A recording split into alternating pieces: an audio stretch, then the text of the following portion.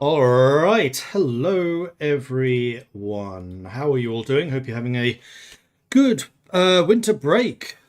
Good Christmas, good New Year. Well, we haven't had New Year yet, but you know what I mean. All the other fun stuff, especially in this week between everything, when basically everyone should be off. So I hope you're having a good time away from things. Just sorting out my lights. Wow, those are bright. Change you. Change you. Ow. Two lights means I get blinded twice, because as soon as you turn them on, they come on at full brightness, then you have to turn them down. And make sure the camera's not misbehaving. Focus. Off. Balance. Off. Right. Hearts of Iron. Let's see if you're behaving. More or less. Good enough.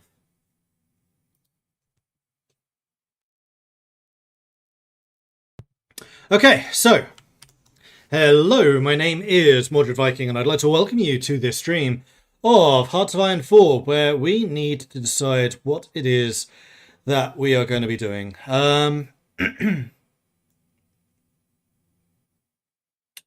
Because I've come into this with basically no preconceptions. I've recently been playing a lot of Bellwright, which is an amazing game, and I might well do that possibly tomorrow. But I do feel like we should do at least some Hearts of Iron, seeing as, you know, it's the game I'm working on. Not that I'm biased or anything. So, last time we finished off the Belgium game where we went Rexus to join the Allies. I think we've finished that one. Fairly sure we finished that one. Did we finish that one? Let's just double check. Because I usually make a save before I leave, even if the game is done. Pretty sure that the Soviets... No, the Soviets are still here.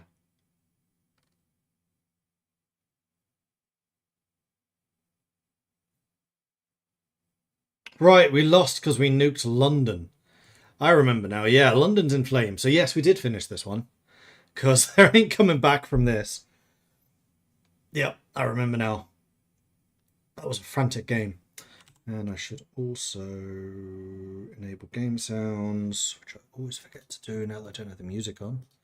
And then I should re-enable the music and also pop out notifications so I can see when subscriptions and the like go through.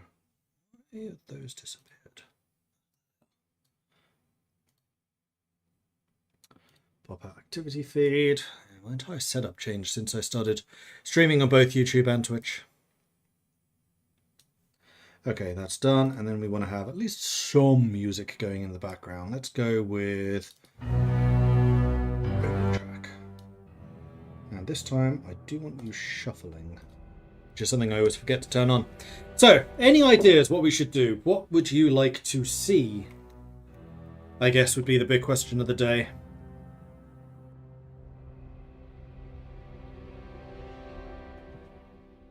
We just did Tall Fascist Belgium. We've done Congo. We've done Historical Belgium. We've done European Belgium. We've done Naval Germany. I'm not 100% sure that all the changes are in for Historical Germany. I want to wait until we've done that.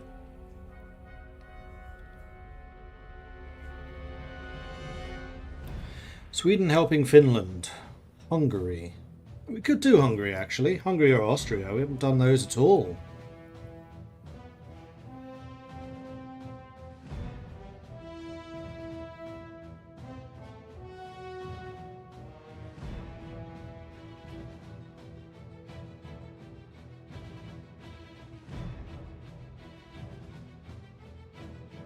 Let's go and take a look at the map. So we have the Hungarians, we have the Austrians, Germany and Belgium. Those are, of course, the new ones. And we obviously have the rest of the world. We've played with nukes now.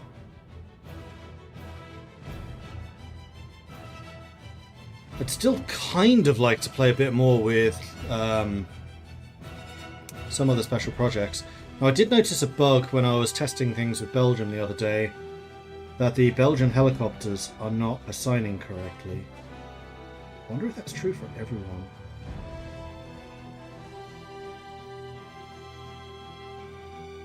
easy way of checking. So if we load up as Germany.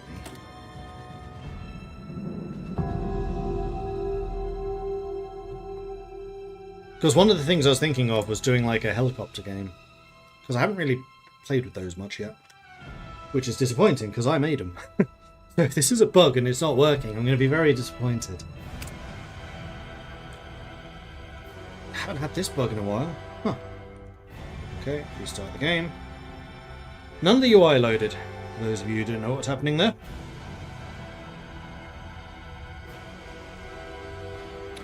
Loyal Congo under Axis Belgium. No, we haven't done that. We did... Wait.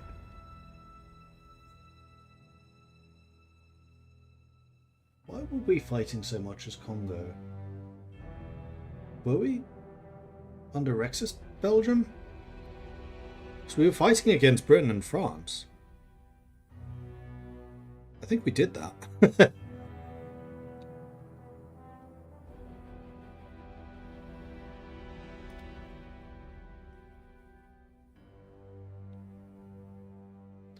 Communist Austria? Communist Austria is a really difficult game. It's doable.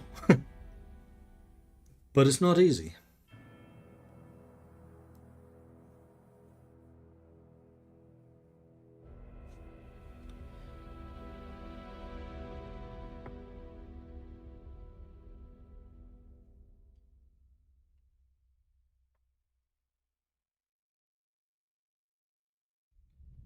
Loading, loading, loading.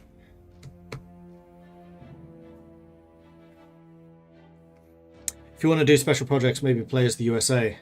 Possibly.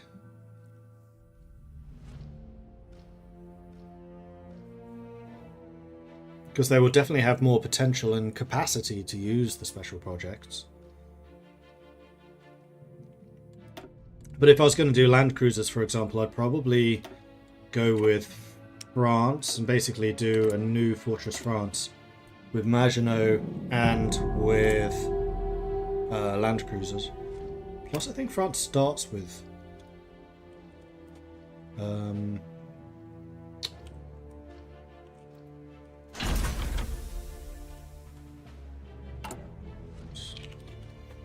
Alright, so I've just done a couple of cheats here. So this first thing is to give me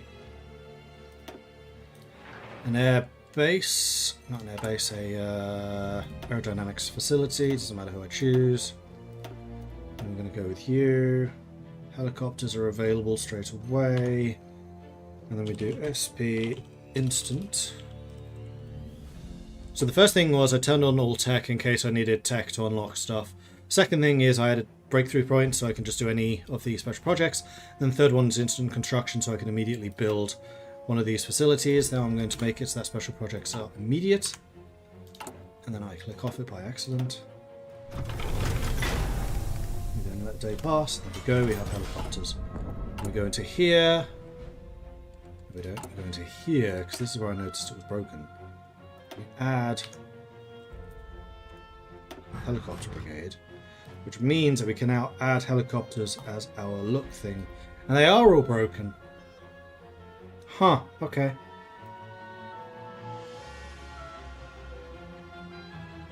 Because each nation, particularly the majors and Germany, sorry, and Belgium, yes, because Germany is not a major, should have their own helicopter models. So for example, if we start producing helicopters, they look like this for France. But clearly the model that you get as a division model isn't correct.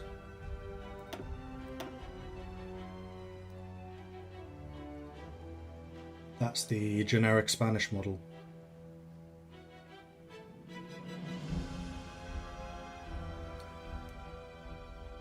Which is very nice, but every country does have their own unique model. So that's actually a pretty big bug. Let's make a note of that.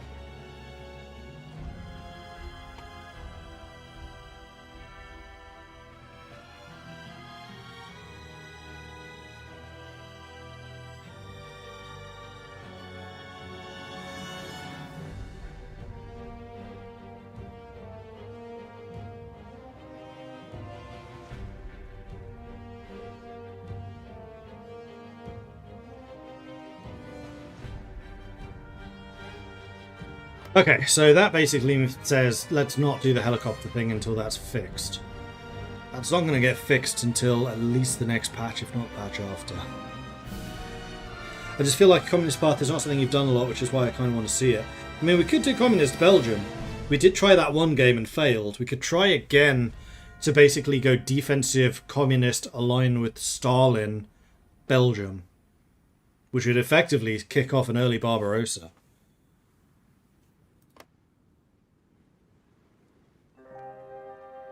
We could even do that with special projects and go mobile Maginot. Because as the communists, we're definitely going to be fighting against the Germans. We could also end up at war with the Allies.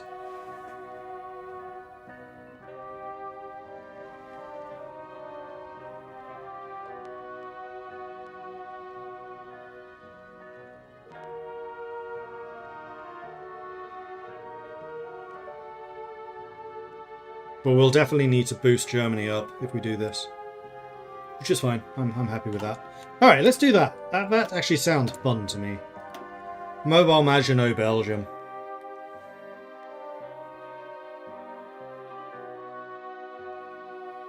Alright, single player, new game, select scenario, Belgium.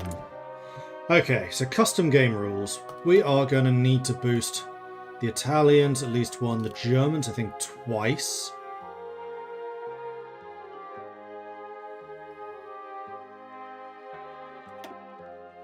Which does mean that the battle for Belgium is going to be very difficult. Currently trying Submarine Manchukuo, which is somewhat fun, but probably only really works multiplayer because AI Japan needs your help with China. You can't build both an army and subs. Interesting. Submarine Manchukuo. That's not one of the nations I would have gone to for submarines.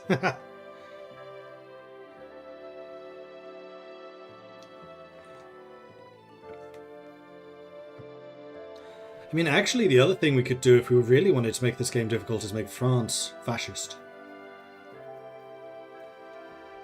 Nah, this'll do. If I stay alive, France most likely stays alive. Unless they get punched through in Italy, which they may do because Italy has now been boosted. This is going to be difficult. I am just realising that. Alright, let's do it. So, first things first, focus. We are gonna go industry first, I think. Monetary reconstruction. Following the First World War, the Belgian economy was left in tatters. In a bid to facilitate reconstruction and to pay off its massive debts, the Belgian finance ministry started printing money. Lots of money. Although this helped at the time, we are at risk of hyperinflation and we must get this under control before any other reforms can take place. No, you know what? We're going to do government resigns because I actually want to go and help Spain out. If we can make Spain win the civil war, that's a big deal. Pressure on the government has been mounting due to widespread allegations from the fascist Rex's organisation of corruption, leading to the fall of the government and beginning preparations for a new election. And to do that, you need to rush for the Spanish aid stuff. Construction, production, and technology. And then we're going to go with infrastructure. Like so. We're going to produce only guns. I'm going to get rid of all of these and sell them. Do I want to get rid of my army? This is going to be a very, very challenging game. I think I do. Alright, we're going into business. Let's sell everything.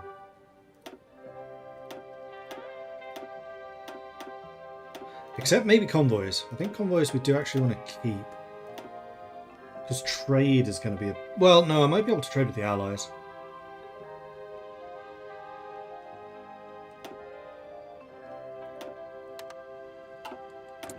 And make guns, because we know that those sell really well.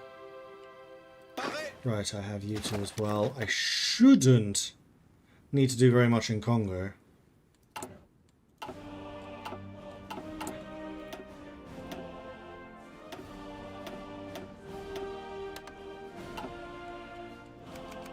Alright. Here we go. Love all the nations in this DLC. Thank you, Renee. And yes, I forgot to turn on Auto accepts. Sell. Sell everything. And we're going to want to try to get a chief of army pretty early. We also do have a choice of whether we want to go communist, or stay democratic and still join Comintern. Though it's much less likely to succeed. No, I think we're going to have to go full communist. We just can delay it a little. The Sultanate of Orsa submits to Italian demands. Perhaps unsurprisingly to many, the Sultanate of Orsa has accepted Italian demands for subjugation. It is unfortunate for them.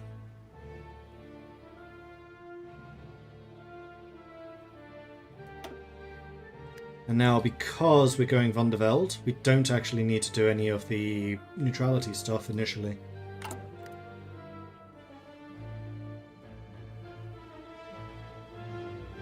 Never actually tried that. Just ignore neutrality as Belgium and go communist.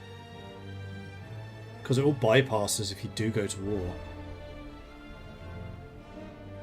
You'd lose out on all of the construction modifiers though. I'm subbed to this channel and don't remember why. Well, thanks, Seamus. The government resigns and snap election. Pressure on the government due to ongoing corruption scandal finally caused it to collapse. Investigators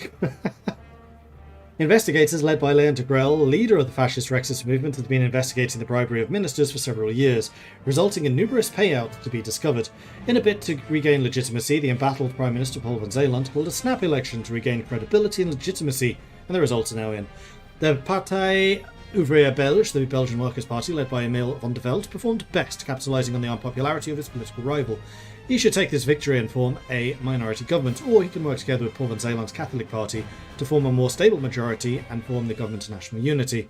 It should also be noted that Leon de Grel's Rexists also performed very well, with his anti-corruption stance proving to be very popular. No, we are going to form the minority government.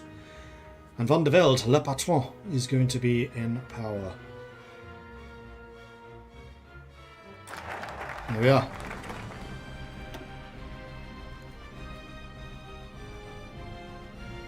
And then we want to do problem of language, trade union support, aid for Spain. I don't think we'll do the intervention though. Because we also cannot afford to take too much time off with this. This is just going to be a... Shit. I got rid of my armies. Not ideal.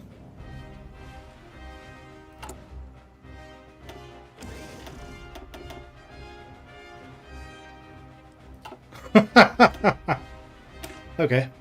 Belgium has for too long been divided by language, and if the Labour Party stands any hope of uniting the nation behind the rule, the obvious place to stand would be making their stance on language primacy clear, or even to lend effort towards official bilingualism as is practiced in Brussels.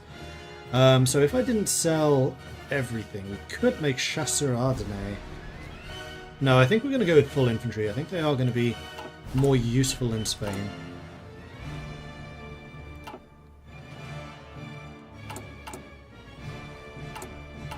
What else are we missing in that case? Support equipment and artillery. Yeah, both of which we've already sold. Ah! Alright, let's make some support equipment, let's make some artillery. Like so. Remilitarization of the Rhineland. Germany has stationed troops in the Rhineland territory close to the French border in a clear violation of the Treaty of Versailles. Turkey remilitarizes the Turkish Straits.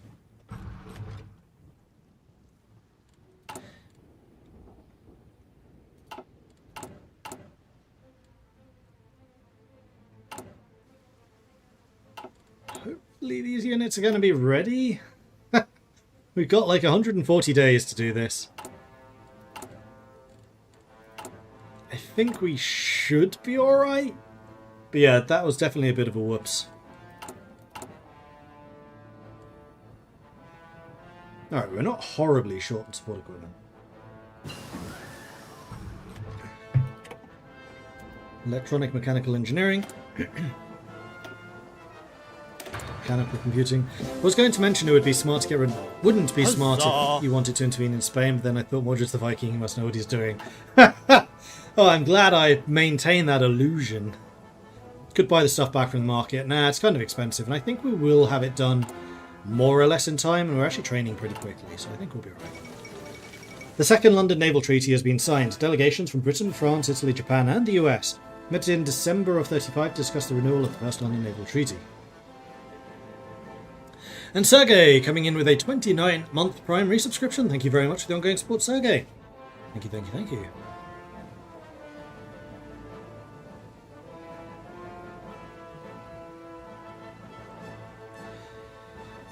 So the problem of language is done.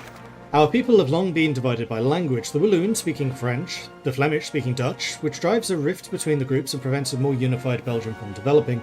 We must come to a decision regarding what our official language is, otherwise misunderstandings between friends, military commands being executed wrongly, and miscarriages of justice will never be stopped being part of everyday Belgian life. So we could go with Dutch.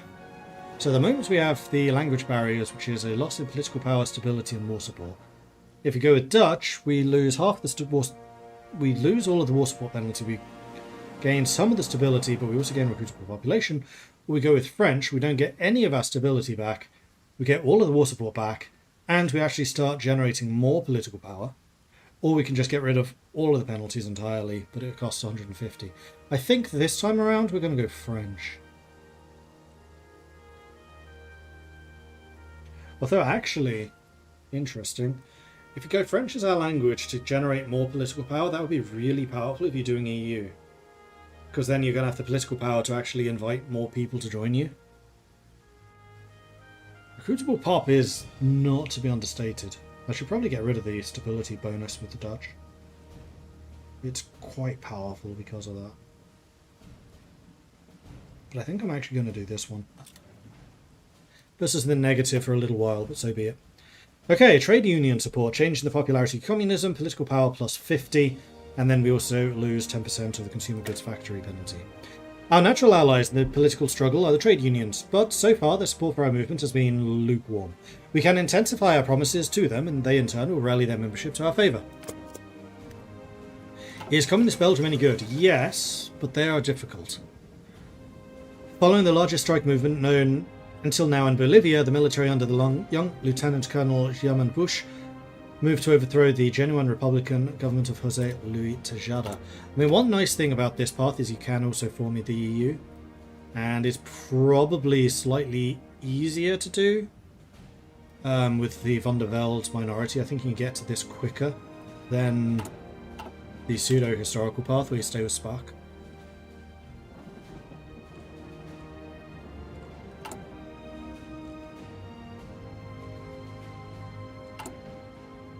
Alright, so we're actually gaining support equipment now.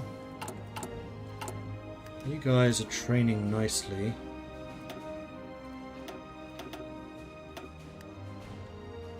Let's make sure that they take priority.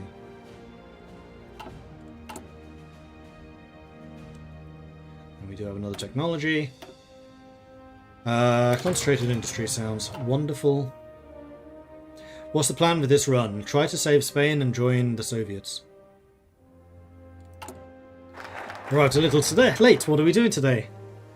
Trying to survive and joining the Soviets. Okay, we have the trade unions. And the Spanish Civil War hasn't actually broken out yet. So I think now is the time that we do monetary reconstruction.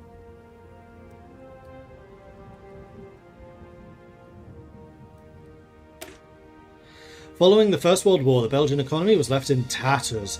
In a bid to facilitate reconstruction and to pay off its massive debts, the Belgian Finance Ministry started printing money. Lots of money. I read this one already today. Ethiopia has capitulated. That was a very early Ethiopia. Sorry, Mordred, didn't quite catch that. So what we're doing today is we're joining the Soviets and trying to save Spain and also trying to survive. Because I realised that both times I answered that question, I actually said different things. In one of them I said try to survive, in the other one I said try to save Spain. When in reality, all three of them are true. There it is. Are you just 7 days in? Should have gone for a 35 day. I knew this was going to happen. Well, it gives these guys a tiny bit more time to get some training in.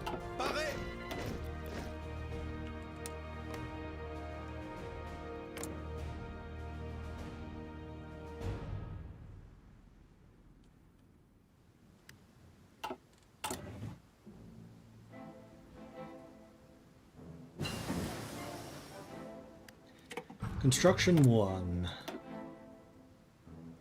Construction 2.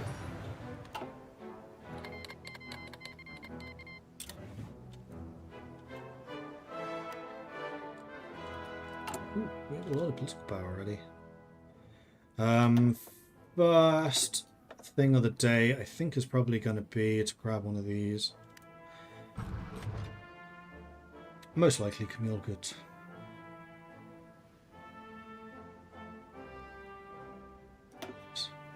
We still need to get our industry up and running. That does give me a couple more factories, which is very nice.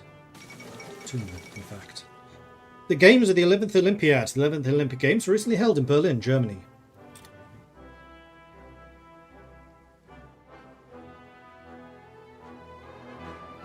"10 out of 10, money printing will solve debt problems." Absolutely.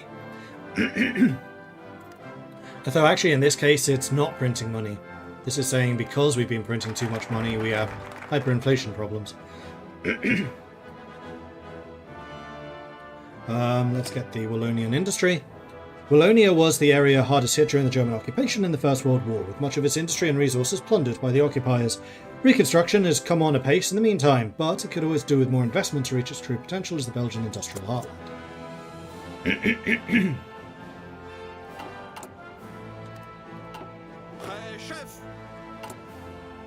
No. Aid to Spain. Idiot. The Spanish Republicans are fighting for their democratic ideals against dangerous fascist and anarchist radicals. We should quietly offer them support in the struggle, but be careful to maintain our appearance of neutrality, which we haven't actually declared yet.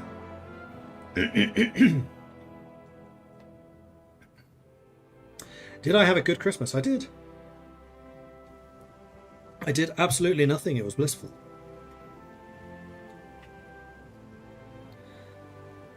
Made myself some Christmas burritos, because, you know, that's the way to celebrate Christmas. And played some games. It was fantastic. What did I play, though? It was... Right, I got Star Wars Outlaws for Christmas, so I played a little bit of that. I've also been playing a lot of Bellwright, as I said at the beginning of the stream, which I've really been enjoying. Not to say I haven't been enjoying Star Wars Outlaws, I just haven't got it very far into it yet. So I cannot yet render judgment on that one. Okay, so we can get peacekeepers, which means that I can send even more volunteers. Ongoing conflicts throughout the world continue to cause us concern. However, in order to maintain an outward veneer of neutrality, we can only send troops abroad in sanctioned peacekeeping missions. Which is going to mean that I can send even more to the Republicans.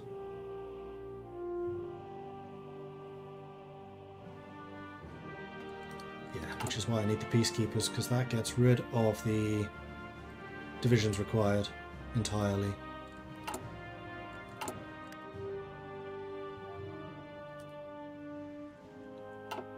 And then at that point I can start selling surplus. Which is setting us back a little bit.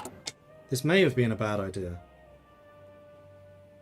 But it's also going to generate us a nice amount of experience, so... if the Republicans can hold out for that long.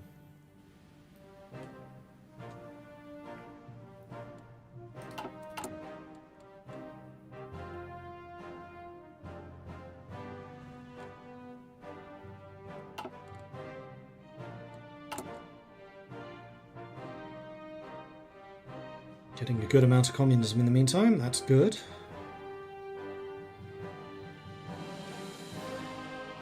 You know, it's a Christmas burrito, the peppers are red and green, which they were. Spent a lot of time playing DOS 1. Oh, Divinity Original Sin, celebrated the family on the weekend because for reasons. Nice. Yeah, I didn't really do much this time around because my parents are coming to visit in January, so we basically said we'll just do a January Christmas instead.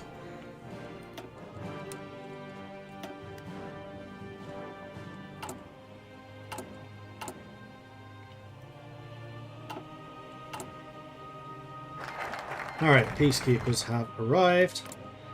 Now I should be able to send volunteers. I can send 6. I have 6. Fantastic. Off you go. Huzzah! And in that case, I may even just stop training these entirely. Excellent. So... this one actually gets rid of some of the corruption penalties, which would be very nice to have.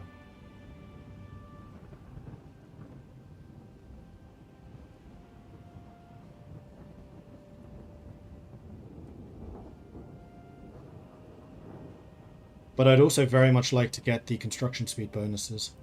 Corruption's still a big deal. Cooperatives have been part of Belgian society for some time, and their business model is very compatible with the economic ideal which we espouse. We should cooperate with those already established and use their expertise to train a new generation of socially aware businesses. It was really difficult finding names for the communist branch, because there just wasn't much communism in Belgium. Like this, in terms of general lore, is probably the weakest branch, because there just wasn't that history of communism. Because of the social partnership and corporate social responsibility, trade unions in Belgium had very little sway. So I had to come up with things like cooperative cooperation. I just like the way it sounded.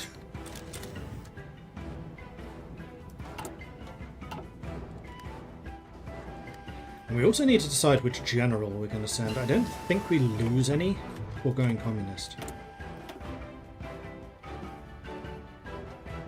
That is still too far ahead of time. These, however, are not. But actually going into this fight, we're going to have pretty weak soldiers. Oh shoot, yeah we are, because we still have Scars of the Great War. Alright, so be it. We're going to try, regardless. We could send Oscar to just get more experience. Although Victor is the one with the infantry officer. Just to rake in that experience even faster. Let's do that. Now, are there any locations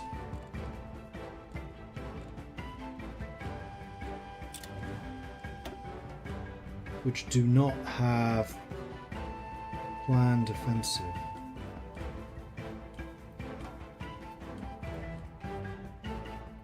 Valencia doesn't, but it's on the front line.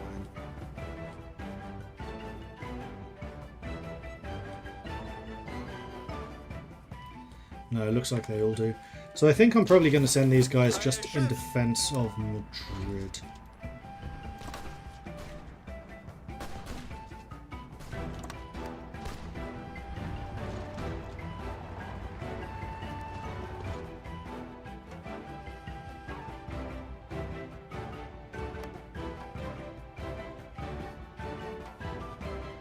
Because it does look like the Axis powers are pushing quite hard there.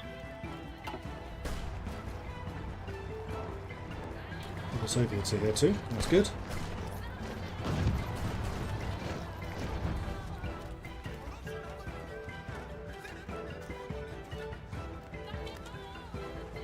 Alright, so we can now modify the government again, and this time around I think we'll probably take Dudon Sauvé. Or we could go with the man with the plan for the communism support.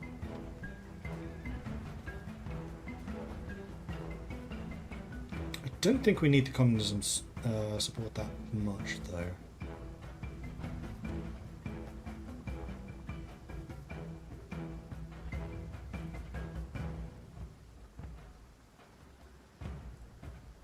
Let's go with Sauvé.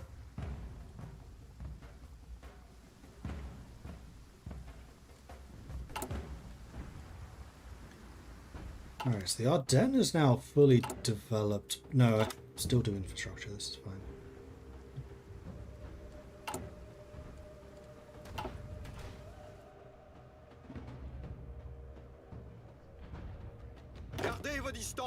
We are being pushed back, but man, we are gaining experience. Good grief. And with that experience, we can start upgrading these. And also changing division templates, importantly. And there we go. Cooperative cooperation is done. Grand Place, I don't think is that important. I think I probably do want to get these just for the construction buffs. Due to our being the primary battlefield, our nation was left in rubble following the First World War. Never again should this be allowed to be repeated. As such, we'll announce that Belgium shall form an independent and perpetually neutral state, and it shall observe the same neutrality towards all others. Now this is one part I have not checked, and I don't know if that's going to overwrite peacekeeping missions. I don't think it will. I don't have any field marshals. I have not been able to promote any yet either. Because Belgium didn't have any field marshals historically. Until the war started, at which point Michiels became one. Basically, the Belgian High Command were more political, which is why you have people like Neuten and, in fact they're in here, Neuten and De Wiese. These two are really big rivals, which is why they refuse to work together. As you can see, for Neuten you cannot have De Wiese, and for De Wiese you cannot have Neuten. That's not because they do the same job, it's actually because they hate each other. In the same way that if you have Neuten here, you cannot have De Wiese as a political advisor.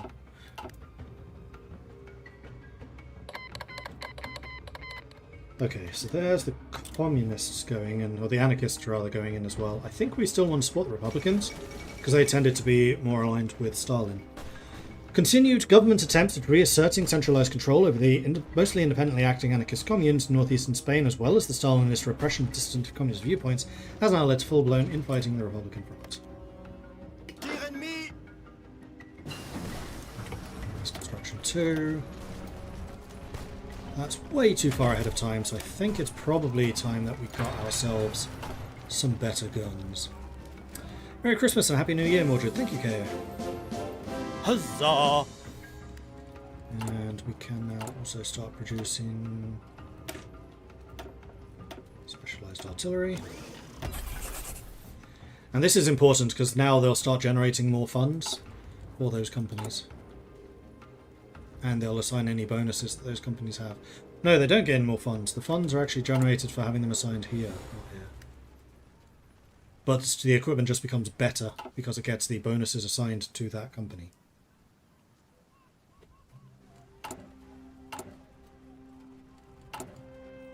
And we are getting some pretty massive surpluses at this point, so I think I want to continue trying to sell equipment even while we're using it. That's just how it goes.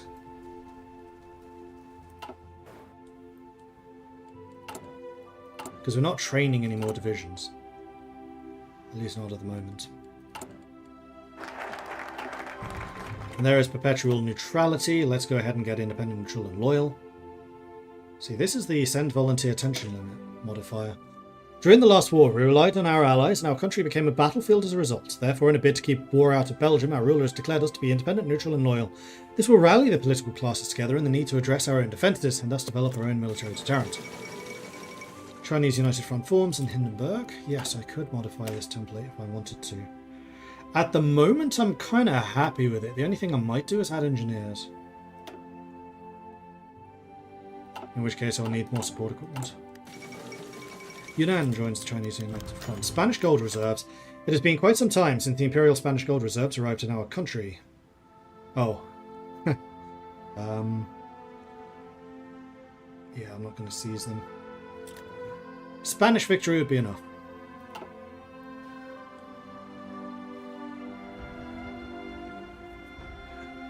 That should not trigger for us. That's the Soviet event. No?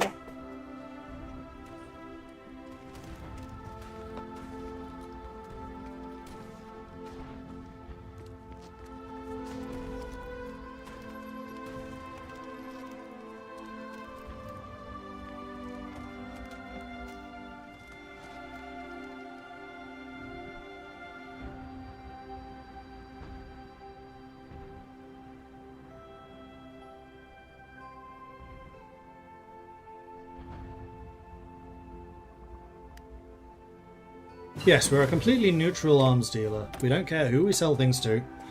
That's how we're neutral. Artillery, yes, I do want to upgrade my artillery. And I probably will also want to add more artillery to my divisions eventually. I mean, the other nice thing this is going to be able to do is allow us to round out some of our national spirits. We can make Michiels the army defense guy, which right now I think is fine. Just going to give us even more experience. And don't have anyone that's politically connected.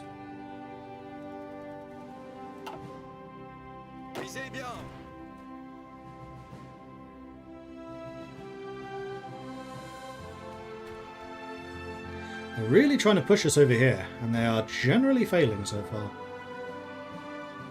Getting quite well dug in other areas too.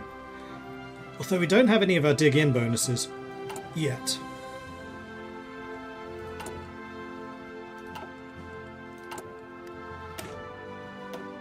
I think I would eventually like you to do this. Wait until we have more in supply.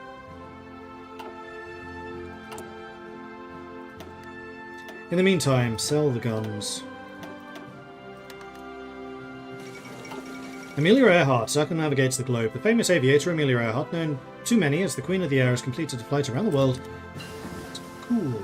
Concentrated Industry 2 is done. We are going to want anti-air in our infantry divisions. That is Germany's biggest threat.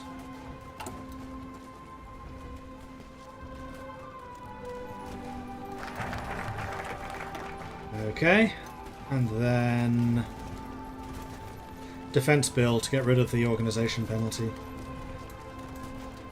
No, we need to get our industry going. We absolutely critically have to get our industry going. I don't want to rest on our laurels too much on that side. Okay, so Spirit of the Academy. No, we're already starting to get people experienced, which means they can start getting promotions. So we're going to want to get one of these first of all. As much as I love theatre training, we don't really need it. I think instead what we do is we defend with Belgium. Marco Polo Bridge incident. US Congress passes the Neutrality Act. Can I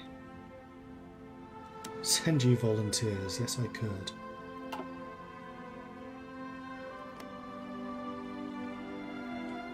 If I had any to send.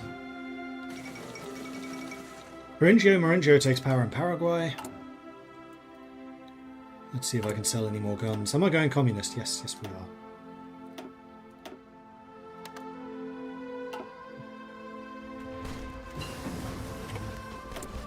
There's support weapons 1. We are ahead of time on these, but not critically so. We are using infantry equipment at the moment, so I think that's a very worthwhile investment. Meanwhile, FN Hairstyle can upgrade. We want to try to get to advanced barrel forging. So let's go ahead and increase your defences so we don't suffer as many casualties.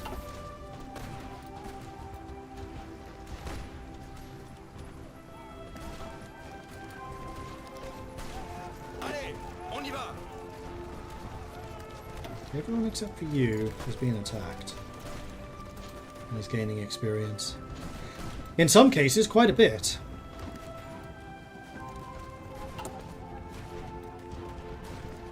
Okay, we have about half the amount of equipment I would need to comfortably do this, so we're going to do this.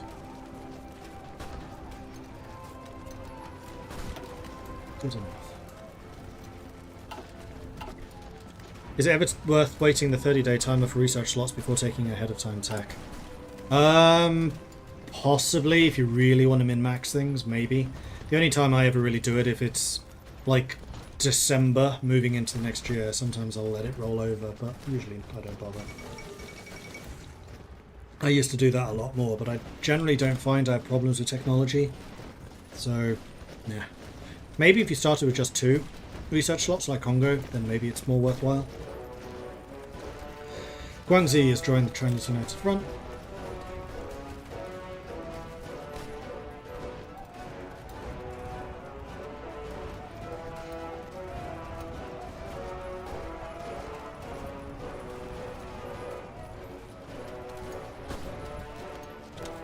Here we go. Tip of the spear to get more chasseur ardenne would be nice. Entrenchment speed from elevated engineering corps would be nice. Except I've just assigned engineers. Tip of the spear. Let's get some more chasseur ardenne. There we go. Polonian industry can be rebuilt, or has been rebuilt rather. Let's get the gold reserves, and then I think we'll start working on defense build.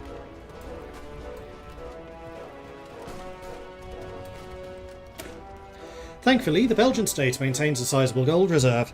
At present, this provides us with a stable foundation for borrowing and lending within our country, although we could also choose to sell our gold temporarily to boost construction. And meanwhile, the infrastructure here is nearly done. We wanted to start getting land warfare facilities. Let's stick one in Brussels.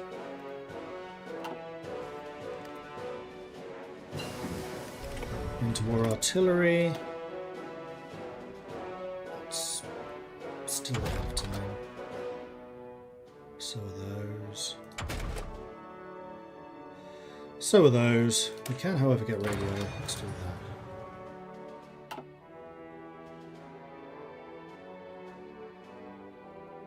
Hey, Brutal. Cannons. I want more. Give me more. More.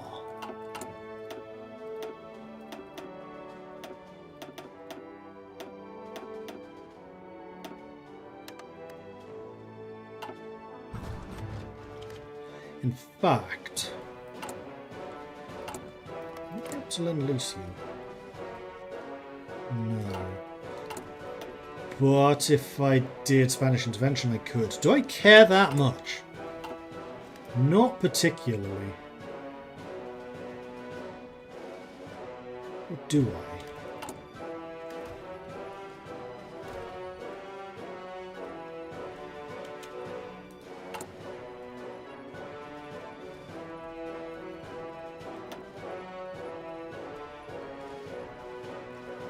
Early mobilization requires 15% more support. You require 25.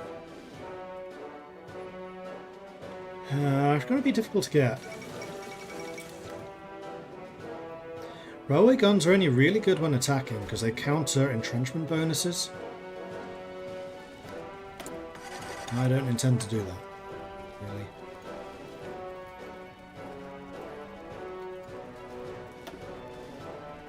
Could get Cockerill in the short term. Société Générale de Belgique is really nice, but I just have so many other things I need to be doing that I'm probably not going to be investing in Congo very heavily. In which case, yeah, let's go Cockerill. And then once we have Cockerill, we can also go social partners, revive coal mining, and then Cockerill. Because this actually upgrades the Cockerill design company to give you more factory output. Good question. When I did a playthrough of Belgium last week, I never got attacked by Germany. I was going down the historical path, and the idea is why. You should have. Was Germany set to historical?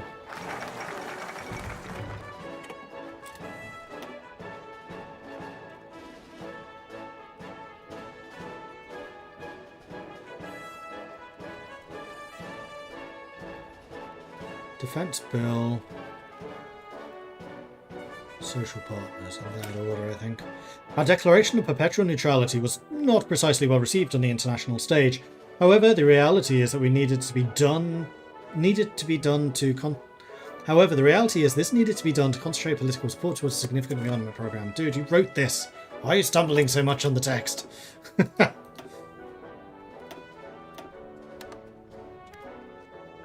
it doesn't look like these guns are really being bought anymore. So let's stop selling those.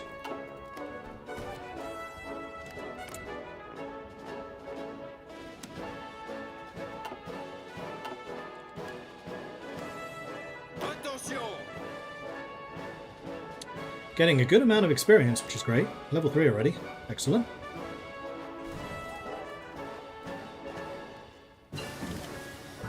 And I think...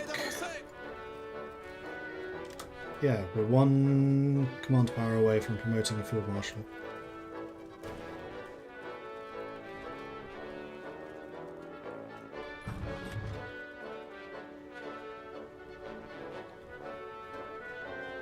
Oh, these are all career officers. That's why it's only 30 and not 50. Which is why you would be a lot more expensive. Or 40 even.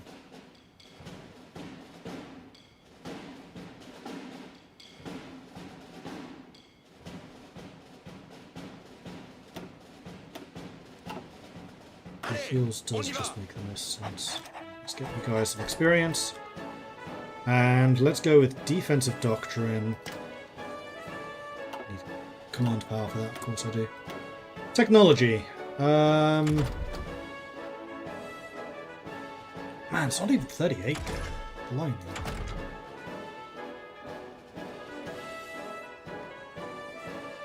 We are going to need to go down here to get land cruisers.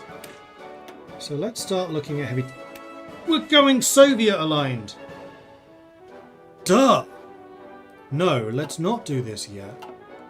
That actually changes how I want to do focuses. Because here you have Kirov, the heavy tank designer.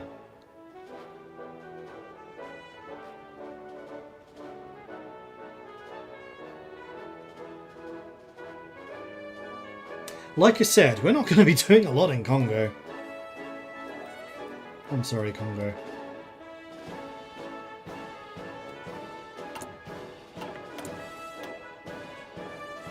But no, we don't want to do tanks yet, because we want to make sure that Kirov gets all the bonuses from that.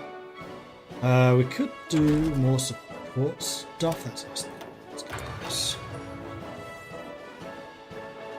I'm actually closing up a pocket down here. Looks like my rigorous defense here in the north has really bled the nationalists.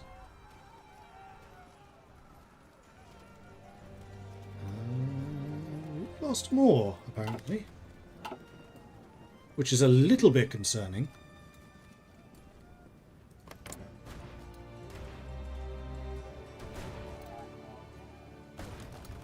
I would love to be able to lend Lucy, but I just can't.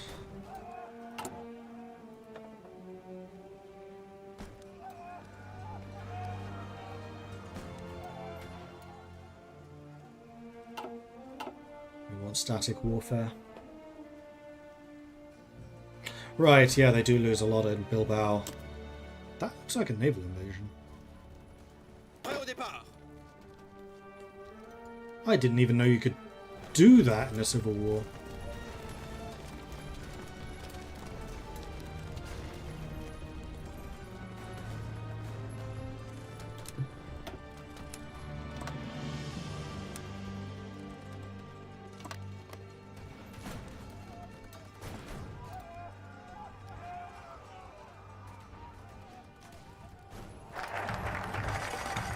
Defense bill.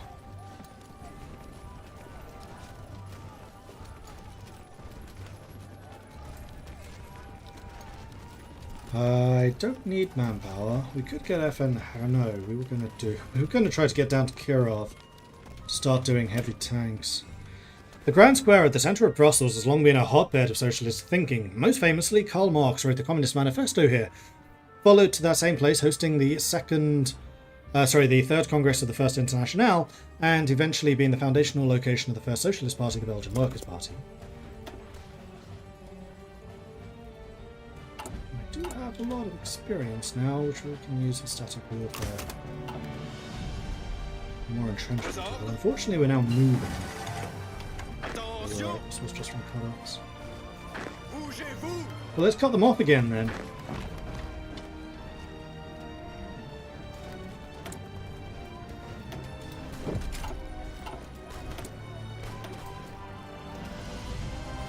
Less than a year, and this is worth doing. Upgraded guns.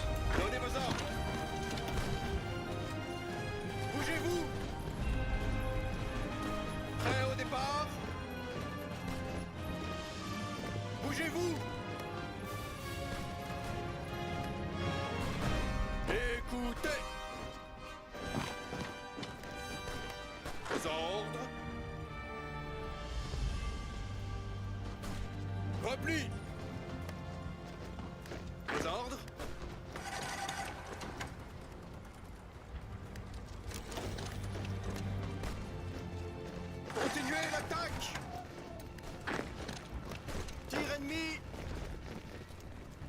Oh, crap. Couchez-vous. Parez. Bougez-vous. Indian National Congress triumphs in the provincial elections. We've got Grand Plus done. Let's get the growing threat of fascism. So this actually removes perpetual neutrality. So we lose our construction production modifiers. Not production, just construction.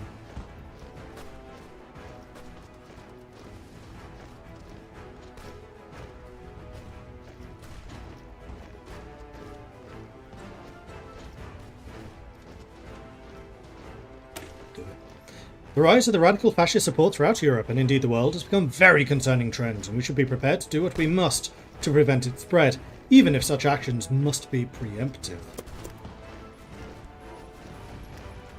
Okay, the empty has been cleared. You look like you're going to be cleared. So do you.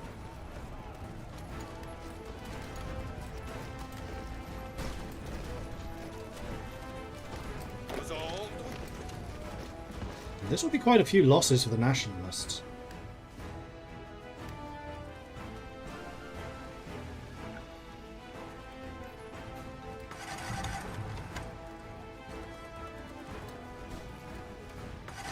Now I have a feeling once I've gotten rid of perpetual neutrality, I'll actually be able to lend-lease these guys weapons.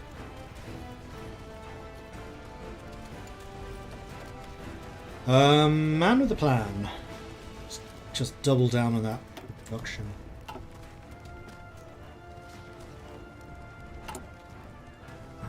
Manpower? 50,000! It's tons! Yeah,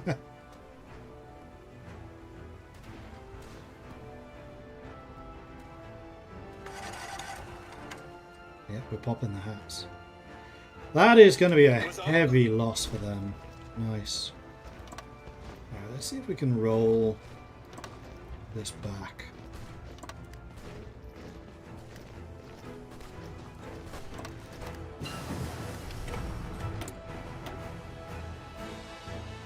Still only 38.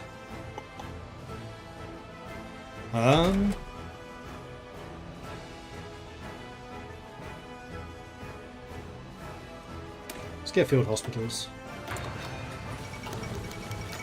Exiled Austrians offer their service. The Anschluss of Austria after a successful coup d'etat by the local Nazi party in Vienna, German troops have crossed the Austrian border and taken control of the country. We could definitely use their help. There's no real downside to us because we're not fascist. You have leveled up. I want you to be an ambusher.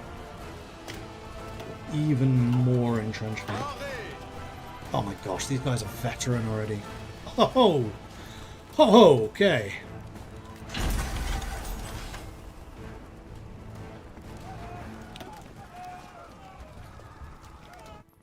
And meanwhile, right, I need to scientists. Yes, that's a political power cost. And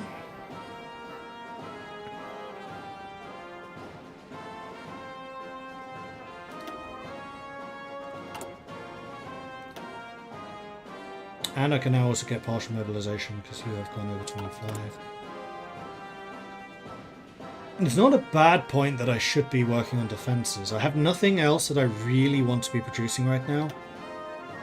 So it probably is worth getting some of these just while I have that free industry.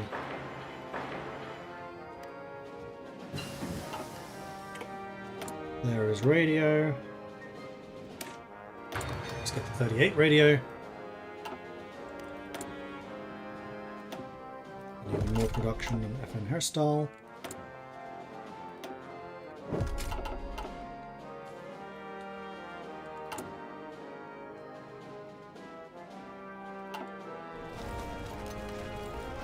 C'est parti.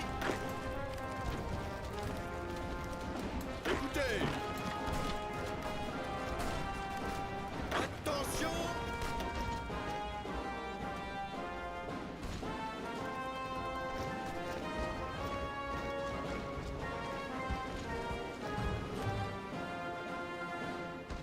I don't like how they're trying to encircle us here.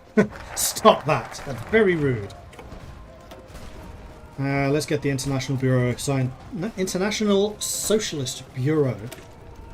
The Second Internationale had a permanent secretariat stationed in Brussels. While that organisation was dissolved in 1916, the socialist struggle continues. Now that we've regained our footing on the international stage, we should re-establish the institution and take a leadership role within the Socialist Internationale once again.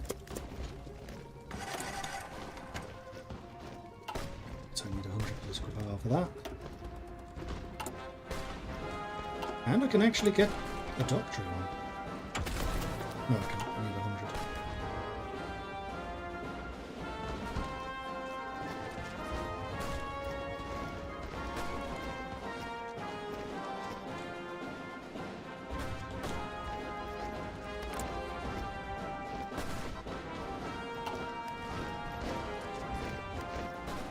These guys are just so weak. How much manpower do you still have? Not a lot compared to them. But I'm going to guess it's mostly equipment that they're short on. If I could get you equipment supplies, I would.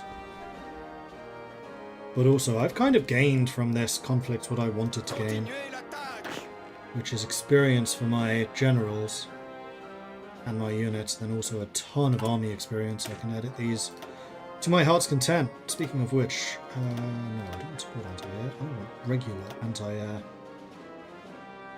But not until I've started producing it.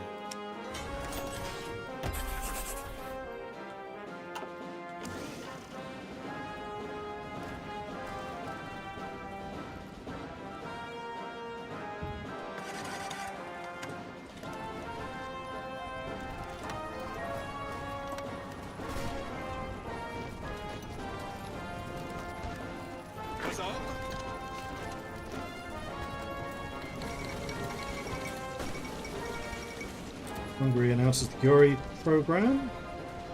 Able to kill them? Yes, you are. Good. Okay, so you able to kill them? So he's being attacked. I don't like that. Good. So we're popping off a couple of those helmets here and there, which is very nice. You can become an infantry specialist. Do we have one of those? We don't. In that case, I like this idea.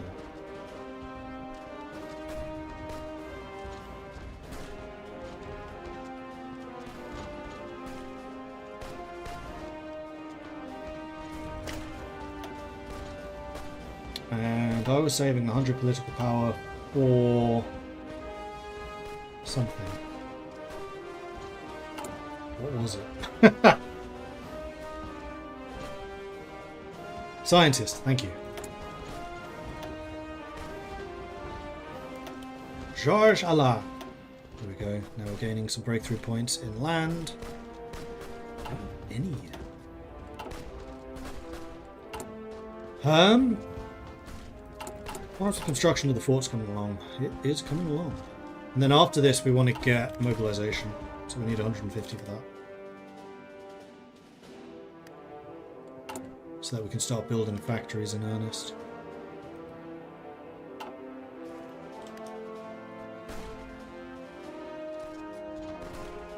Allez, on se bouge.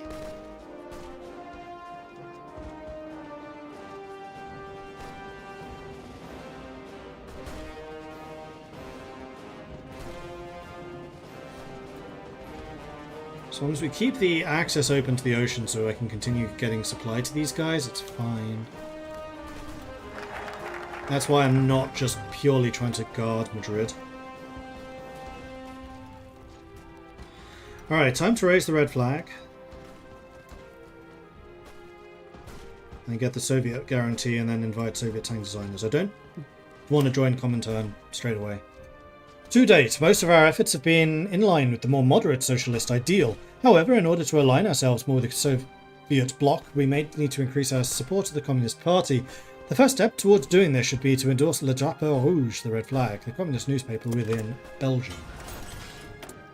Which was a lovely play on words, because the red flag was the newspaper name, but also to raise the red flag, say, I'm going communist! Cool. Right, so we got those levels of ports built. I don't really see any reason why we wouldn't do this.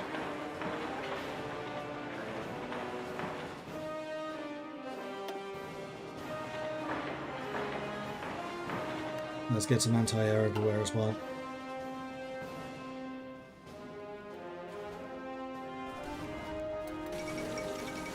New president in Uruguay. There's the field hospital. July 38. Oh, I never got the tech upgrade. That was a mistake.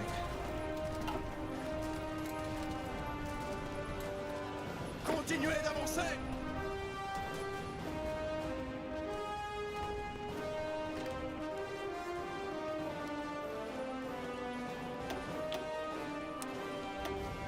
Alright, I think what I'm going to do is be a little bit more...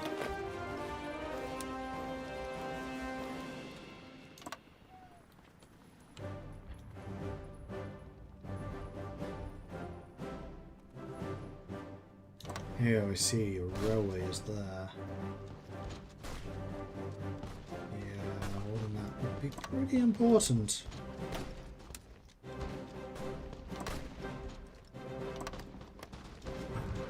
Hey, chef.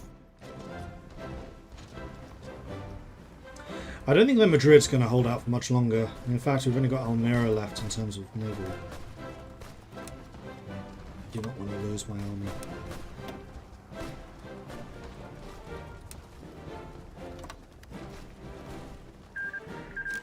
We didn't.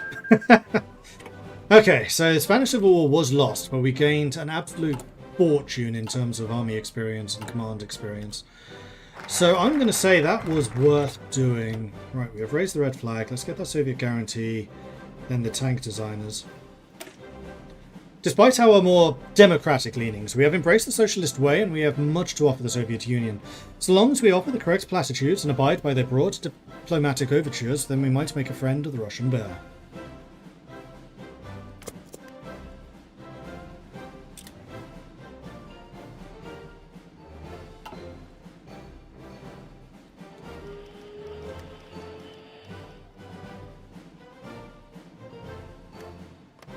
Oh, because I still have the guarantees live with France.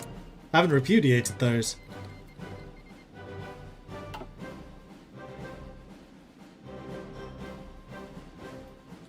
Well, France and Britain will already be in the war because of Poland.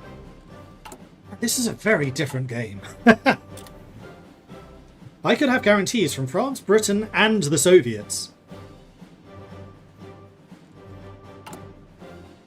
So now that I've raised the red flag, we should probably start doing some of these things.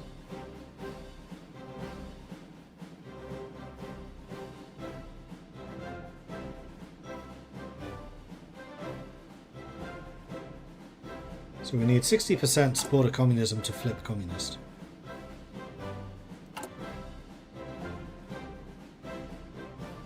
No.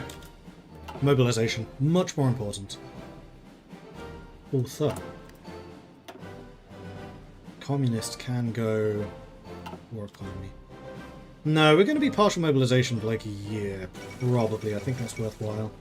The Fourth Internationale, a number of communist delegates from around the world, met in Paris today for a founding conference laying the groundwork for what is to be known as the Fourth Internationale. But wait, we're the Second Internationale. What's going on? Hang on, we're at 40%. That'll be 50. That one's just a boost over time. I do like the boost over time. That one also gives us stability.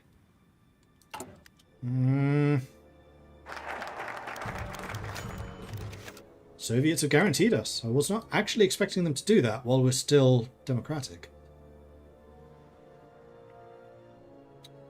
We have received the most wondrous news from the Soviet diplomats. They agree that our safety might be threatened and that our army might not be enough to safeguard our independence.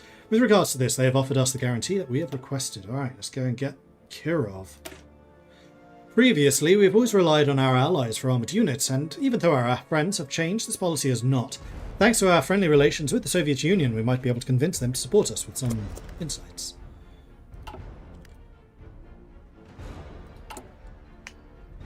Do I want to go communist now? Or do I want to...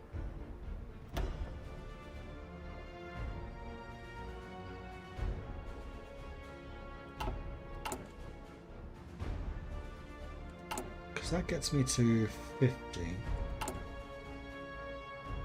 Well, in that case, I want to do this one first. I think I just answered my own question. Yes, we're doing this. Regional Defence Council of Aragon was our next. Speaking of that, we do need to put anti-air in here, and I would also, I think, like to get field hospitals. The organisation is still okay. We are going to need trucks now, but that's alright.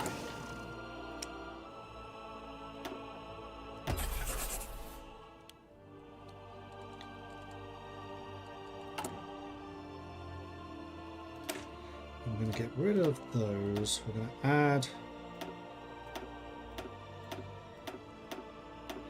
the Chasseurs Ardennais. They're going to have a very similar makeup to the frontline infantry divisions.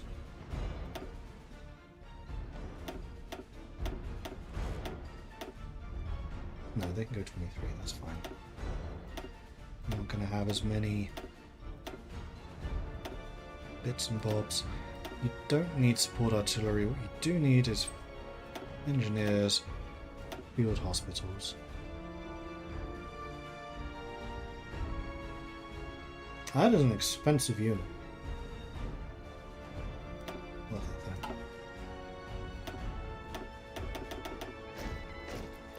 And there goes our manpower at last. Nationalist victory in the Spanish Civil War. After a long and grueling civil war, the Nationalists, united under Francisco Franco, finally defeated the Republican enemies.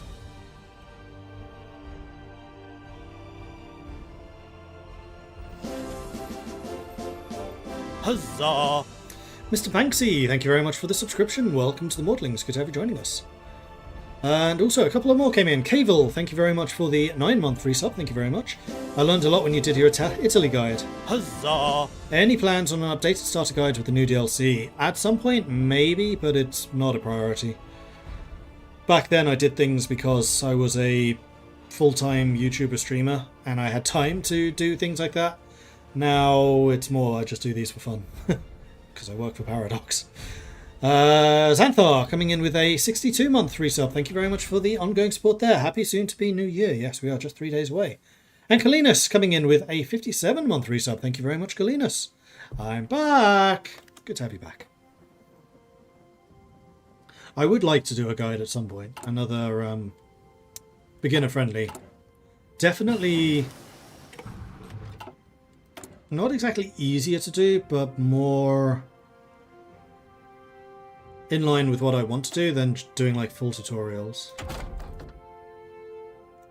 Those really are a time sink. They're a massive gamble. They either do incredibly well or absolutely terribly. And it's not really worth the time investment for someone who does this very much part-time, like me. Upgrade the cannon. Yes. 50 days away from upgraded guns. That's good. Yeah, we gained a bunch of experience with these guys, which is fantastic.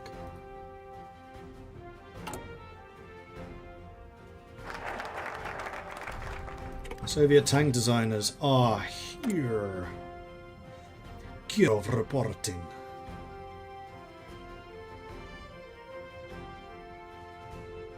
That's a point. My infantry tank designer changes come in yet? Let's find out. We need to take a look at France.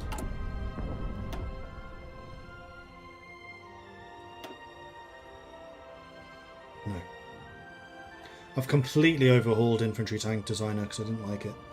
Because this is one of the only designers where you have specific lines for light tanks, medium tanks, and heavy tanks, which means that if you're building, for example, heavy tanks, you're only actually going to have like 4 different nodes, or 3 different nodes dedicated to heavy tanks. So this MIO is just really weak compared to the more dedicated ones, which is all tanks of this class gets this. So what I've done is infantry tank designers are now for light, medium, and heavy tanks, and they have nodes for all 3 of them, not separated into class. And infantry tanks is all about just having really slow moving but really heavily armored tanks. So that is still to come in an upcoming update, which I think is when the Germany changes come in as well. The ones where Germany has their gold reserve split into individual cities. Rather than having to capitulate the whole thing, you then go off to the strategic points, like Kiev, Moscow, Rostov, Sevastopol, Leningrad, Stalingrad.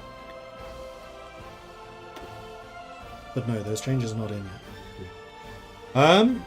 I think that I would like increased length of service.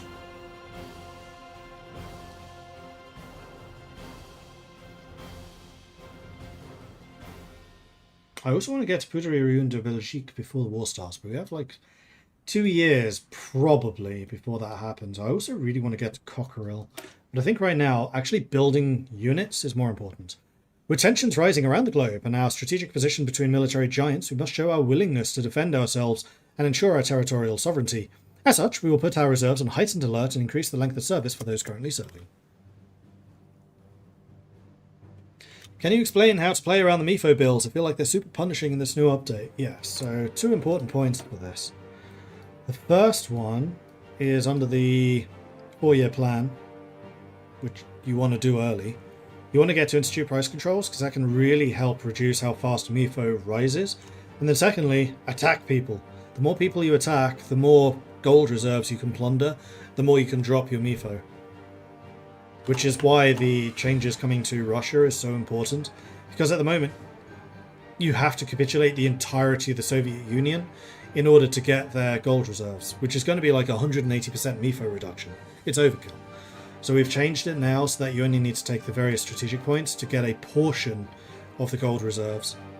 So for example, if you take Kyiv, you get like 5% MIFO reduction. If you take Sevastopol, you get a 7% reduction. Stuff like that. So you have these strategic reasons to go after these different locations in the Soviet Union. Otherwise, capitulate France, take their gold reserves. Capitulate the Netherlands, capitulate Belgium, take their gold reserves. It just forces you to be aggressive, as Nazi Germany should be. Definitely want the production efficiency. Probably want the armor and defense, although I'd love to get just even more production. So let's go with reliability first. And this also means when it comes to research, I can start researching heavy tanks. I will probably add heavy tanks to my divisions. Which does mean their organization will suffer a little. The Munich Agreement. German demands for the Sudeten territory in Czechoslovakia, which is home to a considerable German minority, have intensified.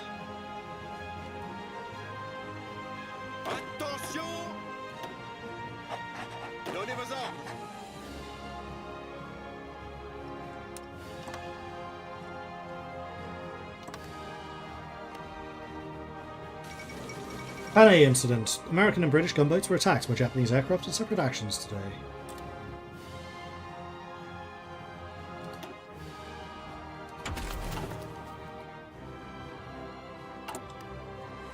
Where are we at? 42.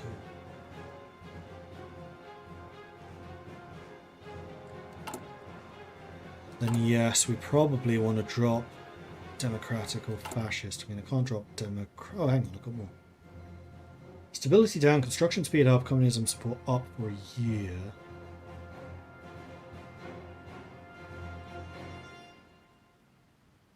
Factory and construction workers aren't different.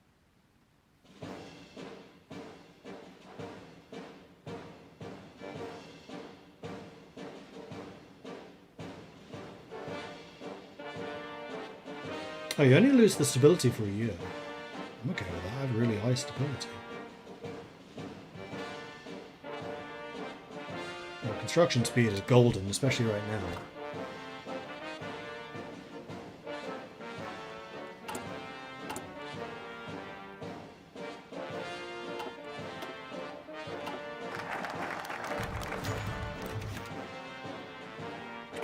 Our governor in Congo, Pierre Hickman, has stated his wish for increased Belgian immigration to the region. For a year I lose recruitable population factor in consumer goods.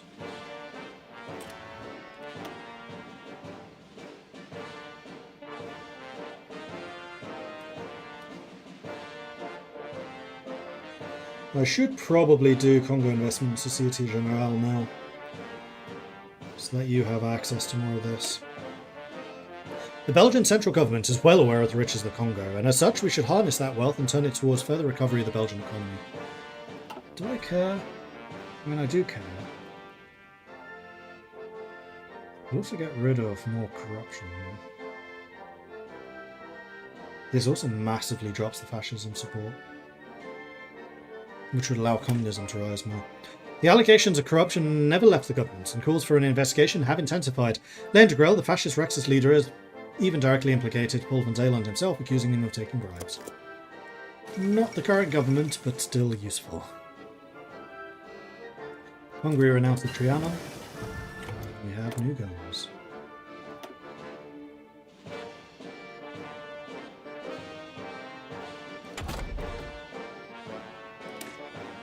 Definitely want to get some of this construction stuff.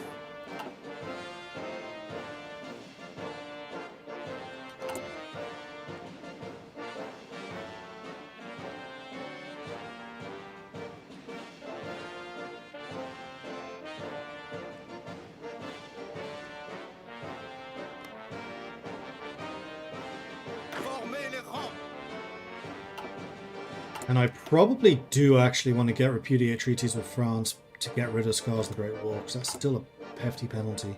I don't think you can get rid of it if you bypass it. And we're getting very close to 39. France's refusal to extend the Maginot Line along our borders in essence leaves a wide door open through which the enemy will be forced to attack. By repudiating our treaties with them, we can be free of any military obligations to assist, but they will still be forced to intervene should we be attacked or risk a follow-through invasion into their unguarded territory.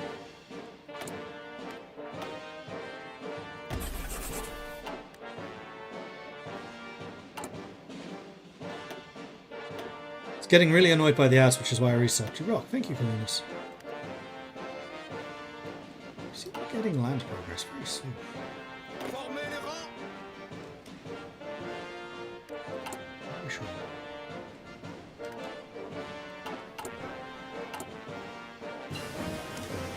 Recruiting more troops. Upgraded artillery. Yes, please. And it is 39. So we definitely want to get these going. Let's get productivity first. We're getting manpower now. So we could probably start a couple more of these in training. And we have political power again. Still need 14%. The worker rallies would definitely help, but then I think we need to do the anti-fascist raids.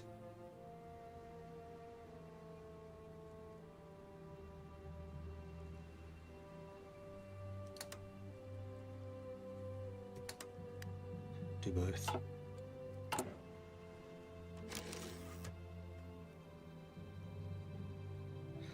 Maybe I do need to bring in a communist.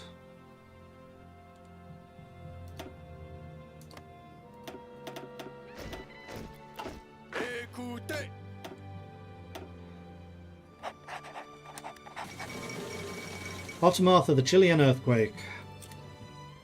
In the fall of Nanjing, the capital of the Republic of China, Nanjing has been occupied by forces from the Empire of Japan. I do have the army experience to go up in doctrines now. I think I want to hold off.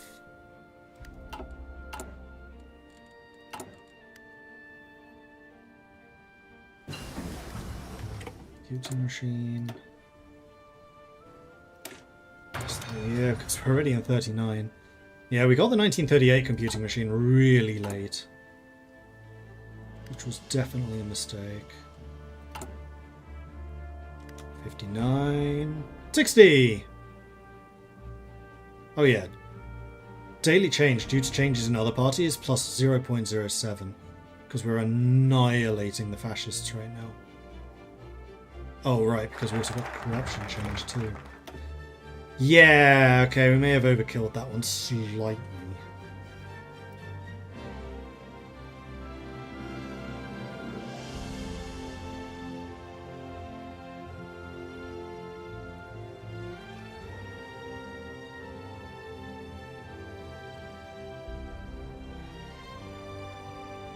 Would really like to get Cockerel. We do need to start working on these some point soon too. Particularly these three.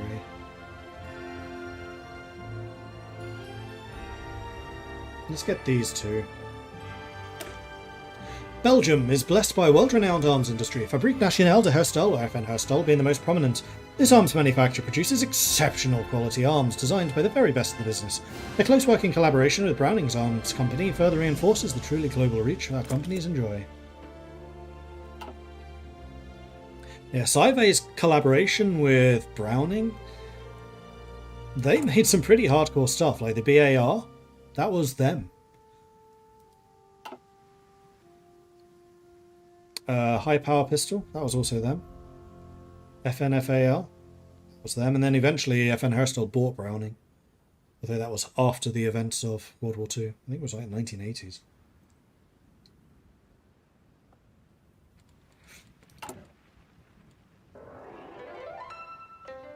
Medusa, the .50 Cal MG is also Browning. Yeah, I mean, there's a lot of things which are just Browning. I'm talking about things which were specifically the collaboration.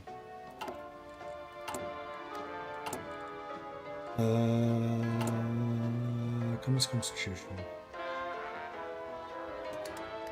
Do it.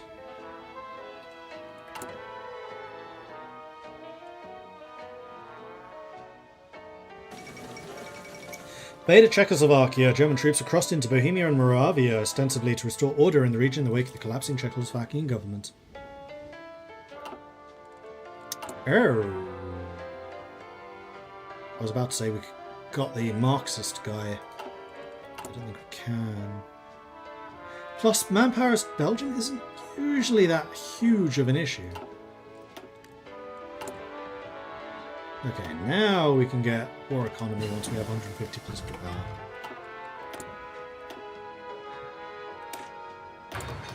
Getting that industry.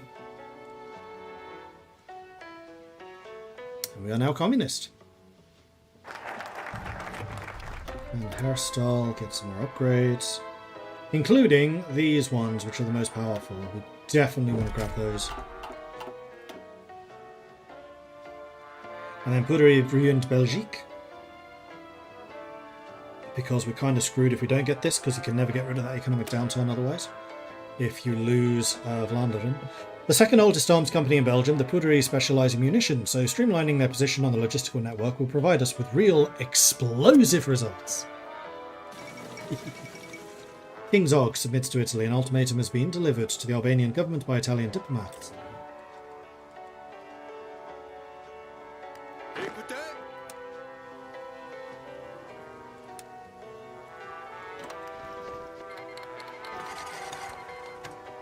No longer get lack of junior officers, so we can recruit more units.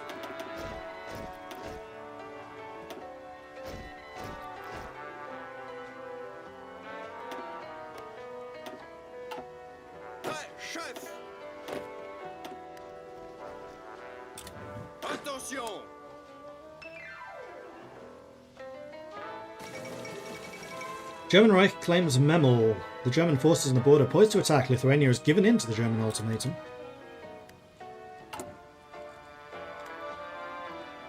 Looks like we may have perfectly timed this.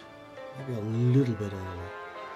But that's okay, because we can just start producing factories at that point. So I'm going to want 4 of those, and then afterwards just max out military factories.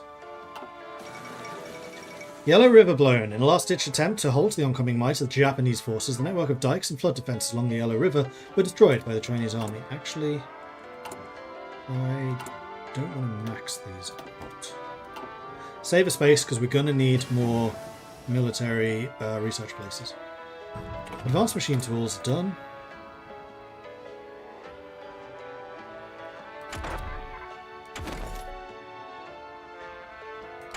Heavy tanks. Now we can start working on these with here. Italy pursues closer bonds with Germany. Italy and Germany have expressed many conflicting interests, particularly in Austria and the Balkans. So those guys are now allied. Why is the same guy still in charge? Because he was a communist. He was an unapologetic communist.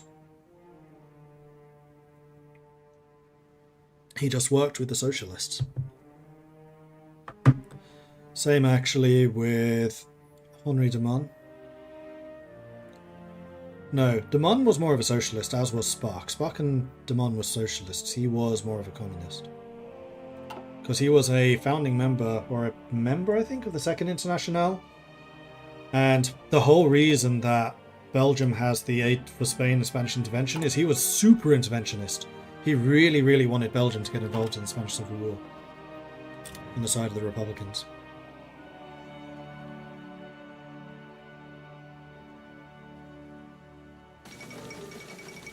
And yeah, nice flag. I agree. Most of the flags were designed by Jonathan. He's our resident flagmeister. Molotov-Ribbentrop Pact. Diplomats from Germany and the Soviet Union concluded what observers are describing as historic agreement today with the signing of Molotov-Ribbentrop. Russia, what are you doing? So by all accounts, if Belgium flipped communist, wouldn't the royal house need to go? Actually, no. This is really fascinating. There was actually a referendum of socialist and communist parties done, or not a referendum, a survey done of party members as to whether they were pro-monarchy or anti-monarchy, and it was overwhelmingly in support of the monarchy. So in Belgium, if the communists did ever come to power, you would very likely have a communist monarchy. Now, Belgian monarchy is really, really popular. It was just Leopold who wasn't post-war. Leading up to the war, he was very, very popular, though. And Charles, incredibly, incredibly popular. Like, you can even have him as a communist. Commonarchist. There you go, commonarchist. Yeah, it was something like 80% were in favour of keeping the monarchy. It was not a small margin.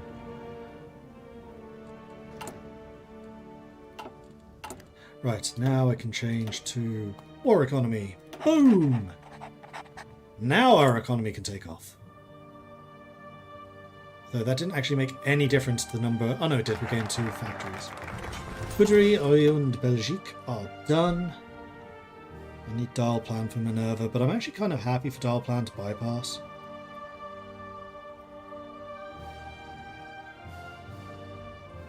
Alright, let's get these.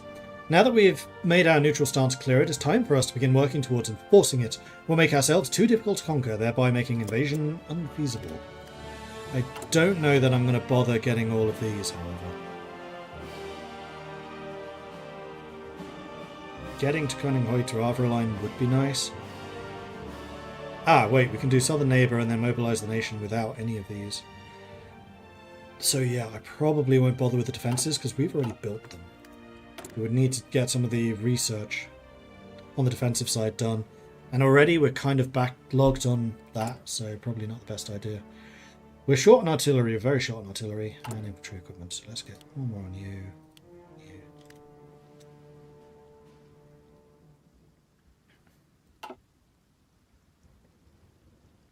History Matters told me that Communist Grenada kept the Queen as head of state. Oh, interesting. Hey, ugh.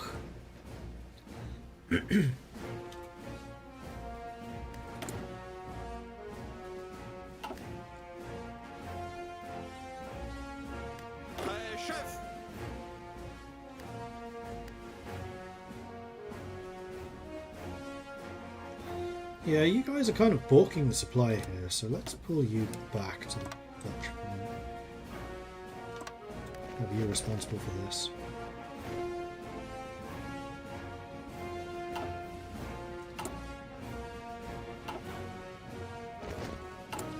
We are going to need to get a theorist at some point. I'm quite happy to save up the 100 political power needed for that, though. Defensive neutrality.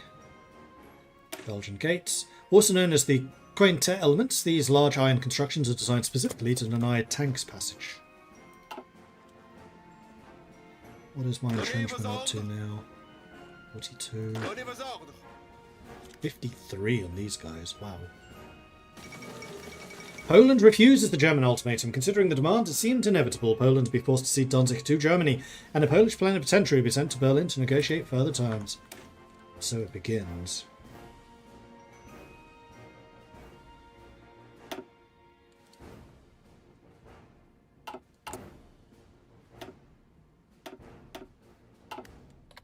So the next thing I think I want to do is limited conscription.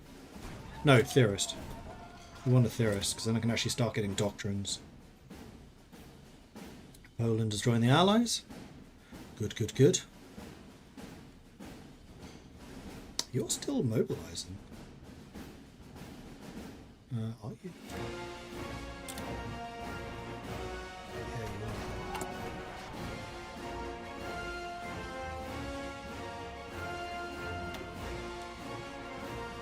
We could also try to upgrade our mountaineers to improve the chasseurs, but I think upgrading our regular forces is going to be more important. Okay, let's grab our theorist.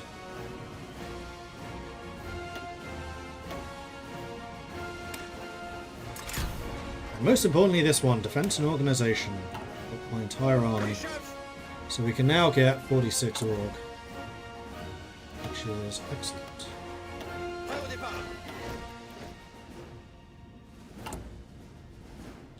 Sure. Trains.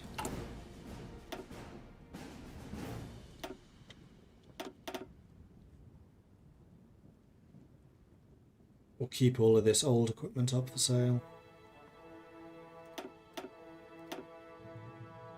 Yeah, everything else is in use. I would like to have trains in production, please.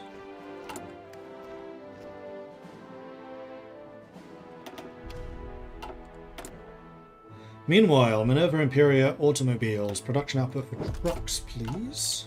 Thank you. Belgian gates are done. Let's get the iron wall.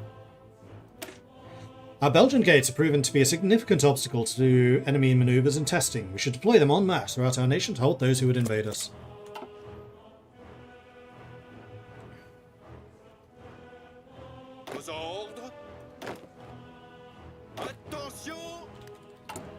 I also want to make you guys elite, so you get first dibs on any equipment. Concentrated industry is done. We're on October 39.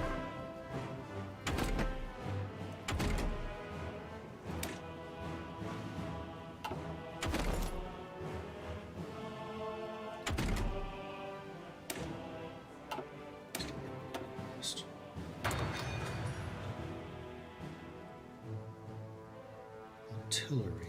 My artillery up to date. AA isn't, but the regular artillery is. Good. Question, Mordred. Why am I training the men on the field and not in reserves? Is it for extra land experience at the expense of equipment? So I'm deploying them because they're missing equipment, and I'd rather have them in the field than... basically, I train them until this bar goes yellow.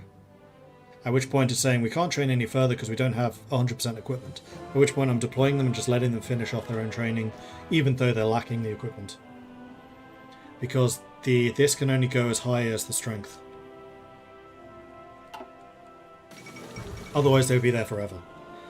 Poland has capitulated. The Polish government has gone into exile. The main forces have capitulated into the German Reich. Uncertain times. USSR occupies eastern Poland. Poland has capitulated.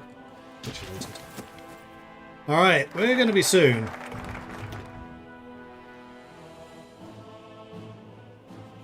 A lot of this is really going to depend on how France does.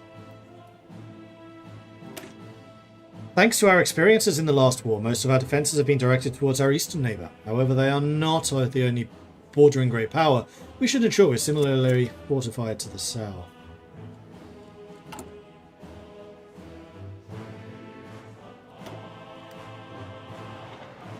I'm trying to keep 15.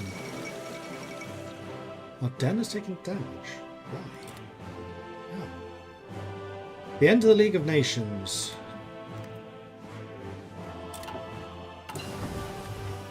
Basic heavy chassis are done.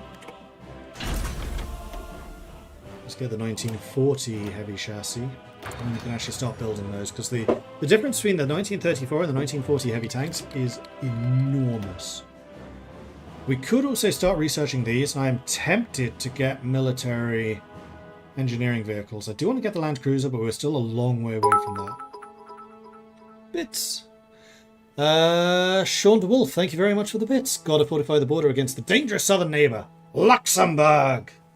Yes, yes we do. Yeah, let's grab the military engineering vehicles, because they are going to be useful.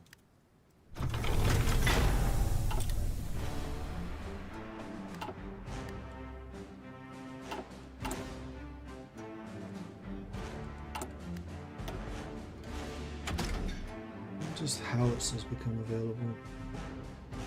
Yeah. Okay, so we're a ways away from getting medium howitzers. That's fine. Yeah, we've already built forts on our entire border here. Oh, I haven't done it fully with the Netherlands yet. Let's get... Well, they're already level 4. War's probably enough for the moment.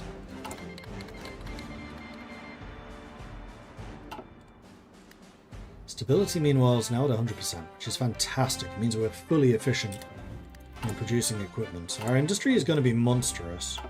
It's just going to be a question of whether we can hold with everything else. And we are going to get more manpower soon.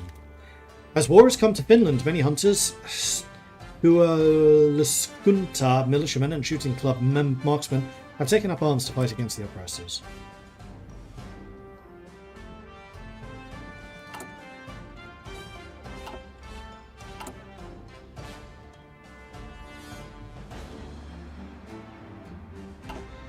Provided we can hold on to it. Yeah, that's true.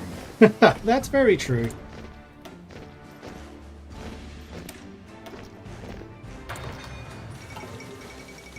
Shaanxi has capitulated. Meanwhile, Kirov. Aha! Production efficiency on the heavy tanks. Beautiful. So we should be able to produce a decent number of them once the war starts. We definitely started working on our factory construction very late, considering everything else we did. And we really do want to have more troops in the field. But that's going to be... See, this is what I mean. These have gone yellow, which means they're not going to gain experience any further, so there's basically no reason to keep them in this queue. You may as well deploy them and get them to... goes green, regular... What's the second tier? These guys. Ah, green, trained, and then regular. You can train up to regular.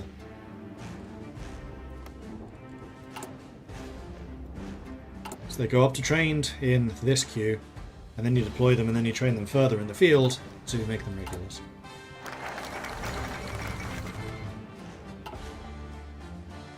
Germany declared war on Denmark. German interest in Scandinavia. The German Reich has a clear strategic interest in Scandinavia, both for bases of military operations and the sake of natural resource import. We shall see how this develops. Now, I don't think I can trust the French. I want those free forts. They're not our friends. Alright, let's mobilize the nation. Fortifications are not the only thing we should prepare, but the population itself can be our greatest asset. During the last war, they strove valiantly against the invaders. Let us harness that same passion and rally our people to the defense. There was one other thing I wanted to do related to this. Right, technology. 13 days. That's fine. Iceland declares neutrality. The Icelandic Althing has issued a statement declaring Iceland's neutrality in the conflict between Denmark and the German Reich. And here it is. We have a justification against us. Chef.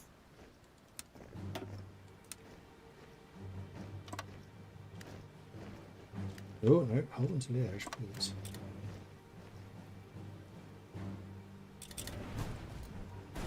Now, I got rid of the front line because the front line is definitely going to change as the war is going on. And I didn't want to have people moving around losing entrenchment. There's a big part of our defences here is our massive amounts of entrenchment. More military factories. What do I need? Guns and artillery. And support equipment. Well, let's make sure we have enough guns, first of all.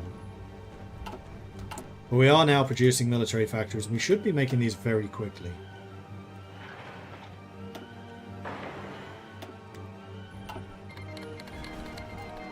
Germany declared war on the German protectorate of Denmark. Oh, interesting. That's not historical. Let's get limited conscriptions. We get even more boots in the ground. And this should allow us to start training these very rapidly. Improved computing machine. Now I want to go to here for fortification engineering. The treacherous French event only gave forts in the heartland of Belgium, not the one southern province of the Ardennes that borders France. No, gave them all of them.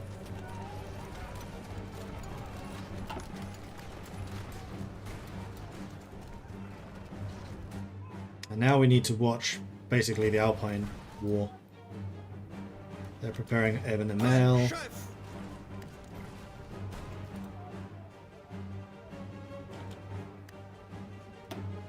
Stop training, start getting entrenchment. German pressure towards Benelux. Following the breakout war in France, Germany has applied stronger diplomatic pressure than ever on the countries of the Benelux.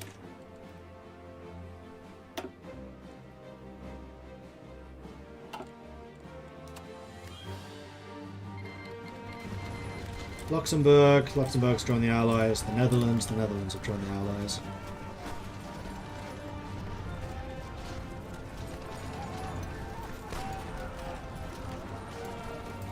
So what I think I will do, because I don't want to mess with the balance of this game too crazy much, is I will join this Comintern, but I won't call the Soviets in until Barbarossa happens, at which point all bets are off.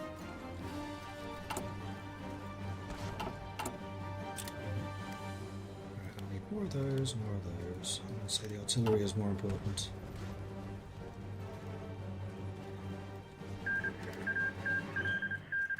Finland and the Soviets have signed a white peace, so the Soviets are no longer distracted. I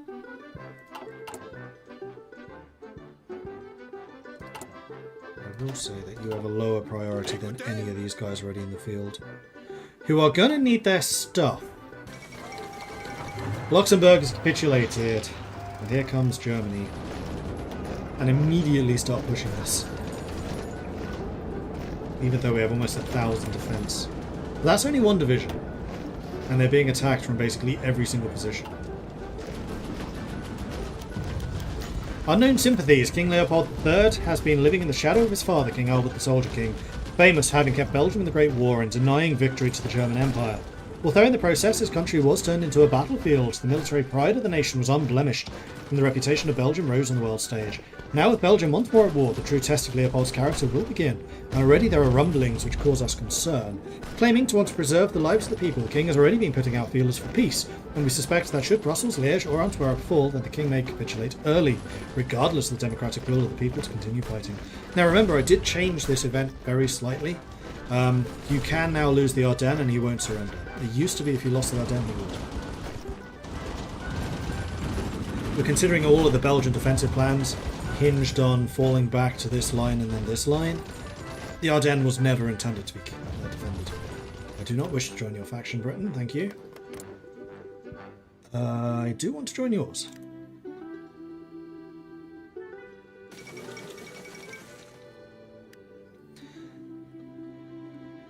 Germany has already broken Molotov. Oh! They're already at war because they were guaranteeing me. Haha, okay, never mind. Hey, buddy. What's going on? I will not be making non-aggression pacts. I will not giving you access to any of my stuff. You know what? We're going to try to avoid this. We're not going to try to avoid this.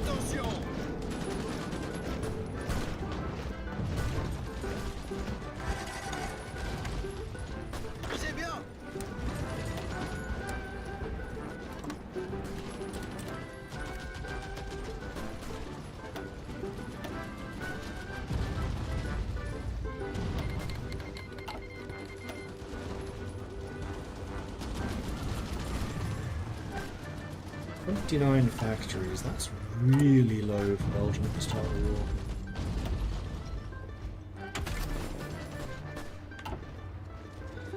Well, let's see how it goes. So far, so good. We lost that one province, but that's the one you basically guaranteed to lose. Pushing it here, very much.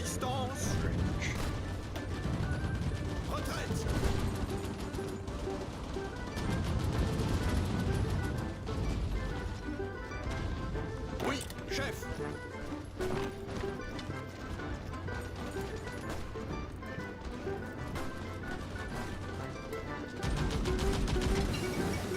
The Netherlands have capitulated. We've got basic engines. Oh,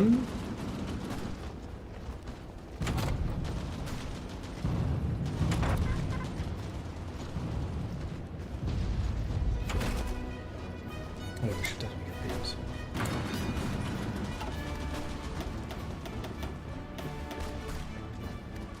Allez, on se bouge. Don't like how the chasseurs are doing. They're not doing particularly amazingly well.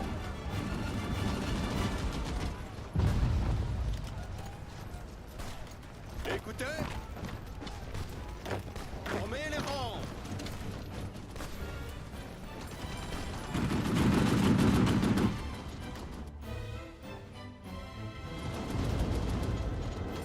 Devon was a success. So we suffer a huge amount of fort damage. Land forts are slower to repair. And we also got water entrenchment and massive reduction to land fort effectiveness for 180 days. So we want to make sure that those get repaired ASAP. My forts being bad is going to have serious repercussions.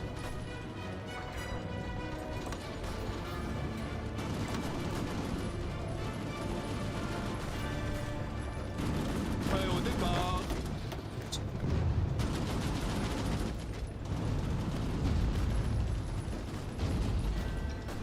Interestingly, we're still holding 3 provinces here, although this one doesn't have a huge number of forts, so we should probably do something about that.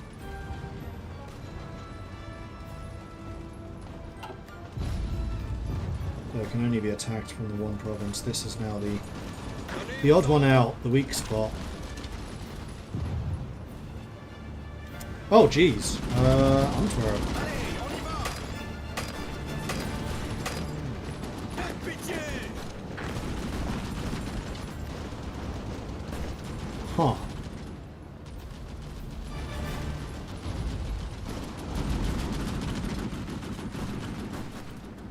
Are we doing so poorly? We still have 600 defense. Their soft attack is still really good.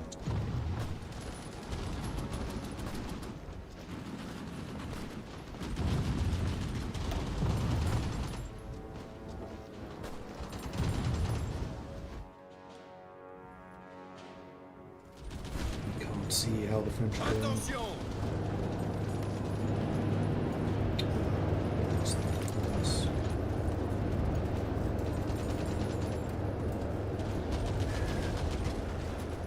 Stop deselecting that province, damn it!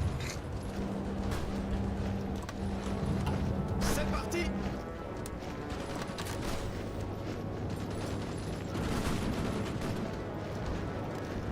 Écoutez.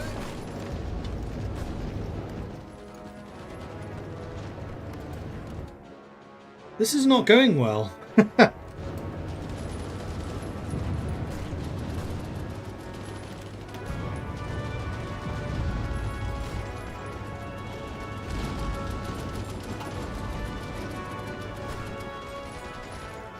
I may just need to abandon them. Sorry, France.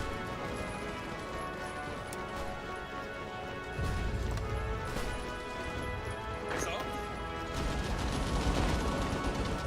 Oui, chef. Bougez-vous. On recule. Bougez-vous. They're all fully entrenched. I don't want to move them. Allez, on se bouge. So I'm going to buy myself a little bit of a reprieve.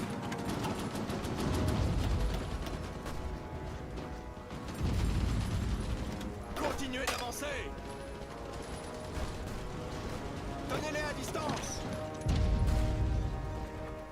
À couvert.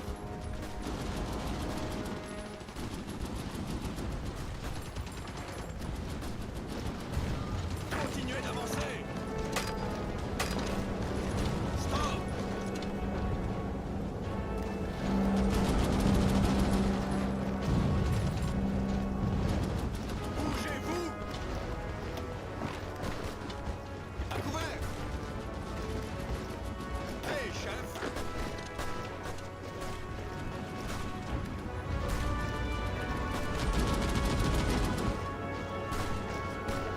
Continuez l'attaque. Antwerp does not have a lot left.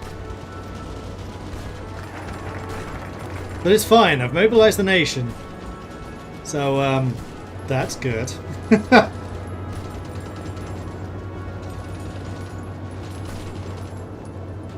Royal Military Academy. The Royal Military Academy is the cooperative of Belgium's only institute of military learning, but with the global situation becoming more uncertain, we must ensure we prepare the officers up tomorrow with the best of military theory, and this will require expansion of the academy.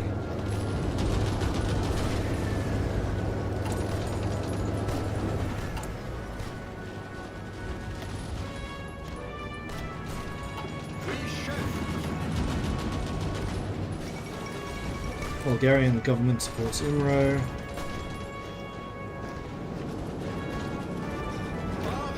Liège is brutal. Bougez-vous. Bougez-vous.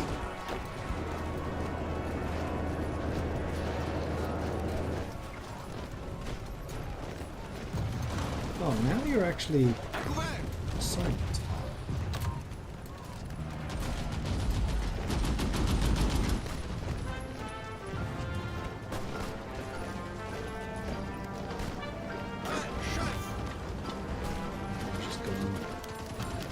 And with that, the king surrender. However, in this instance, I think I'm going to give the king the middle finger and say we're going to continue fighting.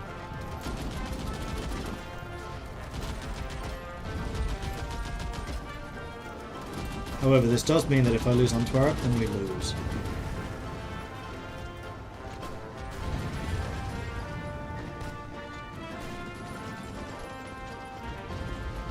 Soviet units are arriving. Okay.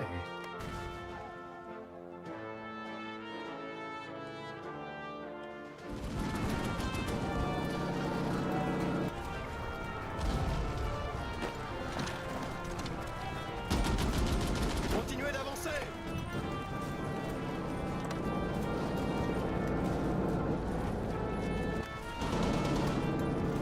Pas de pitié. Recule.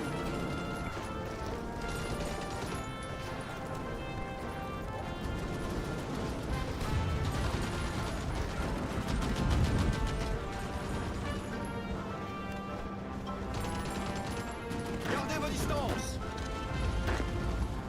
Gardez vos distances. On se mène.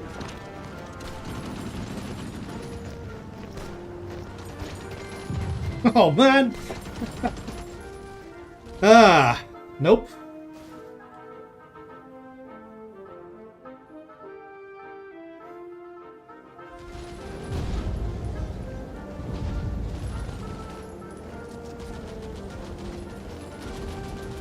Germans actually attacked us really well.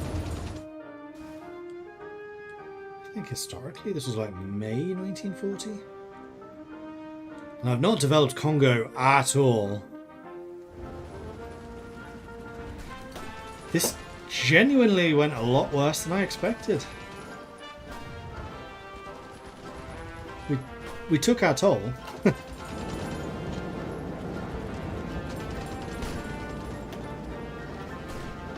I will lose my entire army in 11 hours. Attention. I don't think 11 hours is going to be enough. Oh right, I don't have military access to France to get everyone out.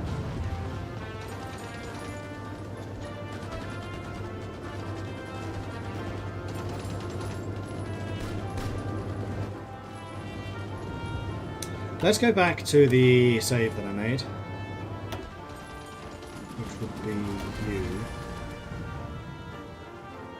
And we're not going to try to defend the Ardennes. We're going to fall back behind the rivers.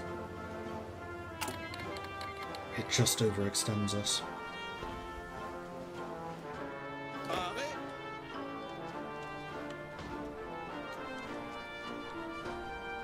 Hey, chef.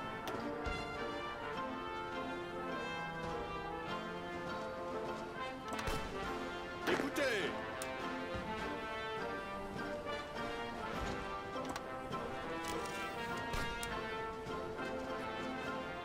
And if you can hold on to Oui, chef. you can hold on to this, that would be fantastic.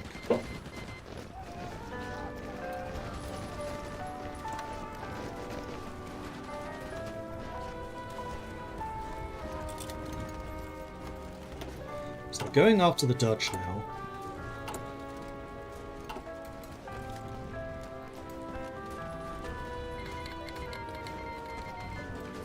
Now we just need you all to entrench like crazy. Oh, I didn't have defensive doctrine yet? Okay, that was a mistake. Yeah, that was a huge mistake. Finland and the Soviets have made peace. Luxembourg's capitulated. Unknown sympathies, here we go. No. Yes.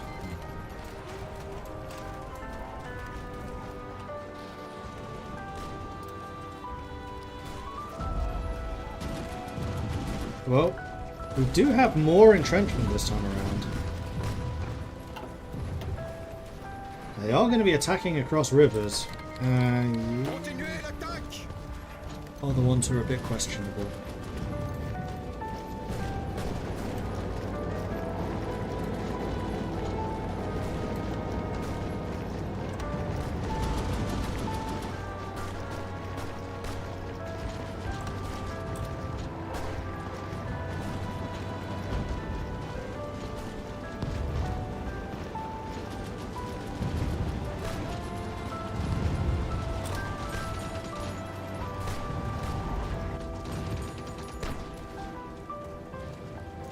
Bougez-vous.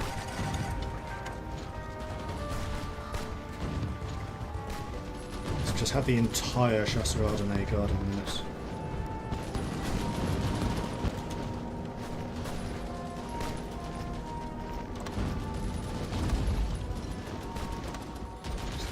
I've never seen that before. It's the Evan ML animation. Ha, nice. Parez.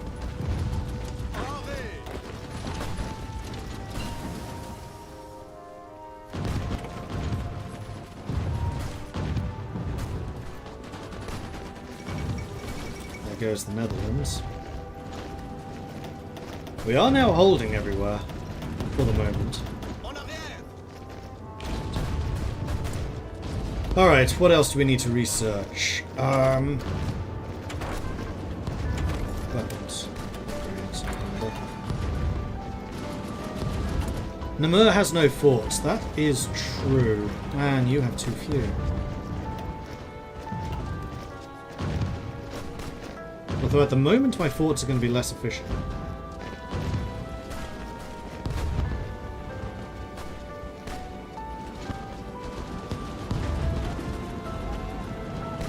Prêt au départ.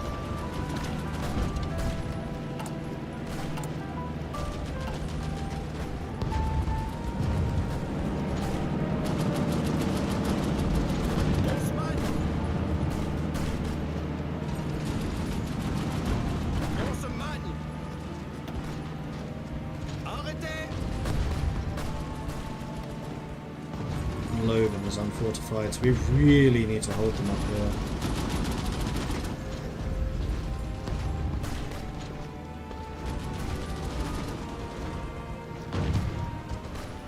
Otherwise, we retreat behind this line.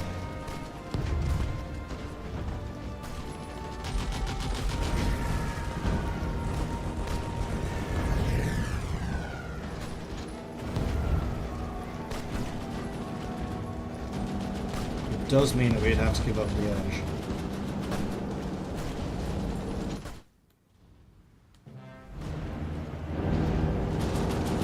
On les repousse, chef.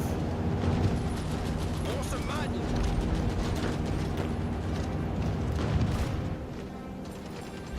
C'est parti.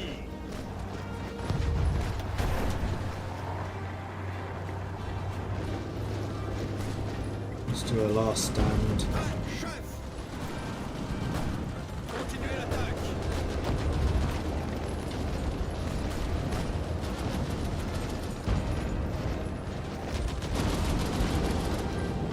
Just to try and buy yourselves a little bit more defensive time. C'est parti. Weaken the Germans that much more. Although with how much I've bumped them up, that probably won't matter much.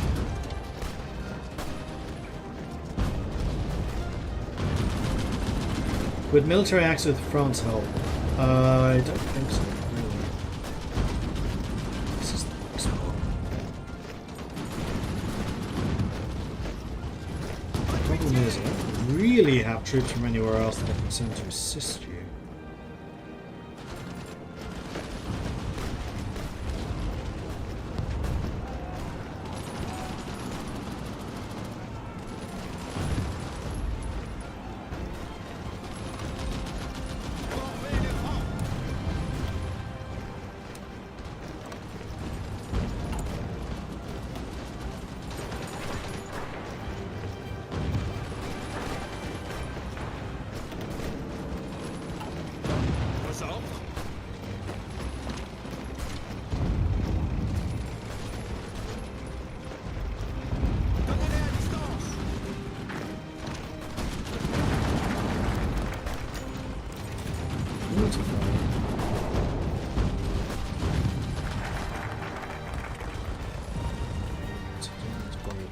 Just yet.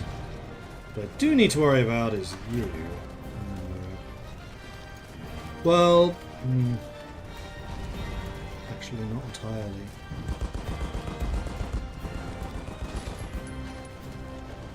Charleroi at least has forts already.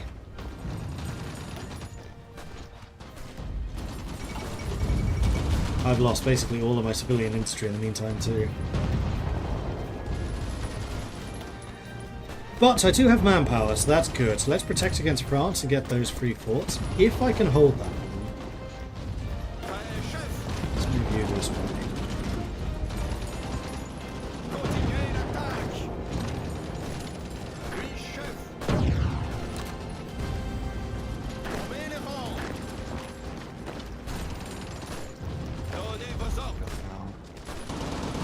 Damn it!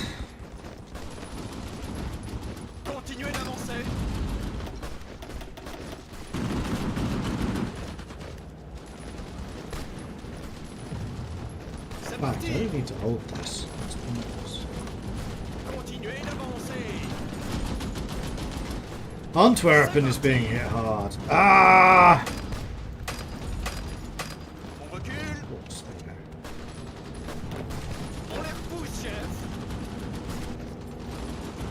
Nothing I can do about that. Why does Antwerp go down so fast?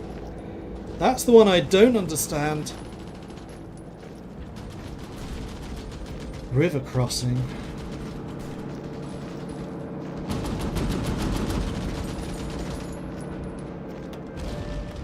It's because my forts are being so powered down.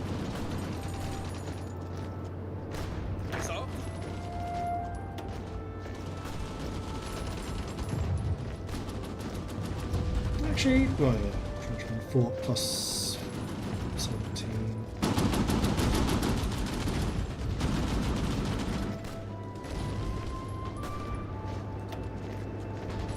Soviet units are here, but I don't think they'll join the battle in time. And with that, we lose.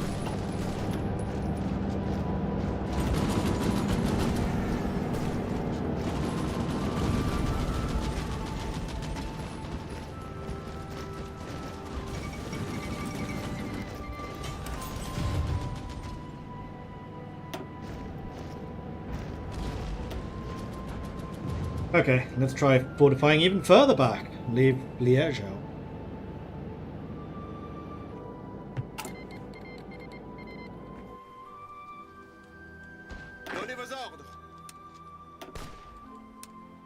So you guys are responsible for only this.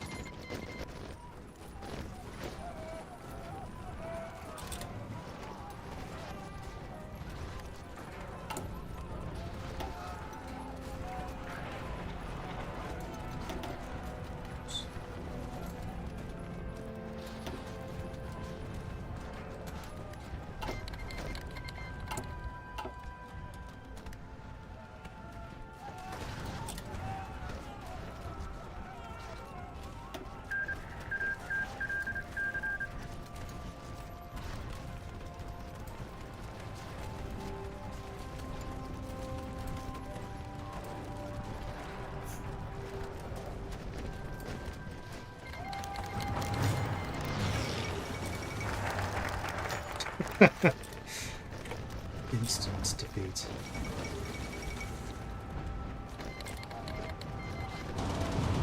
How much time did we get to entrench? That's the question. Not a lot is the answer.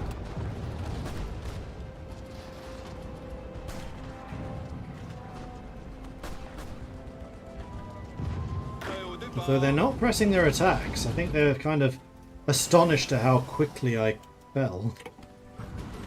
We are going to probably need to do it.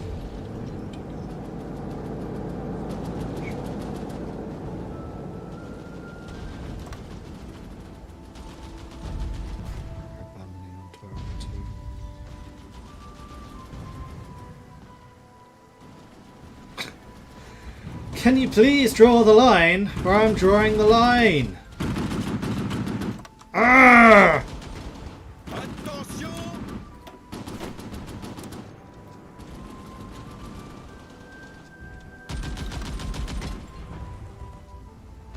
Thank you. Nope, you've cancelled it again. As soon as I touch this, it cancels.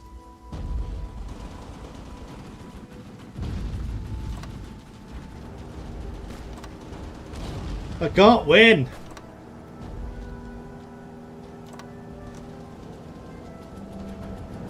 Arrête!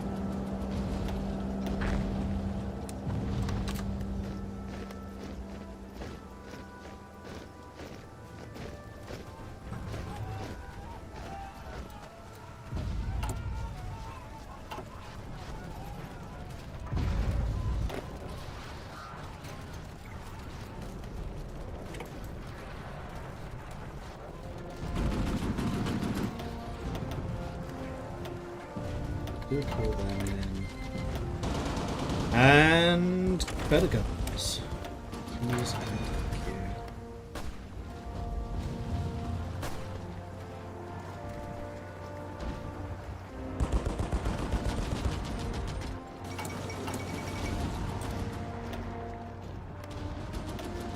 Donnez vos ordres! Attention! Prêt, chef!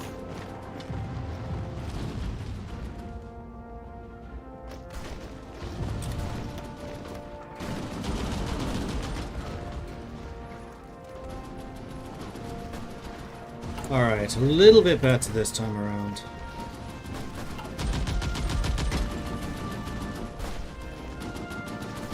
The only problem is, if they're attacking every single province, I have nowhere to retreat to. And again, Antwerp and... Oh my gosh, why are you so weak?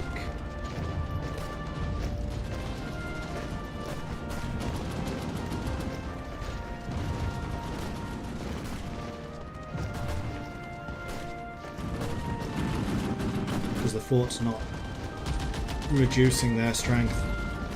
Eben Amel is actually having a really big impact on us. Can I see how long that's due to last? 159 days.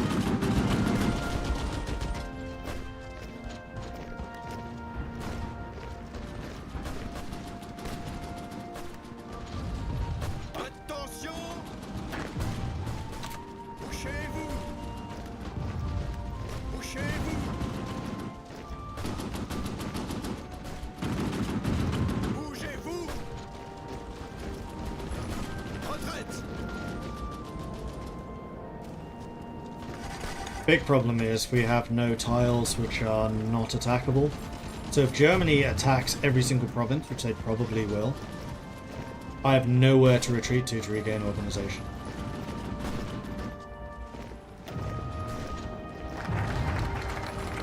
But don't worry, the nation has been mobilized.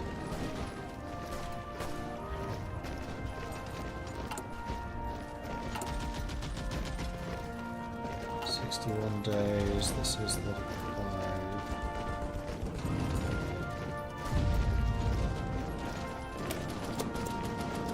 Let's get that research slot.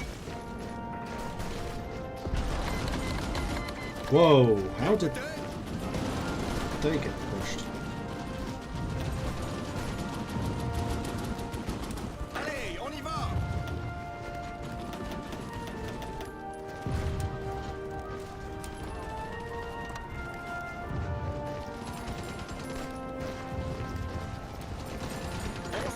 Again, man.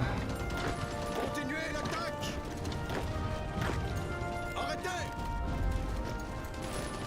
Vos ordres.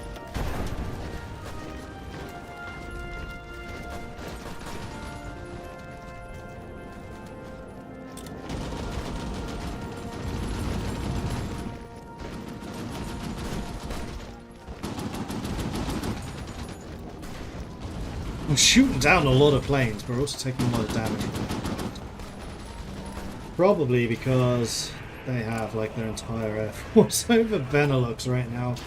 That's a change I requested the Germans make, and I'm kind of regretting it now.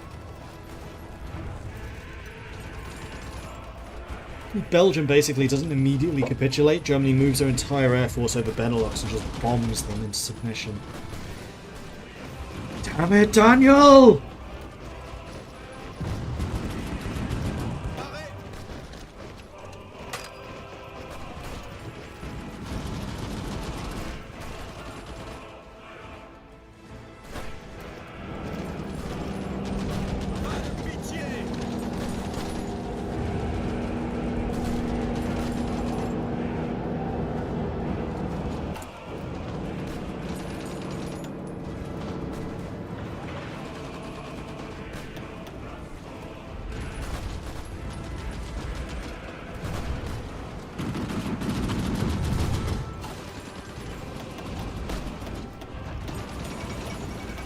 There goes Paris.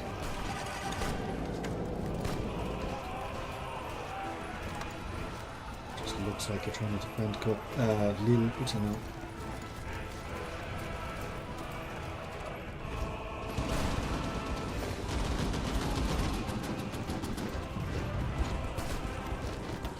All I can hope is that we're doing so much attritional damage to the aircraft that they're just not going to have the capacity to replace them all.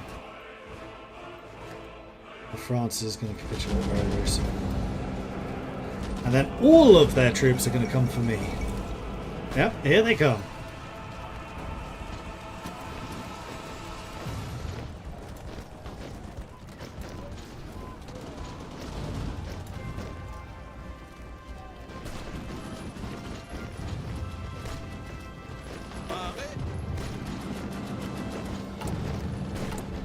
Right, I should also keep an eye on my industry, because yes, we're not making nearly enough guns. Trucks, we have enough of.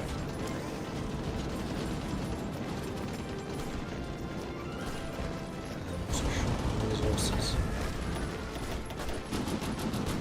I do still have convoys, so I can buy them. I only have 5 civilian factories operational. So this whole idea of making heavy tanks, yeah, it's not going to happen. There goes Denmark. Why am I holding on to you? You don't actually provide me anything. Tenez-les à distance.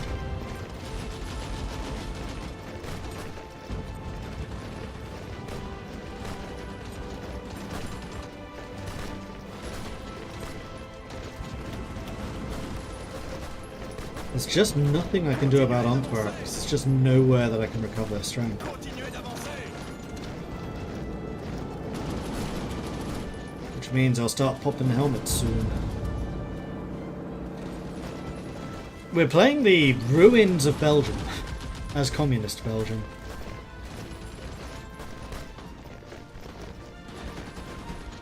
As much as it was nice going into Spain, it was too much of a distraction.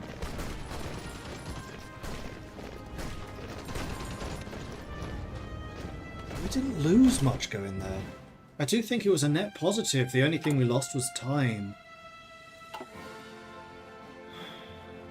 I think I also took way too long to get my industry going. So actually time matters.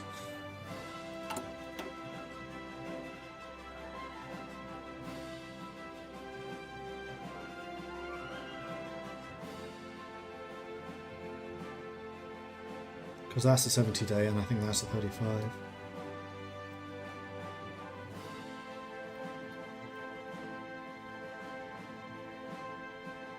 I think I also built orcs in the wrong order. I should have used my focuses for this. Yeah, selling the equipment is definitely a good idea, because the way Hard Supply and economy works at Snowball, so the more early industry you can get, the better, and selling military equipment, which is really cheap, to then replace it with just better stuff anyway, because by then you've done research, you may as well just disband the whole army, and then sell equipment, and then turn that equipment basically into more civilian factories.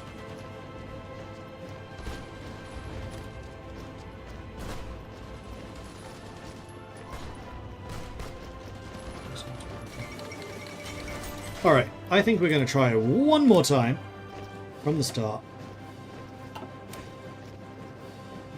What's my oldest save? August 39. So this is after... No, I think this is still too...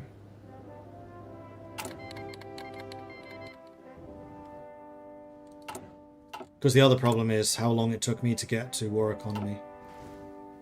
I think that was the bigger issue, so yes, we're going to go back. We're not going to worry about joining the Soviets so early. The whole idea of getting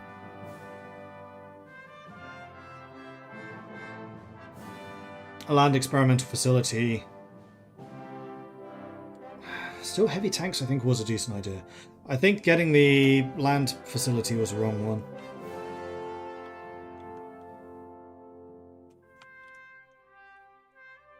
So just stopping the recording there, because I probably won't bother paying for editing on that one.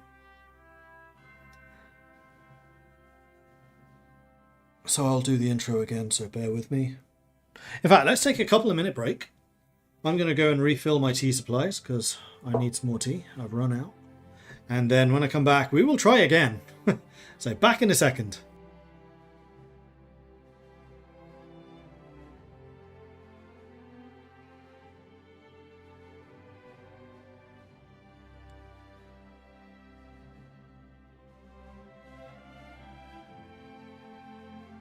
I was muted.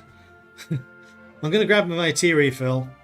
Do what you got to do. Stretch your legs. Grab a refill for yourselves. And I'll be back in about 3 minutes' time.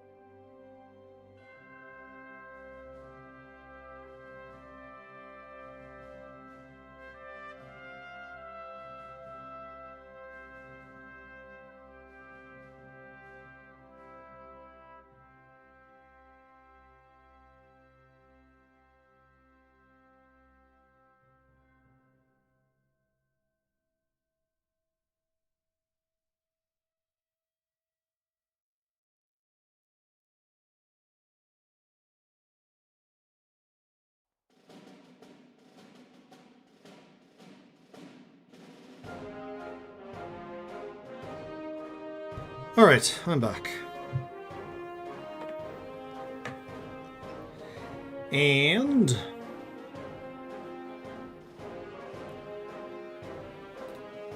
let's start again. So, hello, my name is Mordred Viking, and we are doing a thing that we definitely didn't just do. Communist Belgium. We're still going to bump up Germany. Did I do it too much? No, I don't think I did. I just played badly. We'll give Japan a little bit of a boost, and we'll give Italy a little bit of a boost.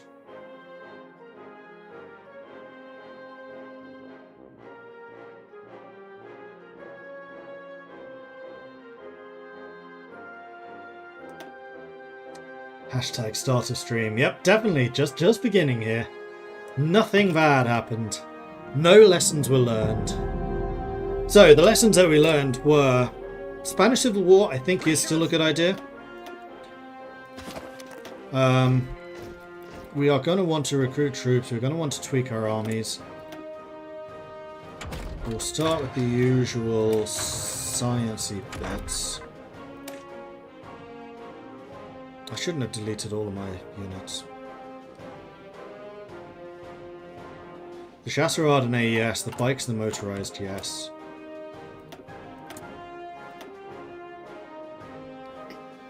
But we'll keep the infantry.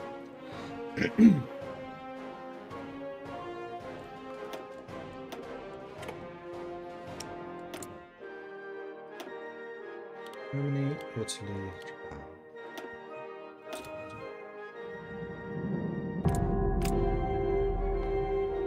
Right, so grabbing all of you, you guys are gone.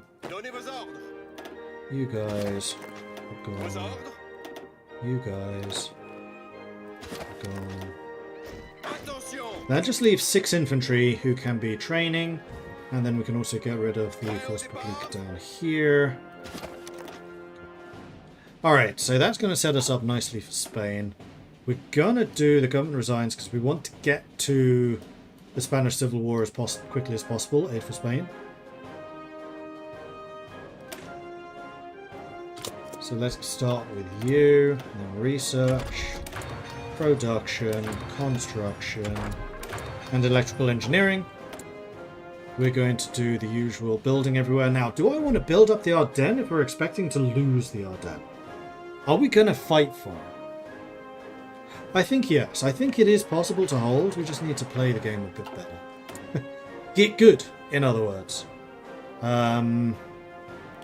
Definitely making guns, support equipment, and artillery, I think, is fine, because those are the items that we need for our divisions if we want to start producing some more. Then everything else, including the Air Force, there may be, can then be sold.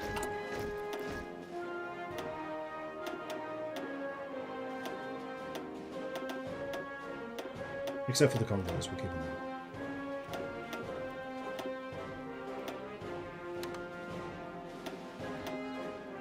Also accept purchases. We're building infrastructure. So we're going to get down to 8 for Spain as quickly as we can. We're then going to do the top 3 industrial things. Investigate bribery charges to get rid of the fascism.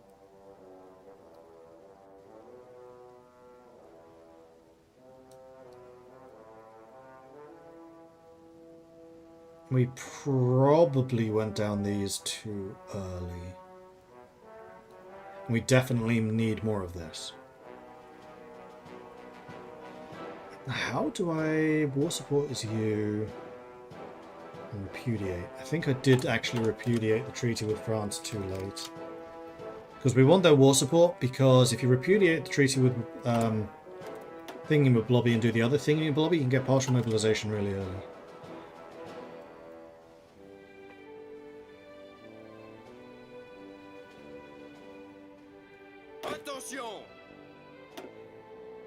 And I'm not going to assign any generals. We'll just wait for the Spanish Civil War for that one. Alright, glorious. Let's just let time happen.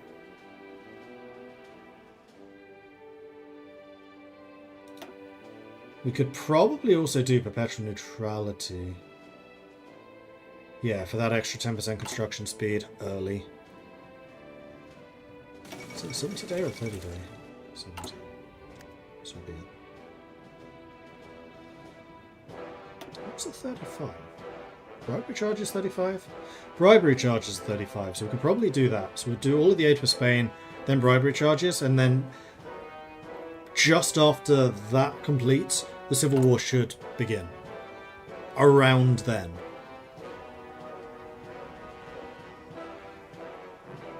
At least that's the hope. What do they say about plans and first contact with the enemy? They always go perfectly. Alright, so we're going to form the minority government with Van der Veld. Hello, Lapatmore. And then we're going to go problem of language, trade union support, aid for Spain. Belgium has for too long been divided by language, and if the Labour Party stands any hope of uniting the nation behind their rule, the obvious place to stand would be by making their stance on language primacy clear, or even to lead efforts towards official bilingualism as is practiced in Brussels. Turkey remilitarizes the Turkish Straits. Would it be an idea to get rid of the Fort Malice early on? You can't, that's because of the raid. And the only way to stop that is by having an air force. Like, that's fully intended. Aben Emel, the loss of Aben Emel to Belgium was a big blow.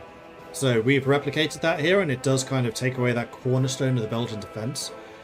And the story around Aben Emel is actually really interesting, because the Germans recognised how important it was. So they actually built a mock facility, an exact replica of Aben Emel in Czechoslovakia after they'd taken it. And then they were doing test simulations on this mock Aben Emel to practice taking it.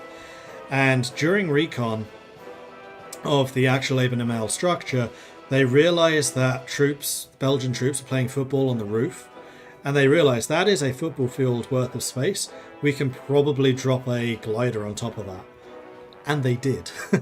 Germany took it by dropping a glider on top of the roof of Aben Emel, bypassing the entire defensive structure, and then taking it with virtually no resistance. Like one of the most modern forts ever built because of that.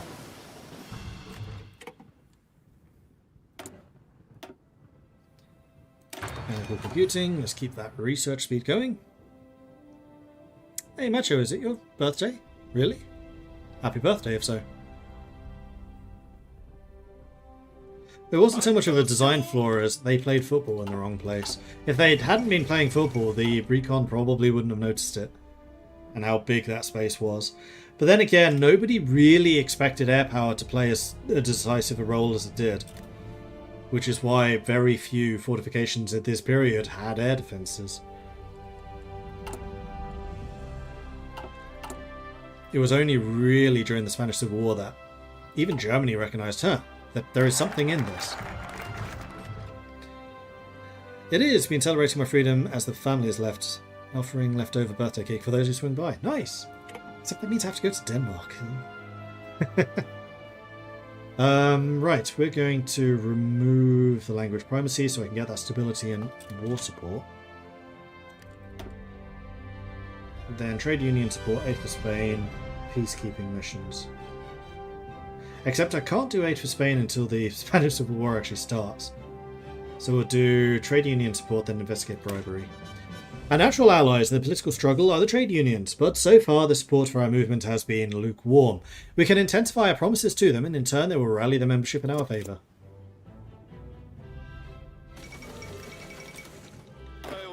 Meanwhile, these guys are all trained. Excellent.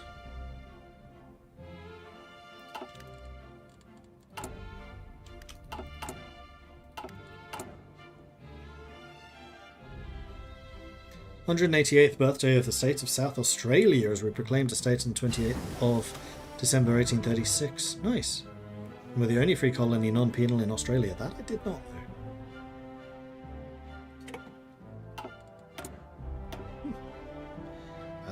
Concentrated industry, faux show.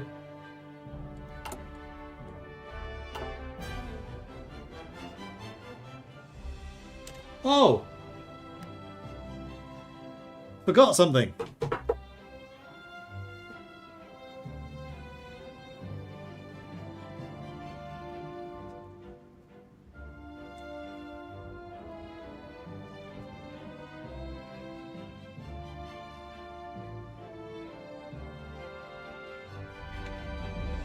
There we go. It's my Christmas hat.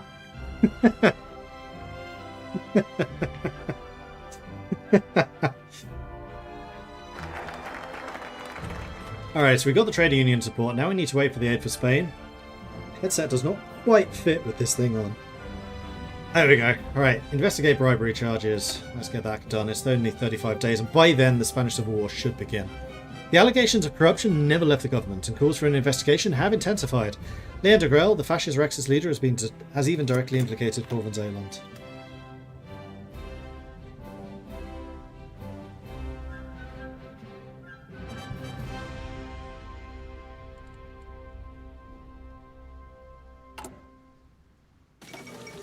We are selling stuff.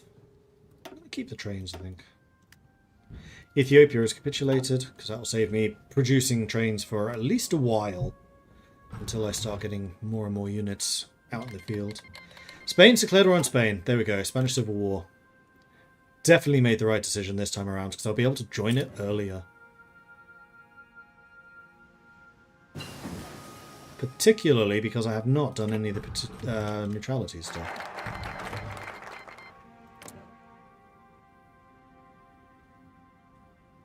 Oh no, still can't. Right, because I haven't done it for Spain yet. Duh. The Spanish Republicans are fighting for their democratic ideals against the dangerous fascist and anarchist radicals. We should quietly offer them support in their struggle, but be careful to maintain our appearance of neutrality. Meanwhile, we can get another thing, which is going to be construction 2. Get that one a little bit ahead of time. Oui, chef. And these guys are fully trained. Perfect. Games of the 11th Olympiad. The 11th Olympic Games were recently held in Berlin, Germany. Thus they are concluded. Oh, and also I have enough political power for some stuff. Which is probably going to be Camille Gut. Let's get that industry rolling a little bit harder.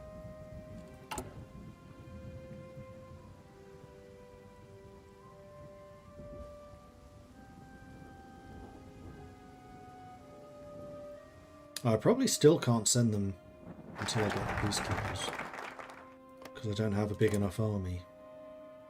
Which is the same problem that I had last time. Yeah, need 15 divisions. Which...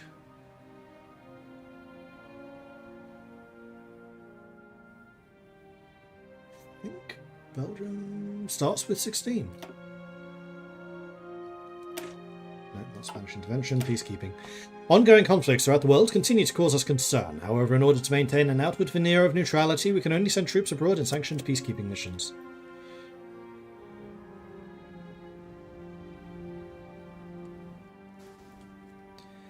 This time we are 35 days ahead of where we were previously, because previously I did take a 70 day, this time I took a 35 in the interim. Otherwise everything else is the same. But we should be early. They'll lose their lands up here, but that's fine, and then we should be able to help fortify Madrid.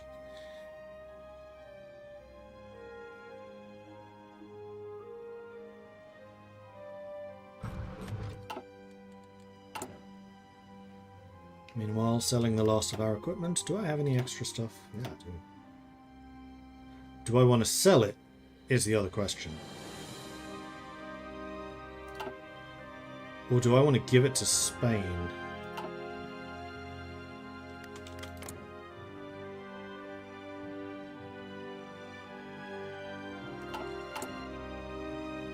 Peacekeeping won't let me do a lend-lease. I don't think I can ever lend-lease except through the send arms shipments through intervention, which I'm not going to bother with. So no, there is absolutely no reason to keep this equipment. We'll just go ahead and sell it. We have the base level that we needed. And that's going to contribute to getting industry and infrastructure and stuff built quicker, which is good.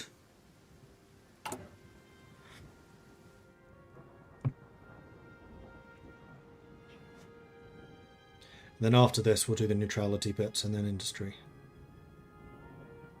Do I want to do industry, then neutrality? Probably industry, then neutrality. Get the three main ones. The monetary one, gold reserves, and rebuild Wallonia. Following the First World War, the Belgian economy was left in tatters. In a bid to facilitate reconstruction and to pay off its massive debts, the Belgian finance ministry started printing money. Lots of money. Although this helped at the time, we are at risk of hyperinflation and must get this under control before any other reforms can take place. And now I can say, hey, you want some free troops? I'm going to send the entire Belgian army to Spain. The entire Belgian army. That's how generous we are.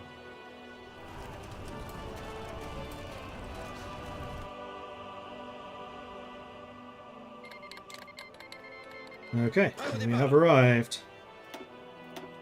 And we were going to assign the same guy because he was really good at getting us experience. Victor Deschamps. Now, do any states not have unprepared offensive? Burgos doesn't. You don't. I could potentially cut them in half.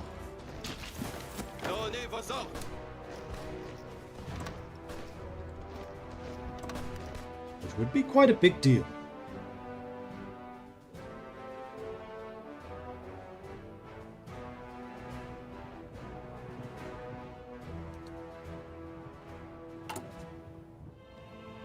Meanwhile, we are still producing a lot of guns, so let's make sure we're selling a lot of guns. Keep that civilian industry coming in.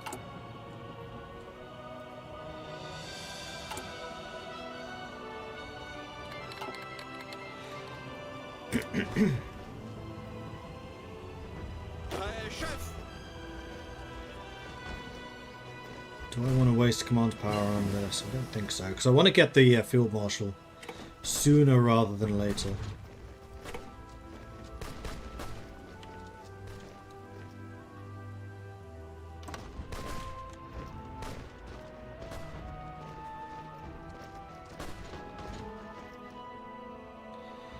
But we will wait until we have the planning prep, because every little helps.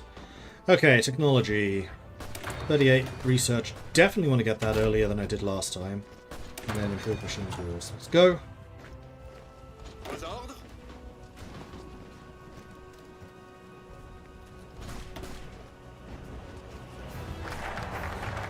And there is monetary reconstruction. Let's go ahead and rebuild those Wallonian industry. Wallonia was the area hit hardest during the German occupation in the First World War. With much of its industry and resources plundered by the occupiers, reconstruction has come at pace in the meantime, but could always do with more investment to reach its true potential as the Belgian industrial heartland. Although I am remembering why I went this way first, that was to get rid of the organisation dependencies. Let's do that. Perpetual neutrality first. Not that it really seems to be causing issues right now. Low organisation, we're still crushing the Spanish militia units.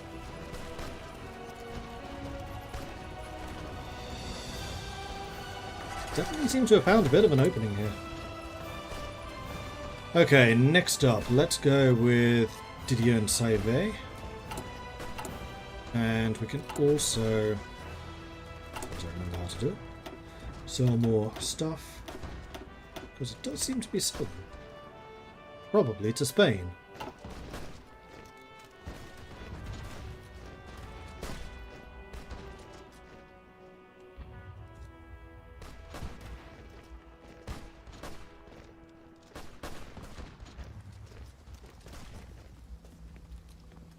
Allez, on se bouge.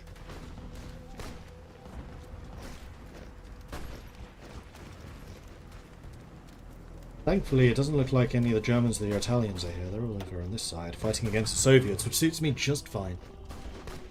Alright, this cut-off is about to happen.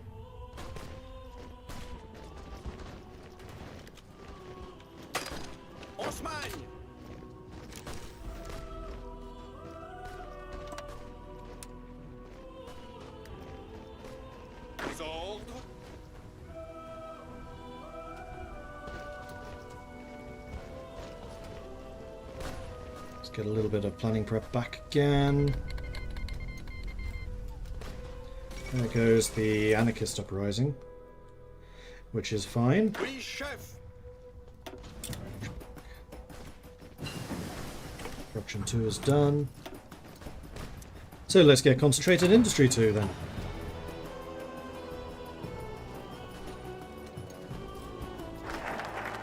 Perpetual neutrality is done. Independent, neutral and loyal.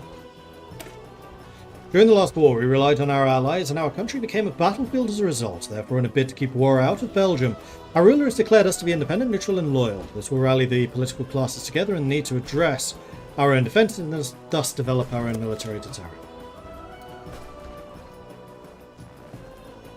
Looks like the Soviets have recognised what we're doing over here. And they're like, yeah, it's a good plan. I like this plan. We're about to cut this guy off. Now, this was only really possible because of the unplanned offensive here. So we can't probably push further south, unfortunately. Squish. Alright, so let's take another look at the states overview. And this is still the same state, never mind. Cordoba's unplanned, you have unplanned.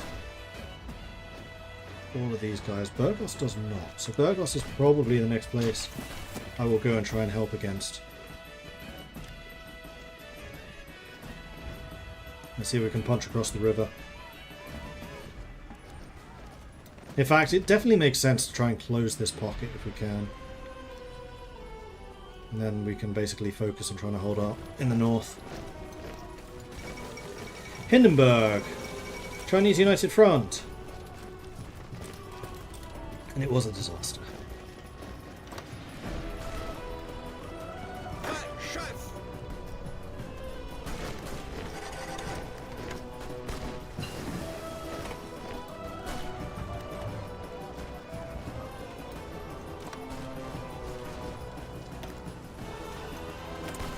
Research.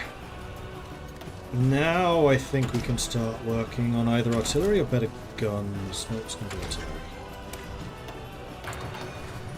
And speaking of, we should be upgrading these. They're actually using the FN Herstal blueprints. Same with the artillery. We should be using the Fonderie Royale Canon de Liège. And we should also sell them all of the guns.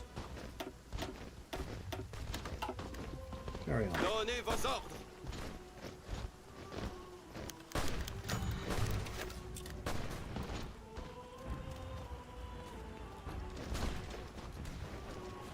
Actually across the river now. Stuff. It doesn't look like Madrid's in any particular threat. So what I would like to do is try to get in behind to take out Cadiz. Independent, neutral and loyal is done. Let's go and get the defense bill so I can get rid of the organization penalties. And then start building up that war support. We need to get to 25 war support, which I think can be done, yeah, by these two.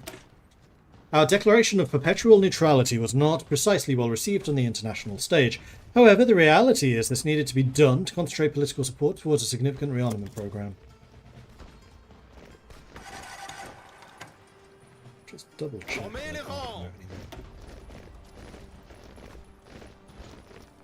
Needs 11 more. Needs 30, as I thought.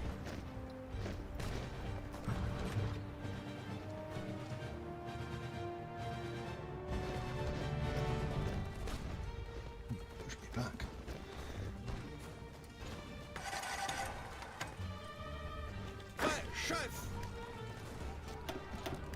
Let's let you get some planning prep back again for a bit. Amelia Earhart disappears as well. This is the worst of all possible worlds. Okay, the last one that we want I think is going to be the man with the plan. Or we could bring in Michiels. Now that we're fighting, we should probably do that.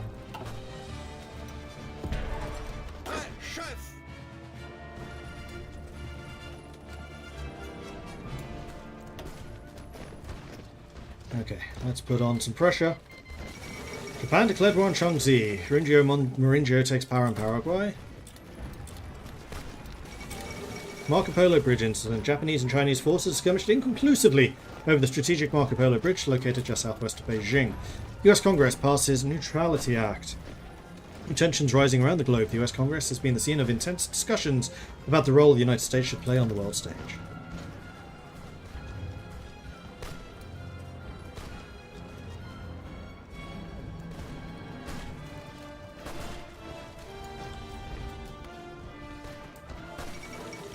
Guangxi clique joins Chinese United Front. War escalates. Still not pushing us back in the north, which is fantastic.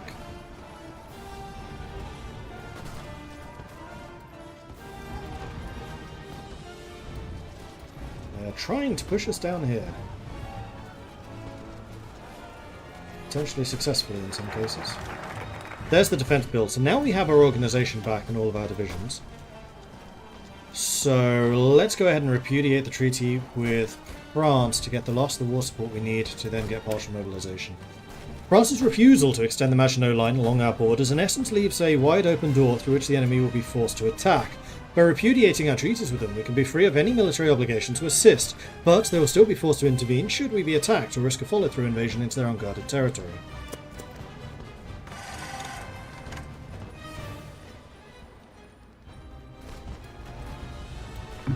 Meanwhile, we have tons of command power, so let's get Michiel's promoted and have him brought into the field, and also have you get defensive doctrine and also logistics wizard.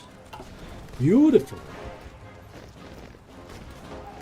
Alright, you lot stop attacking, you get pushed. You can get ambusher. Oh, no you can't.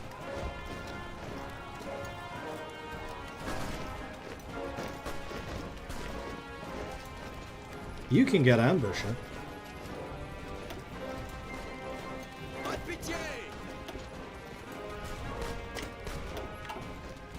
Not that entrenchment is exactly the thing that we need the most right now. So they're attacking me pretty hard here. So let's try pushing them back.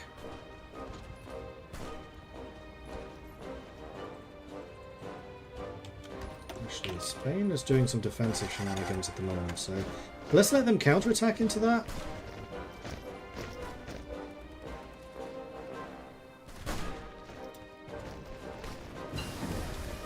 Into war artillery. Excellent. Let's upgrade. No, let's get this first. Also, we need to get the 1918 defensive Tech 2. Okay, trying to get some of this planning preparation back, but I don't think we're really going to succeed in this tile in particular. No, maybe we are. We are, good. And we can get more artillery production. Let's get that going. And then those are too far ahead of time. Let's go and get the 1918 support equipment. Support weapons, rather.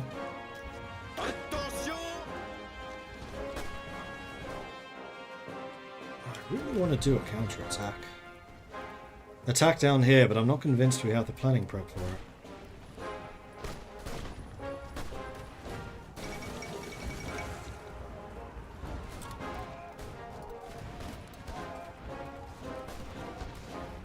I mean, playing purely defensively here is just draining them of equipment really quite hard.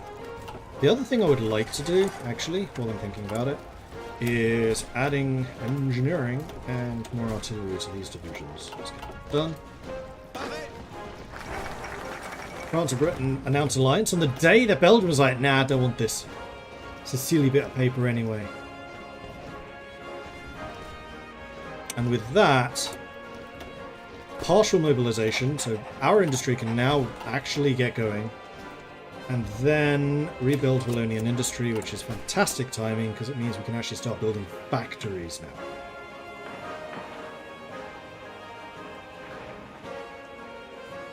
And maybe not.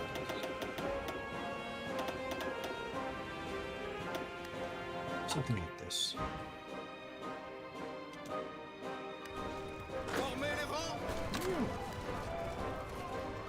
Well spotted.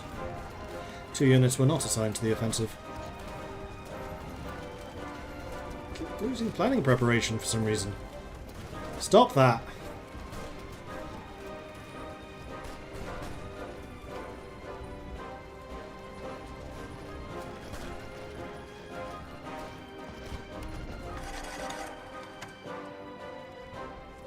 They're trying a breakthrough to link up with them, I hope. Alright, let's try and push out. Also, you can become an infantry specialist, which I think is lovely, because you're only going to cost 50 and then we can recruit you here as well, which is probably a price worth paying. And we're launching an attack here just as they are launching an attack as well. So hopefully we can go ahead and close this pocket. More defensiveness. Yes, please do upgrade the units.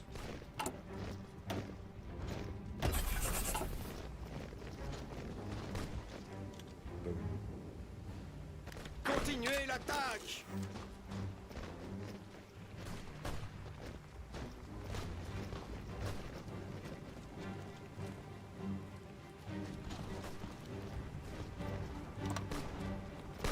Let's concentrate your efforts here. Oh, you're attacking me from Sevilla? That's a bad decision there, buddy.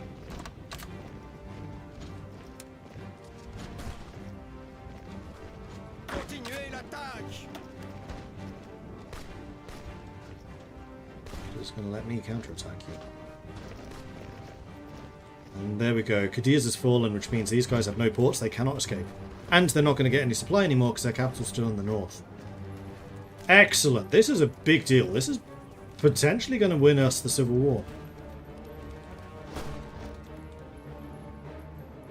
It also means that the Republicans get access to all of the factories and manpower down here. Yep, that's a really, really big thing.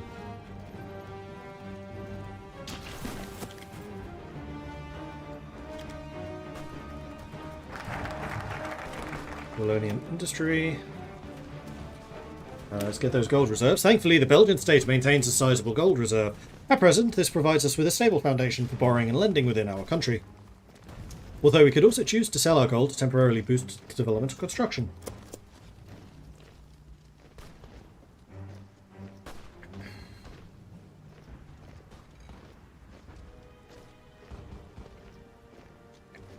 Linus, thank you. I'd like to thank you for all the streams you do. You're very kind to us here in Discord and stream chat. Thanks, Mordred, for the time you do. Really appreciate that, Linus. Thank you. And your lines got really foobarred. Switching this. Cancel your current objective and just do this. Aux ordres.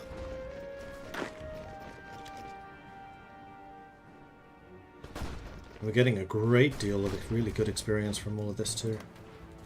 Excellent.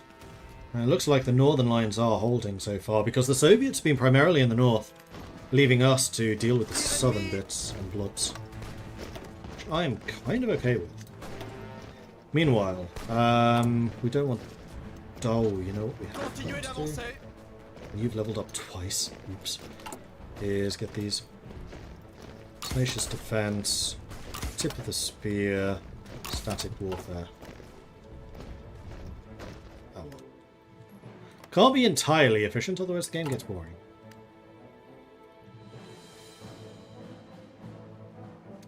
January 38, 22 factories and counting. This is a much better state of affairs. They're also going force defense, which I'm okay with, because our attack seems to be really solid, and it just means they're taking more damage. There's support weapons and computing machine on the same day. So let's get support weapons too. It is 38. So let's start working on the production bits. The one area where I'm usually happy to go ahead of time. Indian National Congress triumphs in the provincial elections, and we have our gold reserves. Excellent. Right. So we could try to go down for Cockerill, or we could do Société Générale de Belgique.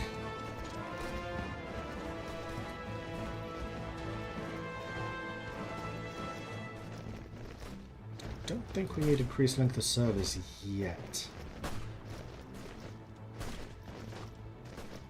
It's just these two, 105 days.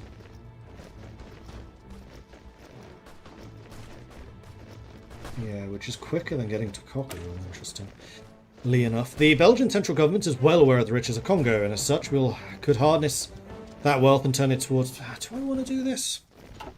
It's going to give me the MIO, which gives me 20% less consumer goods factories, which is going to be fantastic for building more factories. Cockerel, however, gives me steel. Yes, I'm still going to... Still got to get done.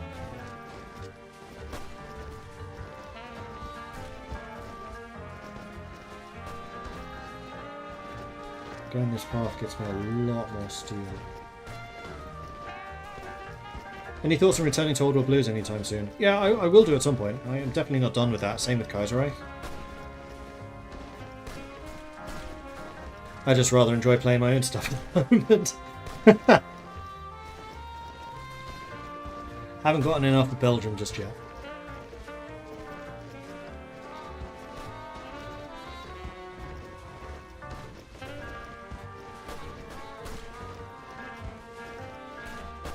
It still kind of blows my mind. I made this. Even though I've been here 2.5 years, still hasn't dawned on me that I live in Stockholm and I work for Paradox now, let alone the fact that we've now released Götterdämmerung. You ever have that where you're just like, I can't believe where I am in the world? Especially if you've like moved away from your hometown or whatever. Got the dream job.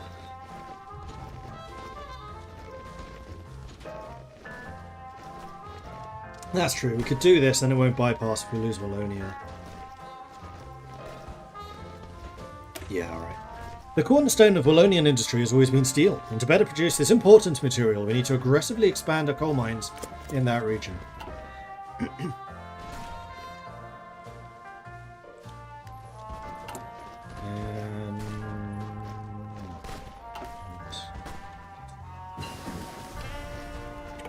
Infantry equipment is done. Yes, I want to get the Belgian bar. Allez, on y va.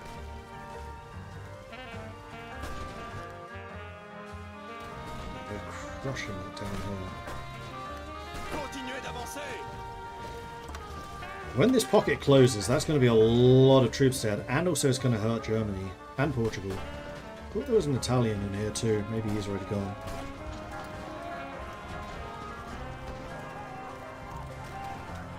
I really cannot see the nationalists recovering from this. No, in fact, we are in fact pushing north. They haven't even killed the anarchists yet, so bonus. More production for small arms.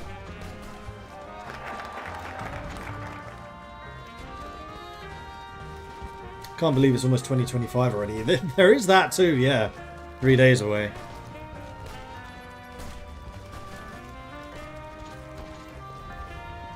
Yesterday I saw Tommy do Russia Kaiserreich export Germany AI Marty gave up, killed 15 million Germans. Lost only 1.5 million, they still had a pool of 1 to 2 mil left.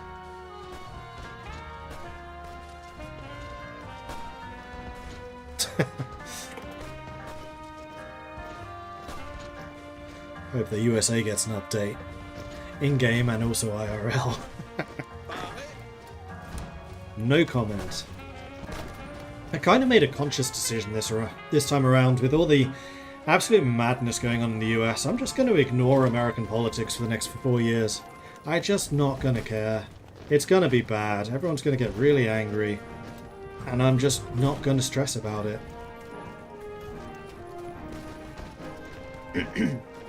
Continuez d'avancer. Crush the pocket. And there it is. Nice. So how many casualties have they taken this time around?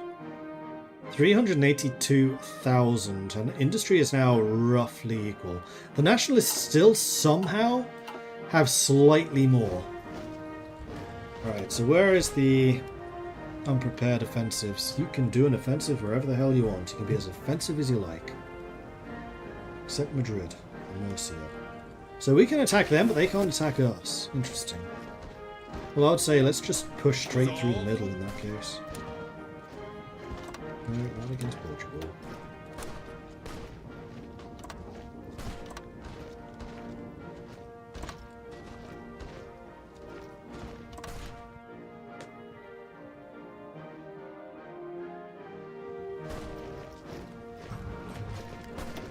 Because they would also have lost an absolute massive amount of equipment. Losing that fight over there. Alright, social partners. Our government convened the National Labour Conference to bring together trade unions and company representatives. The result of this has been the introduction of the minimum wage and 6-day paid holidays per year. 6 days per year. Alright, let's bring in Cockerill. Are we going communist? We will be, yes.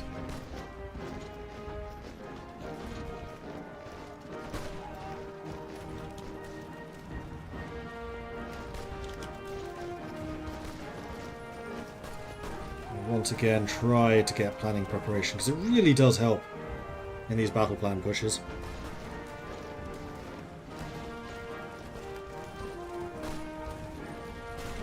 For the sake of sanity, ignoring the US is a great idea. However, popcorn sales.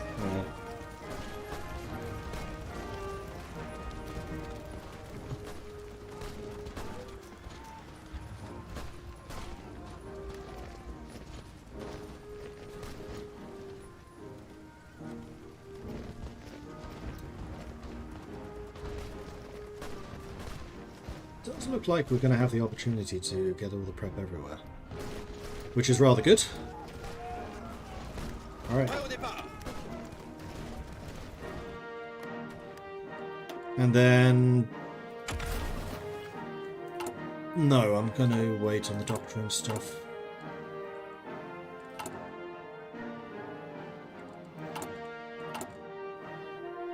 One thing I've kind of gotten to do is continue selling stuff.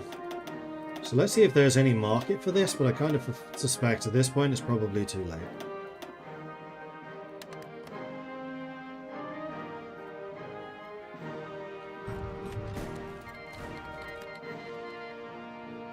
As an American, we're happy if you're all focused on the issues you have. Most people are pretty happy here with the outcome of the election. No comment.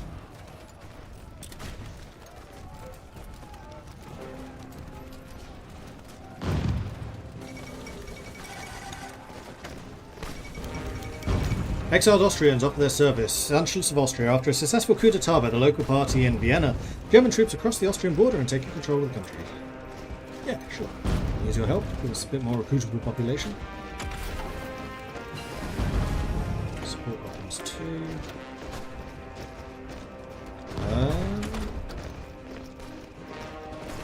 Yes, more industry. Definitely more industry. It looks like we're getting a nice little breakthrough here. Let's not push to the side. Let's just keep focused going north. Same with you.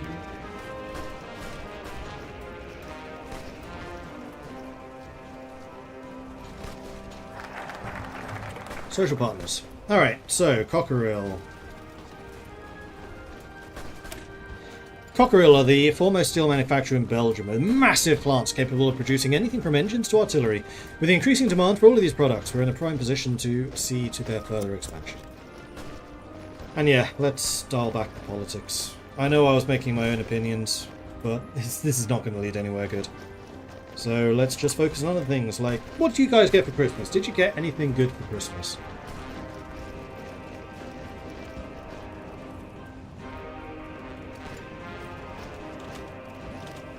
Okay, we've got the cut-off here.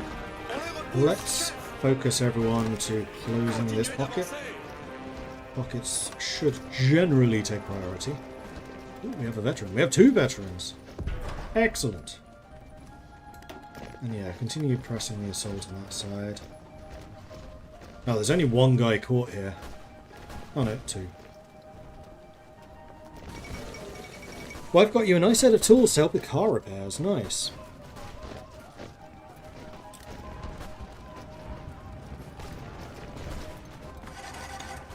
Pockets being closed. I'm so happy that the Republicans are winning this time.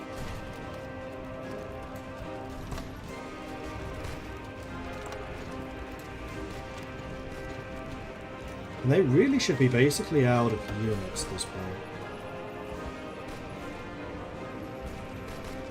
And yeah, we're quite substantially stronger. We have double their troop count. Good, good, good, good. Bought yourself a ton of new glasses and cutlery because the family invited themselves here for my birthday. Mainly an excuse I wanted to get more, but the same set of different brands. Yeah, I should probably get some more of that stuff at some point as well.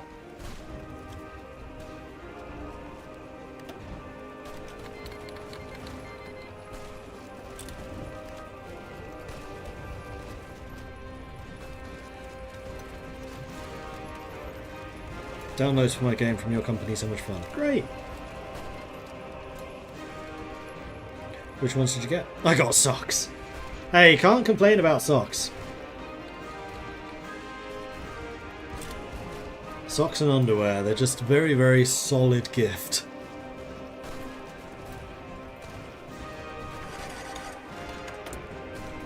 And more guns, always appreciated. Doctrines. We can now do doctrines. Do I want to do anything with the Chasseur Ardennais? I think this time around I'm just going to go with infantry.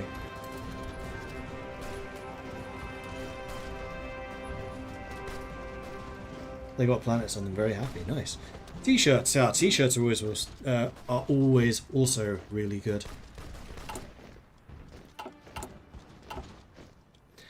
Clothes, Lego Technic F1 Car Rowing magazine subscription. Oh, I thought you were saying it was a Lego Technical F1 Car Railway magazine. I was like, that's really specific. But then again, how would you do F1 car railways in Lego?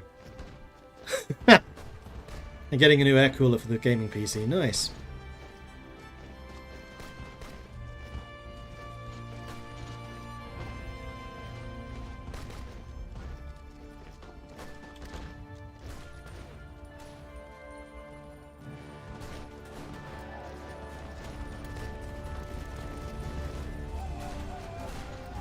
What about me? So I haven't really celebrated Christmas yet. My parents are coming to Stockholm to visit in January.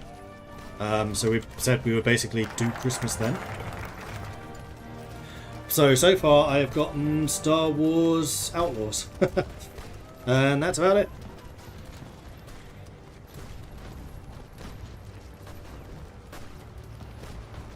And time. Like, just time off has been amazing. Cockerill, the heart of Belgian manufacturing. Cockerill is the company which sits squarely at the heart of Belgian manufacturing. Throughout its existence, has turned its hand not only to the manufacture of iron and steel, but also to finely engineered machines, including steam engines, trains, and even battleships. And there we go. Nationalist Spain have been annexed. It looks like the Republicans are going to go on to win this little shindig. But now I do think that we need to start working on the communist bits and bobs. Getting Cockerill is a nice little boost.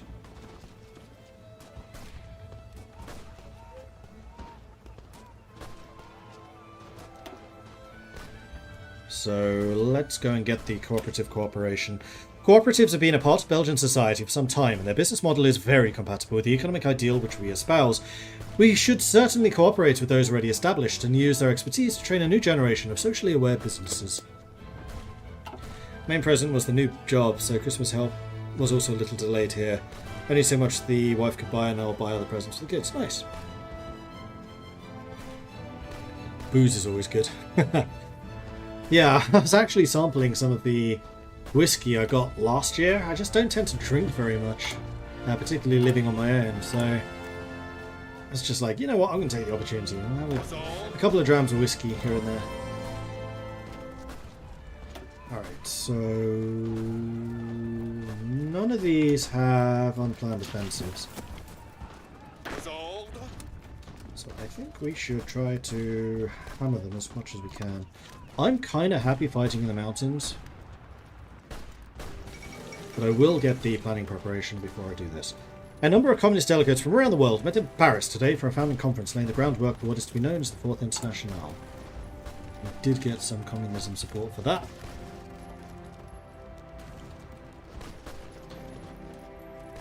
Wish I could buy some more time to just play my backlog.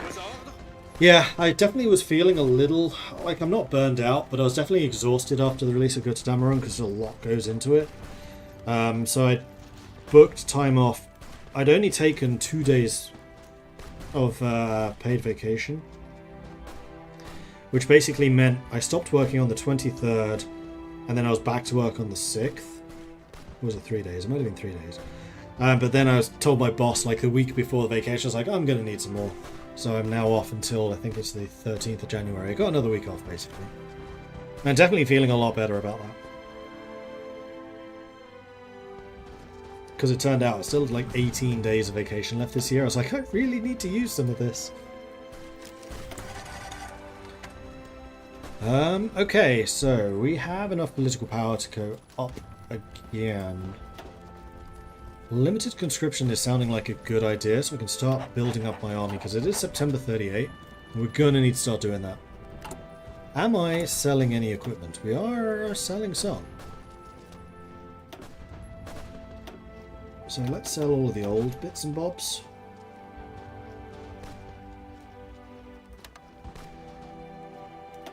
I did that wrong, didn't I?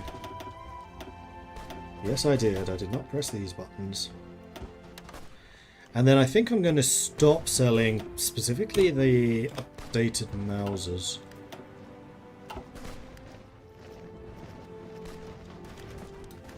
What the heck? These guys are falling fast. They have literally no troops left. As soon as this guy dies, they're done. We've killed the entire army. I don't think I've ever seen that happen. Yeah, 0. Ha! Done. Republican victory in the Spanish Civil War. After a long and grueling civil war, the Second Republic has finally defeated the anarchist and nationalist enemies and secured full control over Spain. Best of all possible worlds. Let's throw in a quick save here. September 38. Okay.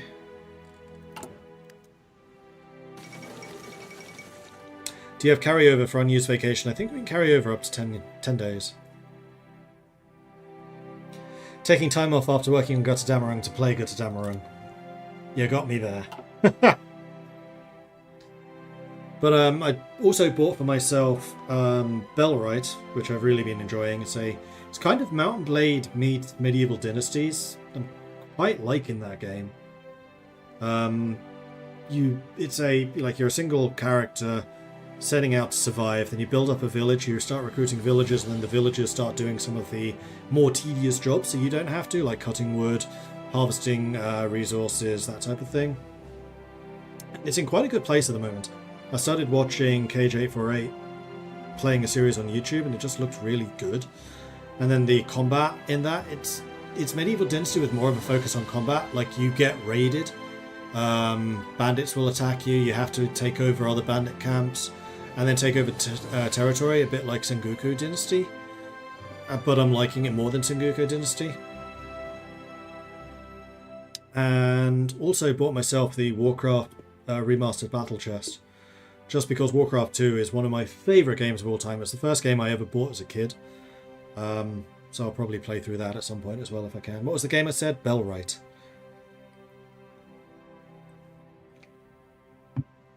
Maybe I'll do a stream of Bellwright tomorrow, depending on how we do here. Because it is a game that I would love to see getting a bit more exposure, because it's just really solid. I need to start actually training some divisions, I think. And this is also going to let me see a little bit more about where we're short on in terms of resources. So let's do something like this.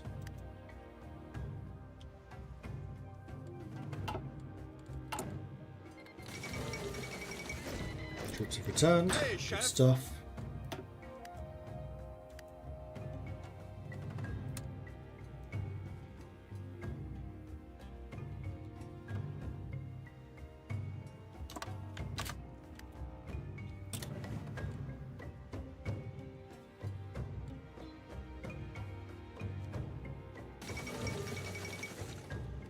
Started on Dave the Diver. I've heard that's good. The main thing I'm going to get is all of Age of Wonders 4. Oh, Age of Wonders 4 is excellent. I really, really like Age of Wonders. I think they've done an absolutely fantastic job on that. 66% entrenchment. Nice. Hopefully this time around, if we get our industry... Well, in fact, we are getting our industry up and running, because we're already up to 19 civilian factories. At this point, we had 11.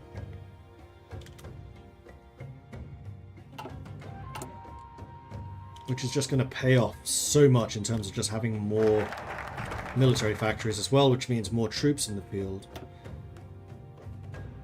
Alright, let's get the Grand Place. The Grand Square at the centre of Brussels has long been a hotbed of socialist thinking. Most famously, Karl Marx wrote the Communist Manifesto here, followed to that same place hosting the Third Congress of the First Internationale, and eventually being the foundational location of the First Socialist Party, the Belgian Workers' Party.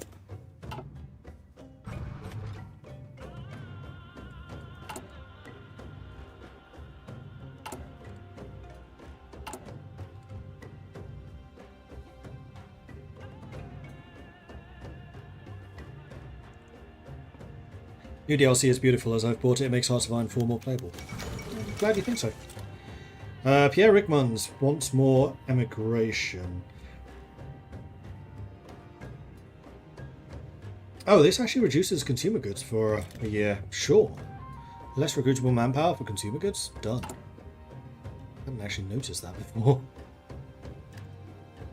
And we are going to need to start working on communist sentiment, so maybe we should start doing some anti-fascist raids. Just to really clear them out. Let's do that.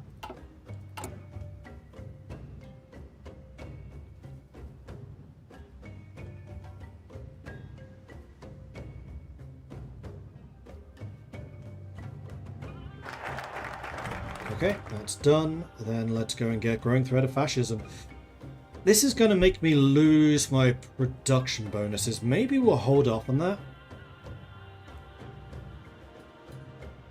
And get these 3 instead.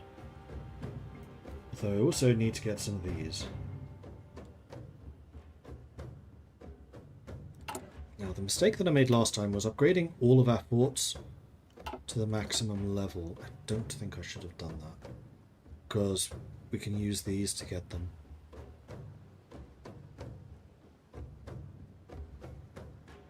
Yeah, I want to get these. Even if I don't get the communist guarantee, I can stay out of the Allies and then join Comintern. Or just flip communist and then join them. If I can avoid having to flip communist to join, that would save us time and political power. That's going to depend on me being able to hold out with no allies. I like a challenge. With tensions rising around the globe and our strategic position between military giants, we must show our willingness to defend ourselves and ensure our territorial sovereignty. As such, we'll put our reserves on heightened alert and increase the length of service for those currently serving.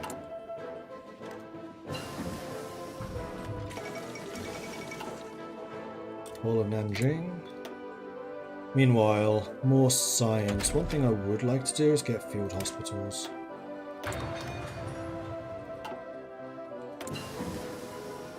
Ah, and we have upgraded guns now too. Definitely want those in production. And another science. We also want advanced machine tools.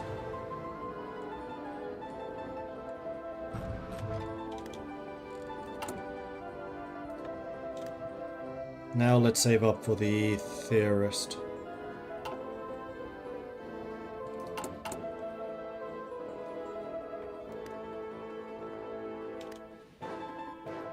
Got the Last Dragon Age for PS5, is quite good. Oh, nice! Yeah, I'd like to try Veilguard at some point. I've just been hearing so many very mixed reviews about that game. I was more interested in the reviews I heard about Star Wars Outlaws. Because what people have been saying is basically Star Wars Skyrim. The main game, or the main plot is terrible, but all the exploration, like being able to go off into the horizon, whatever, just to see interesting things is really solid. So that's the main reason I was interested in that one. Let's get the military factories up and running. Increased length of service is going to help us get more troops in the field. We also want to get rid of the economic downturn penalties. What do we still have? Eruption, economic downturn minus 15. 5, 10, 15 would be these 3. Belgium is blessed by a world-renowned arms industry, Fabrique Nationale de Herstal, or FN Herstal, being the most prominent. This arms manufacturer produces exceptional quality arms, designed by the very best in the business. A close working collaboration with the Browns Arms Company, Browning Arms Company, further reinforces the truly global reach our companies enjoy. Got there eventually. FN Hairstyle is really big. Yes, it is a big company that actually bought Browning eventually in the 70s or 80s.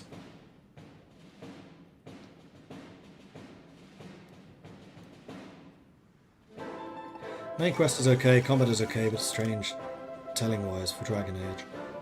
Telling-wise? What do you mean by that?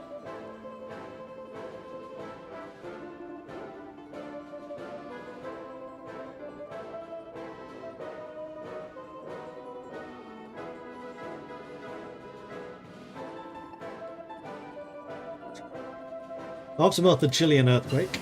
And there we go, concentrated industry 3. Now we definitely want to be getting more advanced artillery and start adding those. Okay. And deploy and start training the next generation. Let's just get the maximum going at once. So we're up to 16 divisions. You lot are going to need to be drilling. Now I can really see shortages in equipment, for which we just need more stuff. And we get more stuff by building more factories. I do, however, think that I'm overdoing the civilians, so let's go and drop those and get more mills instead.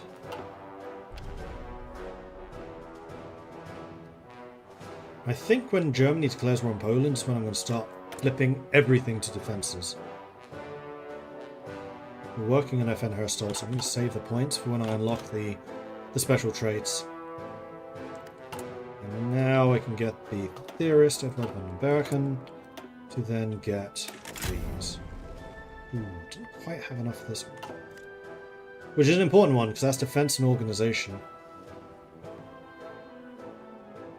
Ah, storytelling is weird for a Dragon Age. Yeah, that makes sense.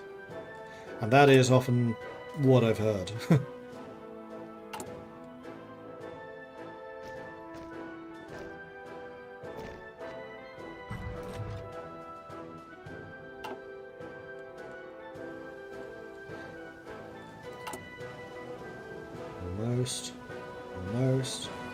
Almost.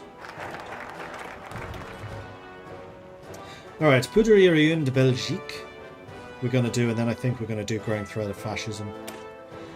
The second oldest arms company in Belgium, the Poudrerie specialise in munitions, so streamlining their position in a logistical network will provide us with real explosive results. Although actually... Oh no, we do want to do this, yeah. Military factory construction speed and more war support. Definitely. Good Hospital 1. Cool. Is there anything obvious that I'm missing? I do need to get basic fortifications. Could also do with engineering companies.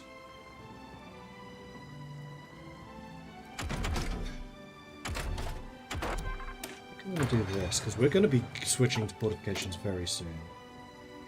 And now that we have FN Hairstyle, we're going to do outsourced production and then Browning automatic rifles for extra soft attack.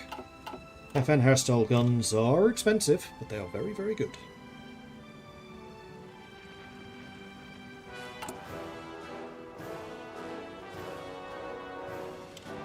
And we can recruit up to 3.5-ish% of total manpower, so we are overdoing it a little. So let's save some manpower, cancelling those, and concentrating what we have in these guys. Yeah, they're all full now, perfect. Beta Czechoslovakia, German troops have crossed into Bohemia and Moravia, ostensibly to restore order in the region to wake the collapsing Czechoslovakian government. Meanwhile, I can now do prepared defense, which is very good. Alright, what else do I need in these divisions? I need field hospitals. And anti-air. Oh, we've done no anti-air. That's really bad.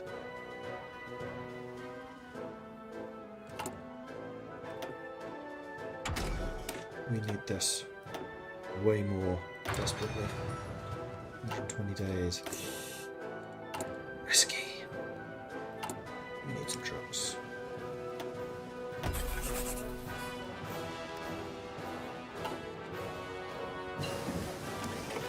Tier 2 artillery. Definitely start producing those.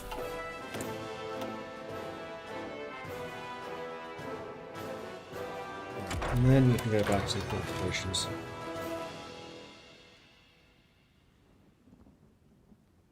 Paré.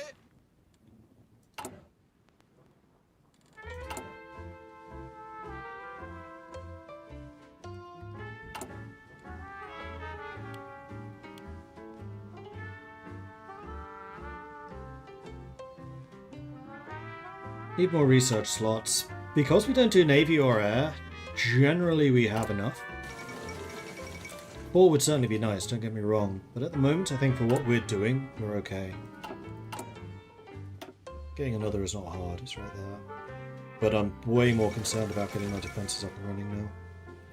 In fact, I think that is exactly what I'm going to do. Finish those up.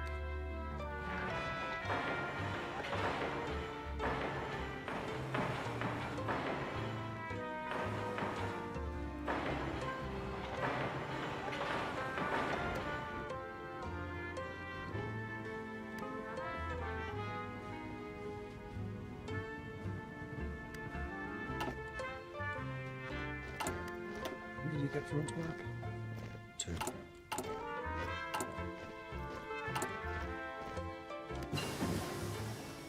Advanced machine tools, done.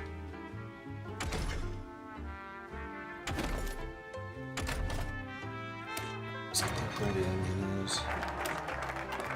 There's the Poudrière de Belgique. We're going to get you a day after. That's really frustrating. Right, can we do a 30... Oh, wait, we need to do this one first anyway. That's fine. Perfect.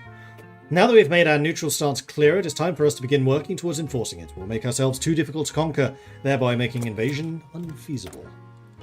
Alright, what were we short on? Guns and artillery. In that order.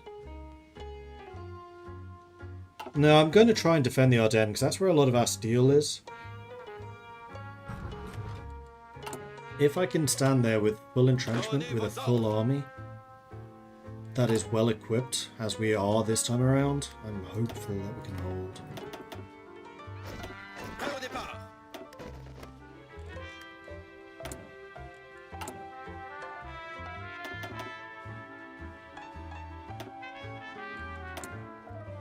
Meanwhile, we have another political advisor we can bring in. I think I'm actually going to bring... I want to do this now.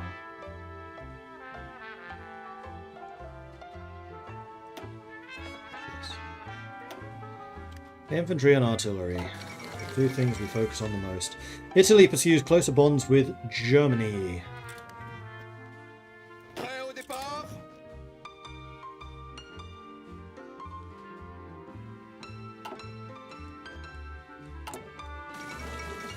Molotov-Ribbentrop diplomats from Germany and the Soviet Union concluded what observers are describing as a historic agreement today with the signing of Molotov-Ribbentrop.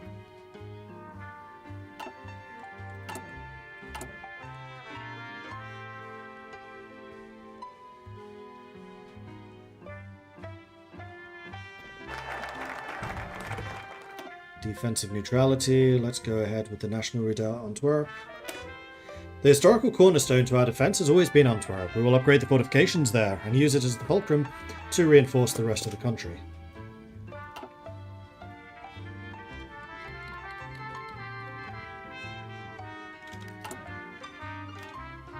Getting a little bit stressed about how well positioned we are. I think we do need even more artillery.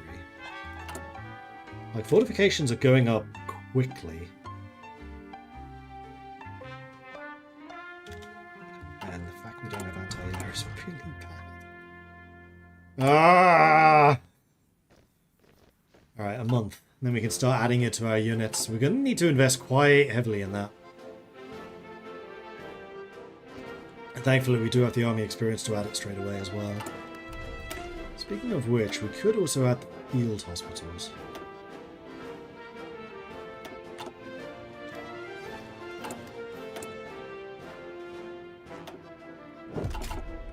More artillery, yes please.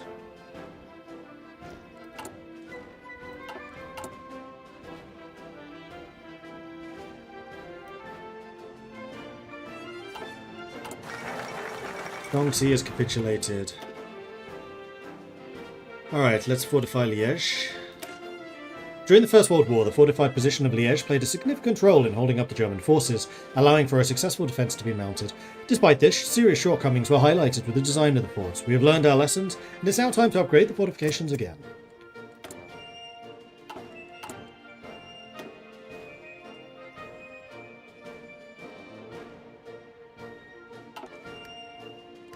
I think once those are done...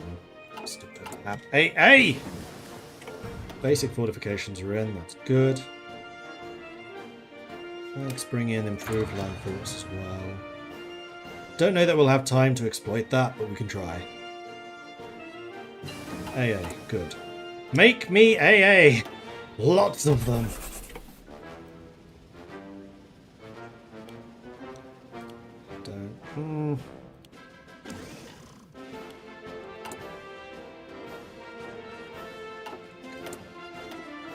And upgrade them too, please.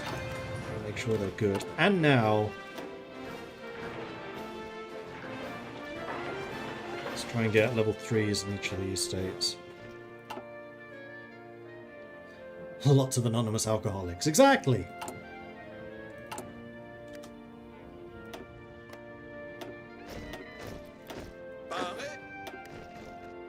21 divisions. These units are low in strength. August 39. Okay, the last unit that we need to add to these is the AA. And that's going to allow me to see just how bad our deployment is. Now, I am going to say you guys lower priority than the troops in the field already. War with Poland.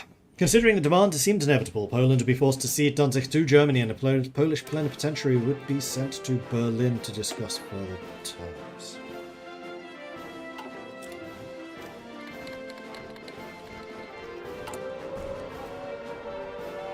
Even ML is preparing.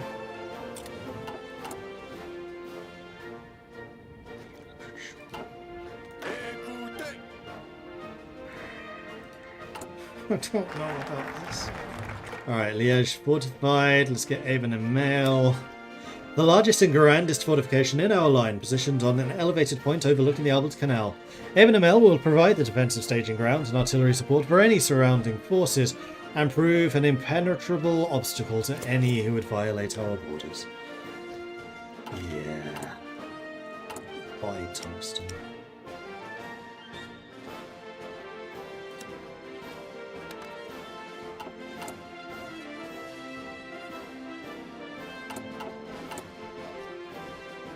We're fully building anti-air defenses now, that's good.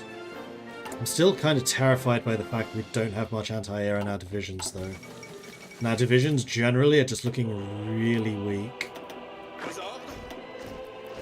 Which is really not ideal.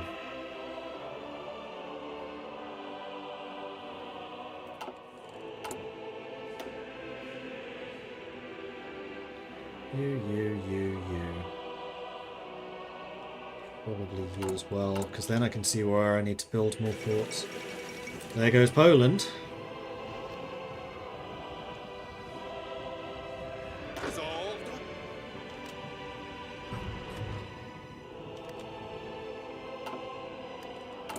Another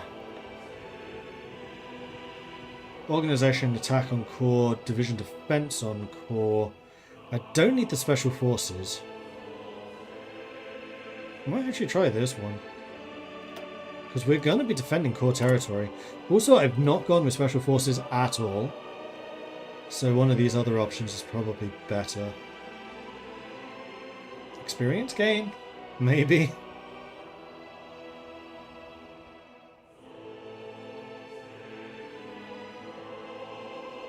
Entrenchment speed? Also maybe. Division experience gain. You know what? I think it's going to be that one. Switch.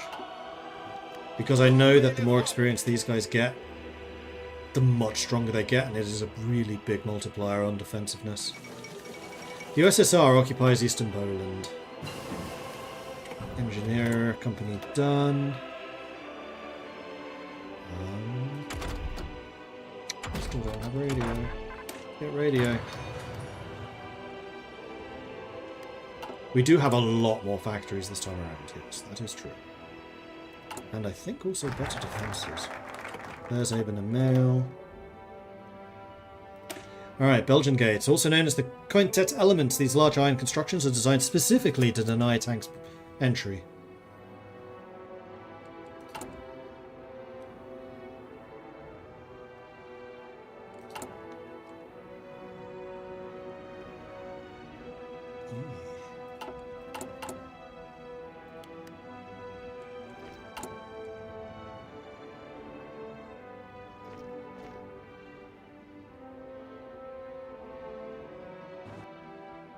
Hopefully we are getting the anti-air very nice and quick. 6 defences in Liège.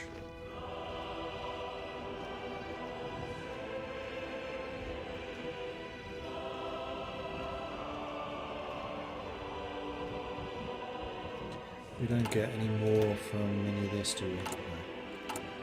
In which case, let's finish the fortifications.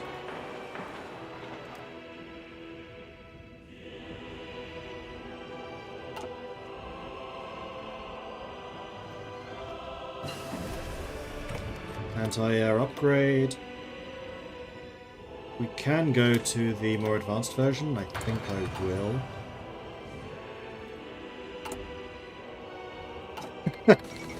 Soviet Union declared war on Finland. Soviet diplomats have presented an ultimatum to the government of Finland demanding border adjustments in the region of Karelia.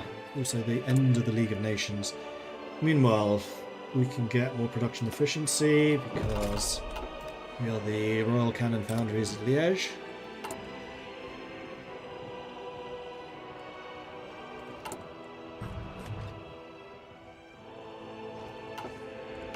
We do also get construction speed from these.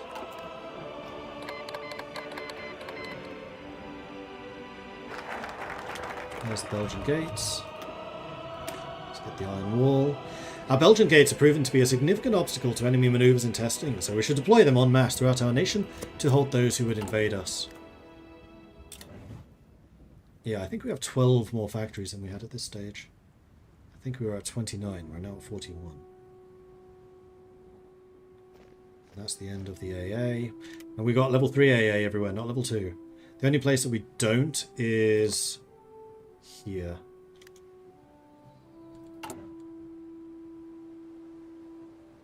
But I think it's more important getting our front line set up, because if I can hold this, and if France can hold down here for long enough, I will have time to fortify this area. And that's really what this is all coming down to, because I do expect France will fall.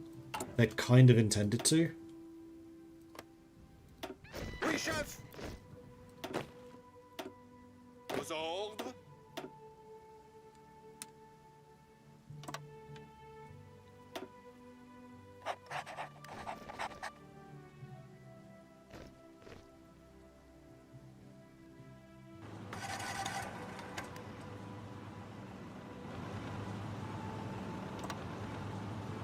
Oui, chef.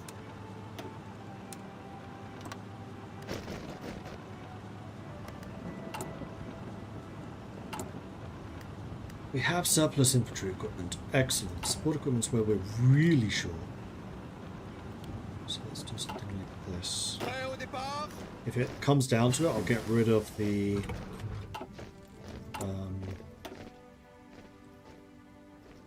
field hospitals.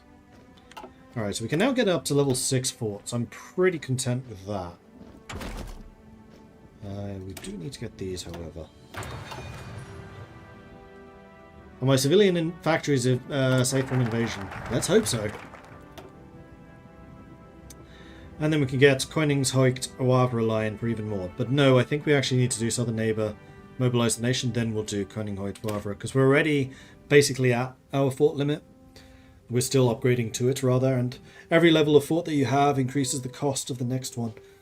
Thanks to our experiences in the last war, most of our defences have been directed towards our eastern neighbour. However, they are not the only border in great power. We should ensure we are similarly fortified to the south. The White Dead. As war has come to Finland, many hunters, soyalskunta, militiamen and shooting club marksmen have taken up arms in the fight off the oppressors. And in fact, if we have manpower and we have guns. We can recruit more divisions. Communist majority. The current election has resulted in a victory for the Communist parties, with mixed reactions from the former administration. While the new rulers claim to represent the people as a whole, they view many of the democratic institutions we cherish as attempts to manipulate and oppress the working class.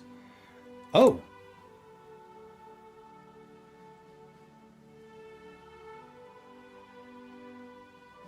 Yeah.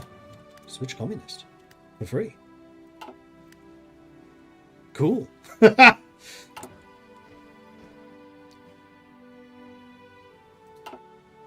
I didn't implement much of the communist stuff, Marlin did, so I hadn't seen that before. Good to know that that can in fact happen during the 1940 election. German interest in Scandinavia. The German Reich has clear strategic interest in Scandinavia, both for bases of military operations for the sake of natural resource import. And they've gone to war with Denmark. Denmark is given up. And Iceland declares neutrality. Yes, us neutrals need to stick together. Now they're preparing for war against us, so stop training. Start digging.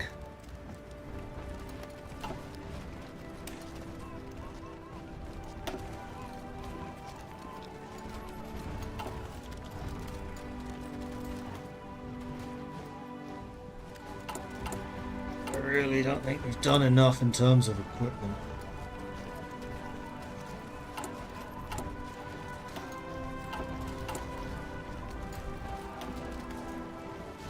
We do have higher level forts this time around, though.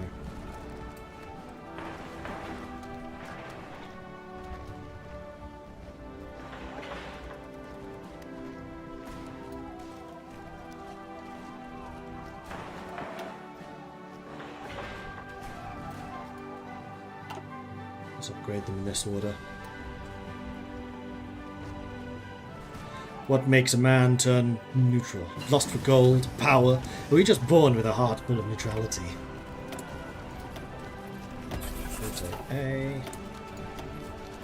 Alright, let's upgrade our artillery so we can do more soft attack damage. We can get another military high command, but none of these help me, so I'm not going to bother. Or we could just wait for... Right, we're communists, we can go war economy. Haha! Yeah, getting partial mobilization when we did was definitely the right move. War economy. Boom.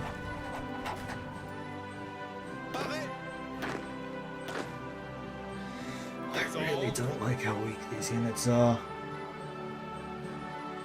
It's the big shortages of artillery.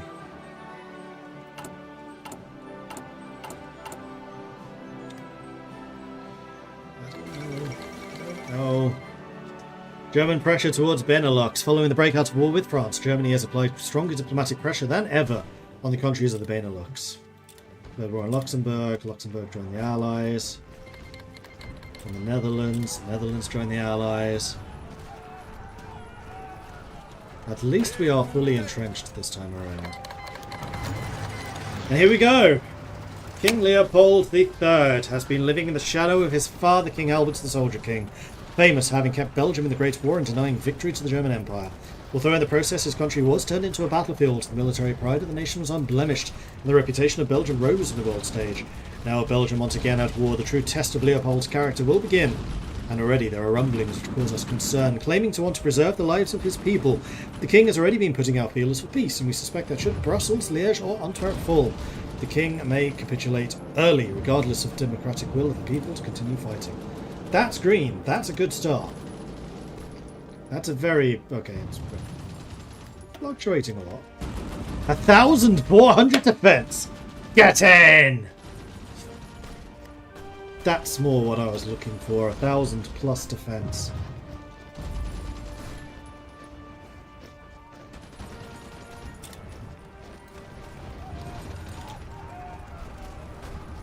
Even a mill hasn't happened yet. No.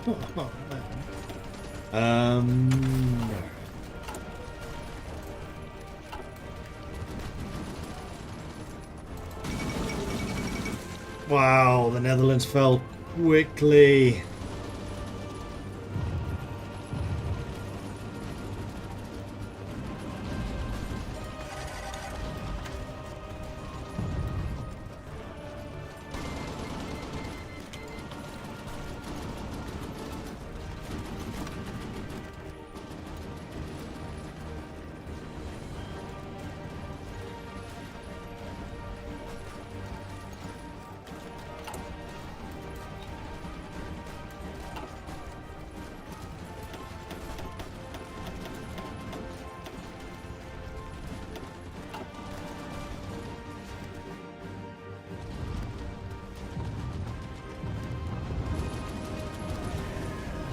Successfully did aim an ML.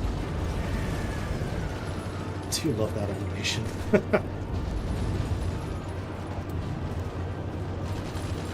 No, because this time we weren't guaranteed by the Soviets, which means they're not in the war. And they don't want any part of this while they're not in the war.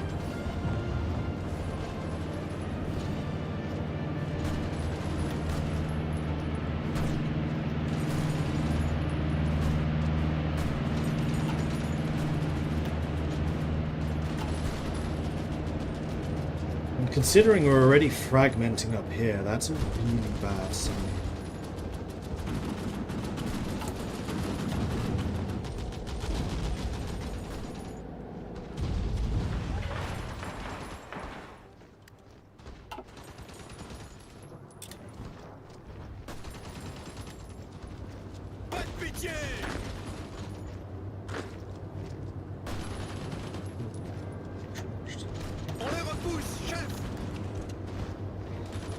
Unfortunately, as I move people around like this is when we start losing entrenchment.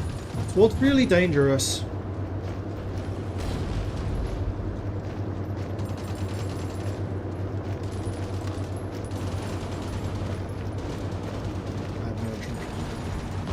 Oh shit.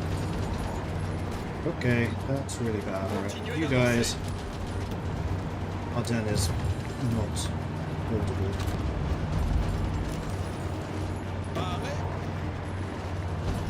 What the hell happened to your line?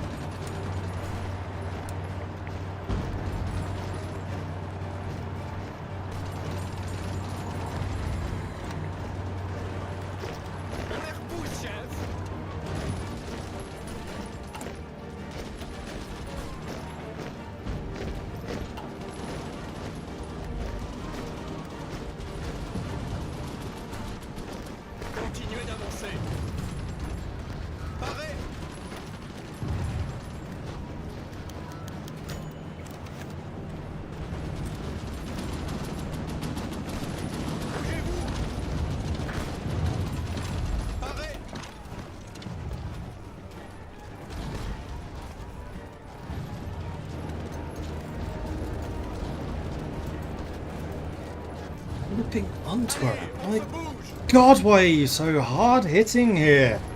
Can't penetrate your armor. Do have AA.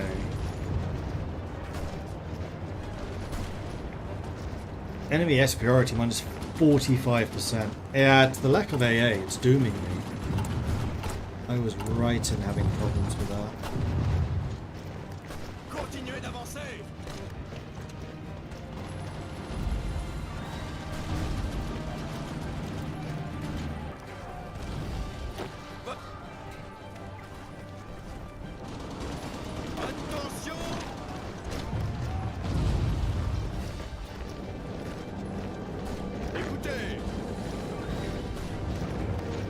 Attacking. Ah.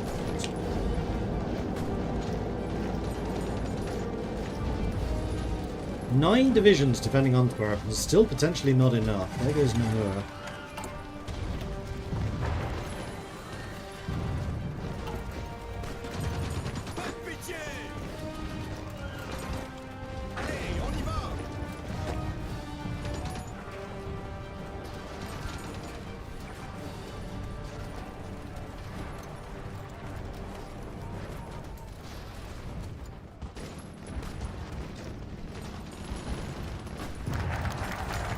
France, fend or foe. They cannot be trusted. Give me free give me free defenses now! Also manpower, pretty please. Fortifications are not the only thing we should prepare, but the population itself could be our greatest asset. During the last war they strove valiantly against the invaders. Let us harness that same passion and rally our people to the defense. Yeah, it's not going great. It's fine. It's totally fine.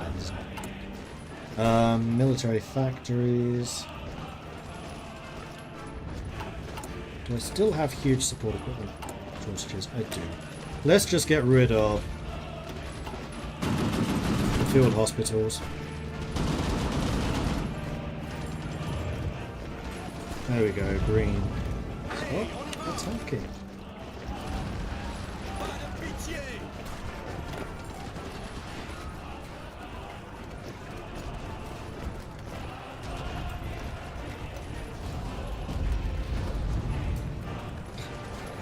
this again.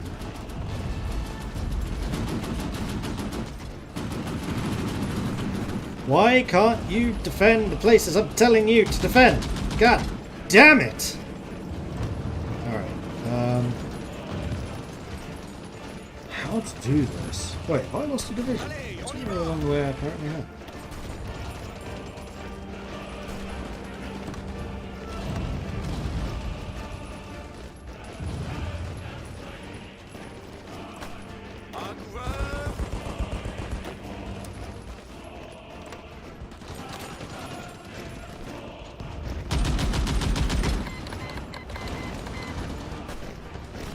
Ah.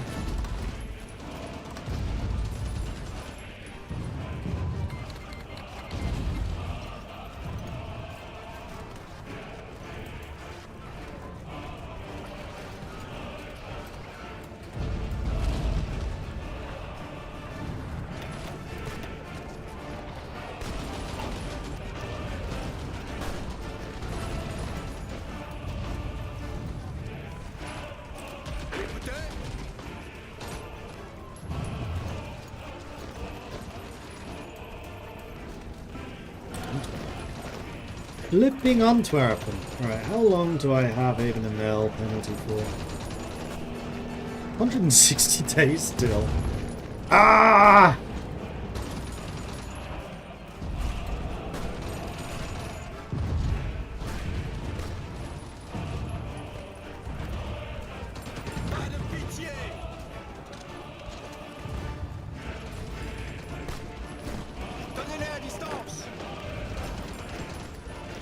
Fuck.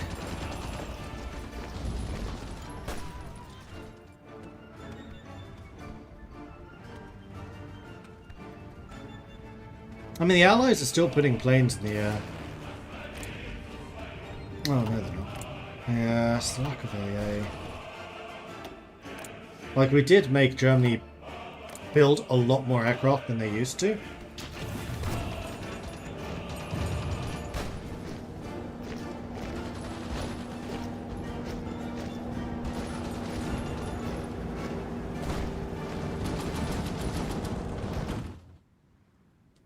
And they are breaking through towards Paris. I mean, they're still holding in the Alps, which is nice.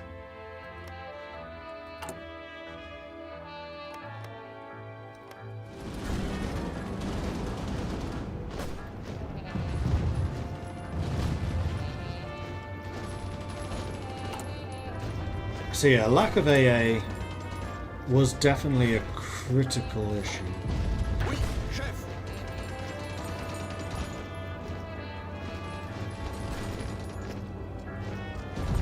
Most of my divisions are still requiring like 25 AA. There's 30 in a unit. So they effectively had no anti-air.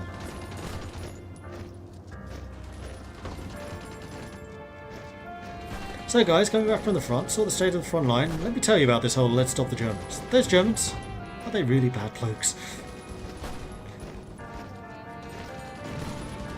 Yeah, my critical mistake here was the lack of AA. I know the impact of having enemy espionage. It's basically cutting our defensive arm.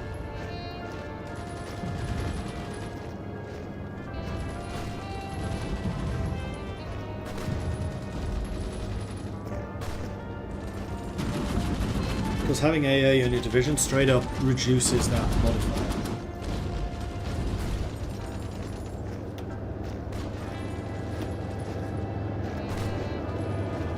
Down some of their aircraft, not nearly as many as I could have expected.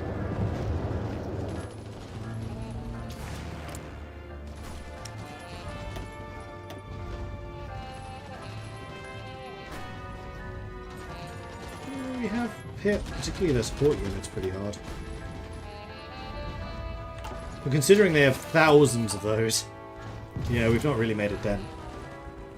Oh, actually they have 500. So we killed maybe 15% of them.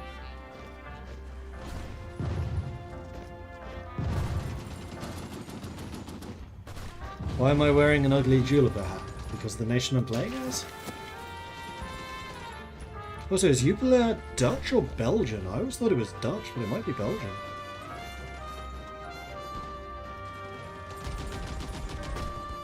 Reload from the Spain save and get AA earlier. That is definitely something we could do, yeah.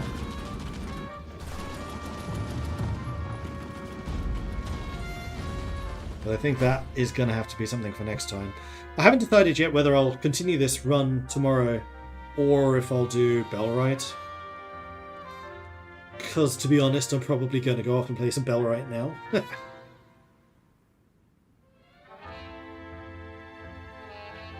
You know what? I'm not done streaming yet.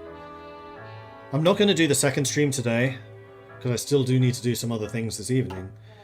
But I have a bit of time, so let's go and play some Bellwright now.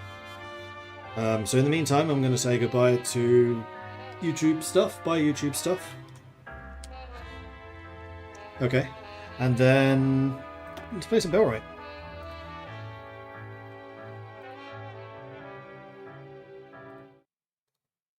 So I need to change those things. We'll do like an hour or two. Right. Category, Bellwright. Done.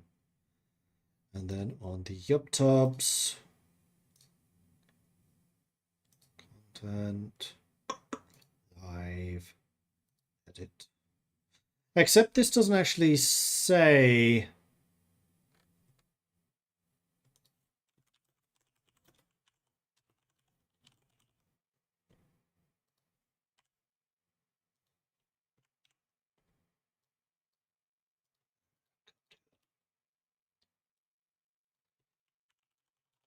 Let's just call it Bellwright for now. Although this is going to be the live video VOD name. It's not going to be like on Twitch where you can just change the category.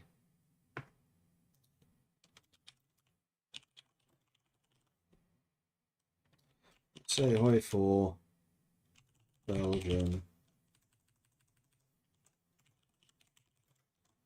Then Bellwright. Save. Okay, meanwhile, Bellwright is loading. I need to duplicate that, call it Bellwright. Get rid of you. Add game capture. Bellwright with a dot.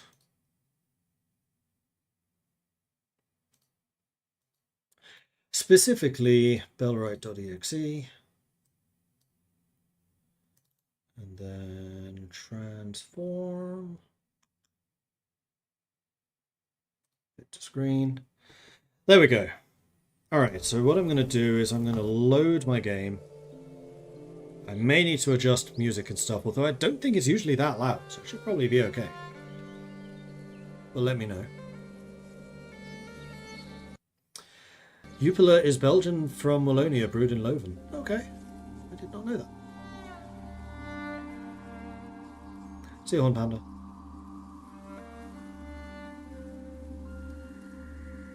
And then what I think I'm going to do is, while this is loading up, I'm going to go and grab some more to drink. So if you need to grab a drink, this is going to be your chance to do so. I'll take about 3 minutes. Stretch your legs, do what you got to do, and then we will play some Bellwright. So I'll be back very, very soon.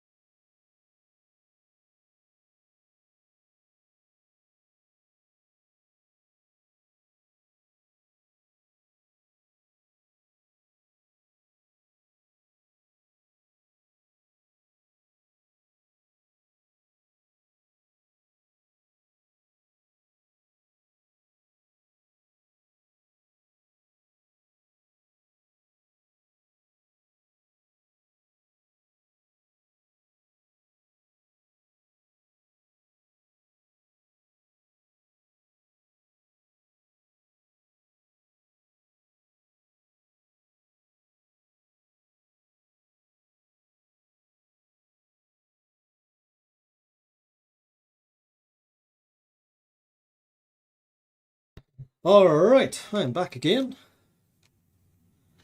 And let's take a look at some Bellwright. So this is just continuing the game that I had going for myself. So this is my character. Hello, this is me. And we have a very... So he was injured. I suggest that there's wolves or something around. Because I did something really, really smart. So this area that I'm looking around at the moment, this is my village. As you can see, it is very low tech. We're still basically Stone Age at this point. But we are up and running. We have a couple of people. I'll show you how all of that stuff works in just a moment. I just want to give you a bit of a rundown of where we are. So at the moment, we are here in the map. It is a big map, as you can see. We've only explored this little area so far, and there is a lot more things to do. And then the map is split into regions, which you're basically fighting over. So these two starting regions, then maybe some of the stuff up here, is fairly safe to start with. There are a couple of bandits coming out this way, and then as the colours become more intense, it basically gets more and more dangerous. However, those regions will also likely have further resources like iron, for example. Don't know exactly how all of that's going to work. We're still very, very early on.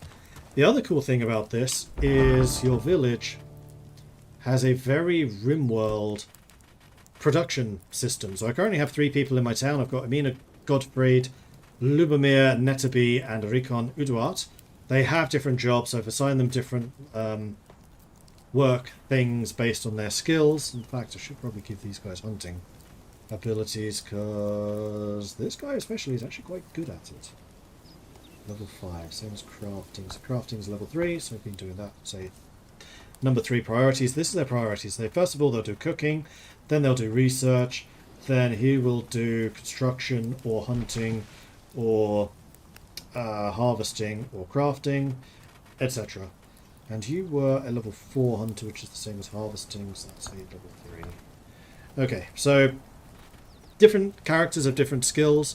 The first number is what their current level is, the second number is what their maximum is, and different characters have different maximums. So for example, Netterby is longer term going to be a better character because his maximum level skills are going to be higher. He's basically a guy you start with. Amina, Gottfried, and then Rickon are people that I've actually recruited, and the way that you recruit people is by going to the map, and then there are NPC villages which have people in them, which you can then go up to, see their stats, and then hire them for renown, which is the top left corner. There's gold, and then there's a blue thing, that's renown. You spend that to hire people, basically. The location of my town is kind of an interesting one, because this cave behind me is actually a wolf den. I did not realise that when I built here. So every now and then, usually every other day, a wolf spawn occurs. Then I basically get hit by between 1 and 3 wolves, which has various repercussions. So you saw at the very start of the game, my good guy got injured. Not sure why. That's usually because wolves are spawned and then he gets caught out on his own. But it does mean that my people are surprisingly tough for their level, because they have to fight for their lives every other day. Secondly, we have a really good source of meat. So we basically always have meat, so vegans and vegetarians need not apply, although we do also have a lot of mushrooms, because right next door we have these forests, and on the map you can see where the forests are marked out. They're called deep woods, and in the deep woods you usually get different spawns of different things. So over here, for example, we have quite a big mushroom spawn. We have actually completely tapped this location, but then there's going to be some more, for example, over here, and where these little dots are interactable nodes where you could harvest resources. So I've currently got my people harvesting all of that stuff, so I don't really need to. And you can see on the left, like log with a little portrait, that means one of my guys is carrying a log. Probably because they just harvested it or something. So we rely mostly on berries, which are from these little bushes. When they have little blue berries on them, you can harvest them. And mushrooms, then also wolf meat. I've just started trapping. So if we go back into the woods over here, we can see that I have a couple of traps set up to catch things like rabbits for another source of food. Food works in the same way as Valheim. You can eat up to 3 different types. They will have different effects usually to modify your stamina or your health bar. So in the top right you can see, top left, sorry, you can see the different resources. I'm going to eat a berry because I had one slot which was free, which was this one. We have some mushrooms already cooked up, some onions, potatoes, which I just took from raiders. But yeah, most of our food is berries, meat, and mushrooms. What's this game about? You're joining just in time because I'm just talking about it. This is basically Mount and Blade meets Medieval Dynasty. So my own house is this bigger shack here. This is my residence. It has a personal chest where I can store some stuff. The bed to sleep through the night. We have a trapper's encampment here. This is to allow people to basically do trapping.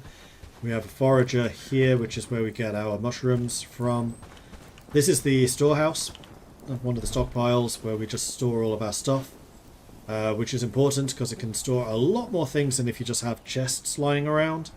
And things seem to decay a lot more slowly in the storehouse.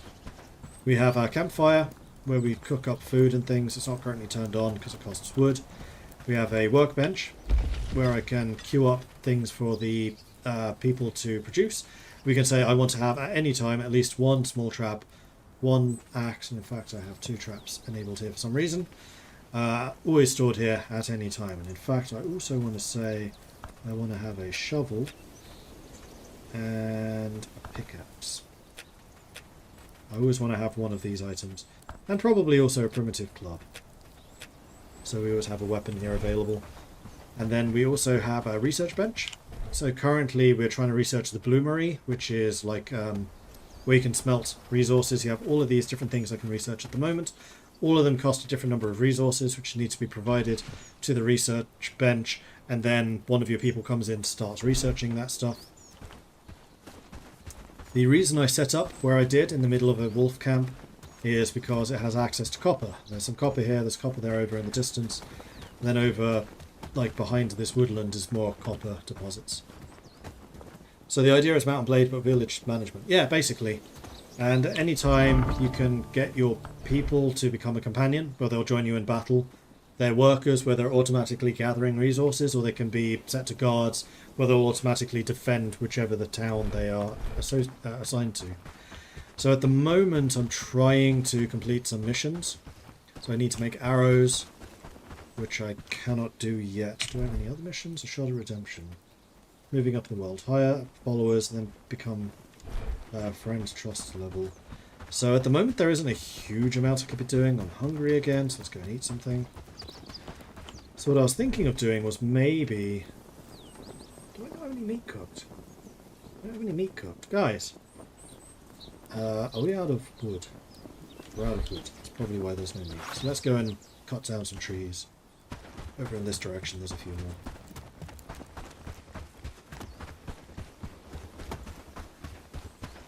Oh, and we're also building more buildings. This is a mud collector, which is needed for farming, for example. Then over there, so these buildings, mud collector being constructed at the moment. And this is quite a nice system. You can basically drop off all the resources needed to build this house, and then your people will come in and actually build it. Or you can go and click on these individual nodes to actually place things. But that's really click intensive, and I kind of prefer just letting my people do it. Then these huts over here, these are their houses. So I'm currently building another house so I can try to recruit more people. Would I say it's more or less builder management than Medieval Dynasty? I'd say it's less, but only slightly. I think the automation tools here are better. And it has more of an emphasis on combat. Like you can get your people to fight battles and take over new territories, that type of thing. So there are 2 different types of trees. There are young trees and then there are trees. Trees produce logs. Young trees produce wood. At the moment I'm after wood. We do have the potential to cut logs into wood, but logs take a tremendous amount of inventory space. It can be done multiplayer, yes.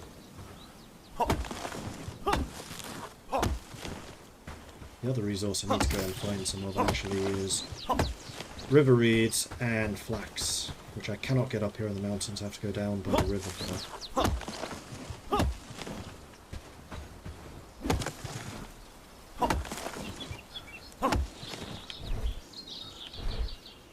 Down 2 more trees. Let my stamina recover a little. They do contain metal. The big green rocks have copper in them. Sorry, the big blue ones. But I don't have the means to process copper yet. But that is what I'm working on. You saw on the research bench that I'm currently trying to research the bloomery. That allows me to use copper.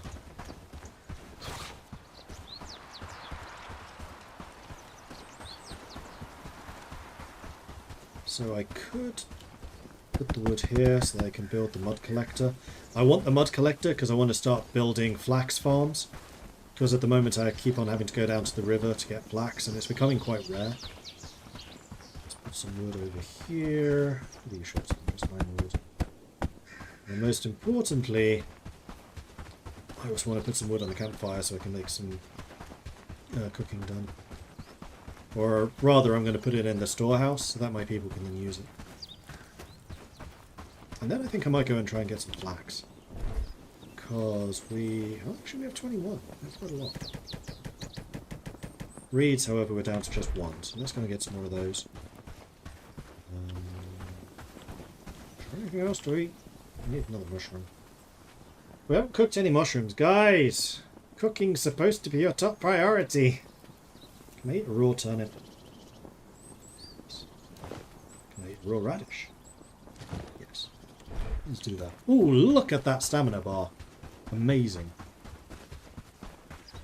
And one of the things that Medieval Dynasty could really learn from in this game, I'm going to show you in a minute. See how quickly my stamina bar is dropping. It's dropping pretty rapidly. However, if I come down here, once it's recovered,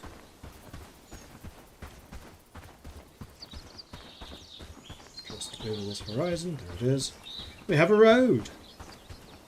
And if I decide to run on the road, it drops way slower. I don't have the technology to build roads for myself yet, but I'm very close to it. And you can also build fast travel points. You can build signposts, and then if you have 2 signposts, you can travel between the signposts, basically, which allows you to build outposts. Ah, there's flax. That.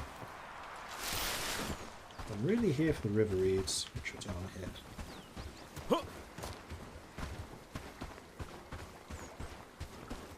Oh, phew. Nice. These white, yellow ones, the ones that I can actually harvest. The green ones, I cannot. There are ships. I don't know if it's ships you can build yet. This game is still in early access. It's still in very active development. So I would not be at all surprised if they add that type of thing later. No, you can upgrade later to non-wooden shack-looking buildings.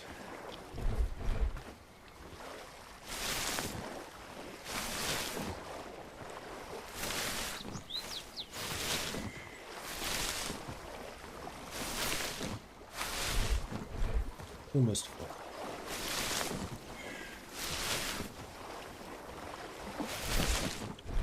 And now I am full. Okay.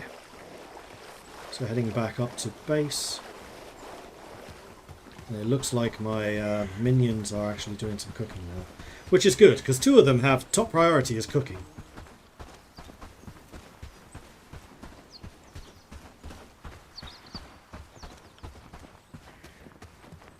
Some more copper down there. You're building in like that little woodland. Oh no, there's a bandit camp just behind it.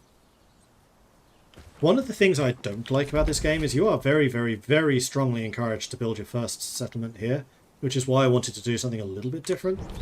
I kind of wish it was a little bit more open in where you could initially establish your settlement, rather than basically going, build here. Because on your first day, you're not even allowed in the NPC town. They don't trust you enough. They basically say, yeah, you need to prove yourself to us, and then we'll let you become a member of this community. In the meantime, go build something on the outskirts. So you don't even have a place to rest on that first night, so you're basically forced to build a house. And then from there you basically build everything else. That's the one part of this game I don't like. But later on it does really separate out, and then you can start building individual towns and villages who will start trading between each other for resources. Okay, so we can put the river reeds in here, which they can then use for various different things. And did you cook some food? Yes, we have some meat and also some roasted mushrooms. Cool. I think I'm going to take one of those pieces of meat and then nom it down, replace the berry with that.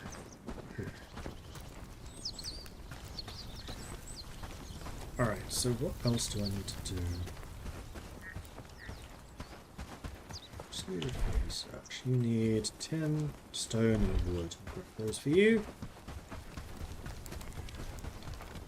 I did find some tin the last time I was down by the river. 2 of those. Ah, we're still out of wood.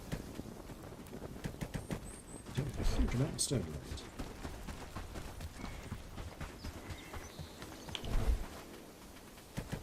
So we put these on the research bench, and then basically people can come here and start researching it. And interestingly, that is, I think, the one job that I found that a player cannot do. You cannot research, you have to get the NPCs to do it. You can provide all the resources needed, but then you need to assign them for research. And actually, one of the guys that I found in the town is an amazing researcher, so I might go and recruit him. Haven't decided. He's kind of weak in everything else except for research. Right. What was I here for? Wood. Let's go and cut down some of these trees. These young trees? These look young trees.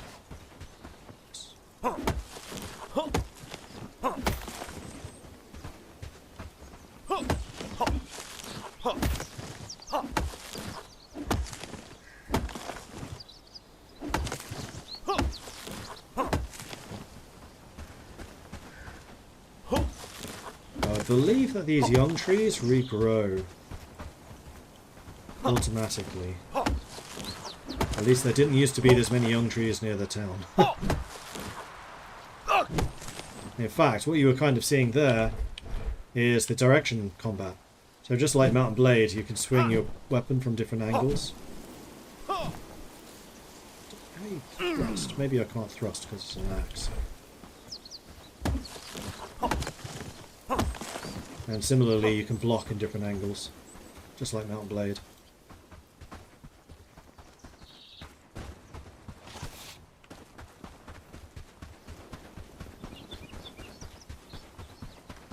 Alright. There we go. We have a researcher working here. You need 4 wood still. There you go. There's all your wood. We'll go and deposit the rest of this wood in here. And wood is something that you'd seem to go through really quickly. Actually rapidly filling up this storehouse. I may need to build another one here soon.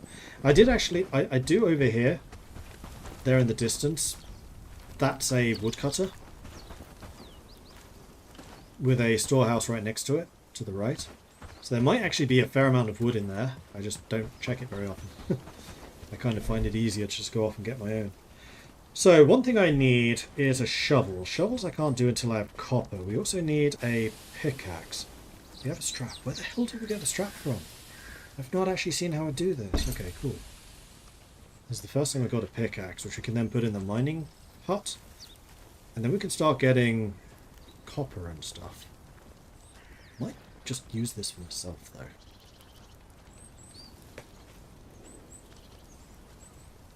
No cooking being done, that's good.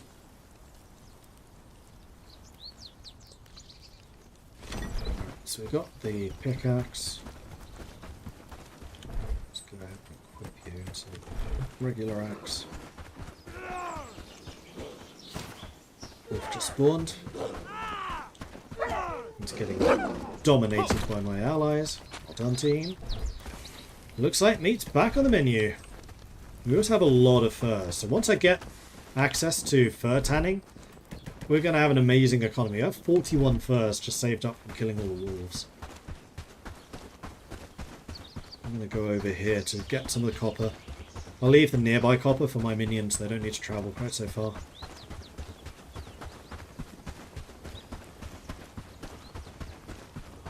I also see some flax on the way. And possibly another wolf. It'd be cool if you could domesticate the wolves. That would be nice. The other potential building place is over here, actually. So wolves sometimes spawn by those copper mines. Although I haven't seen this being a wolf den. I know wolves have been here, I've killed them, and I haven't seen them since. Flax also grows here, which is the nearest flax source.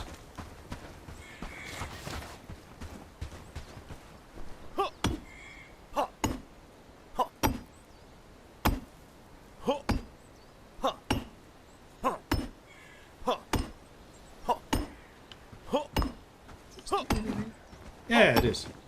Are these... Do these not run out? They don't seem to be getting any smaller.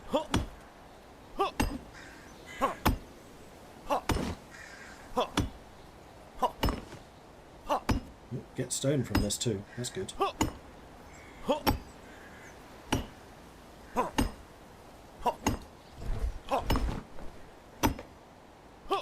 I still do this while having this open?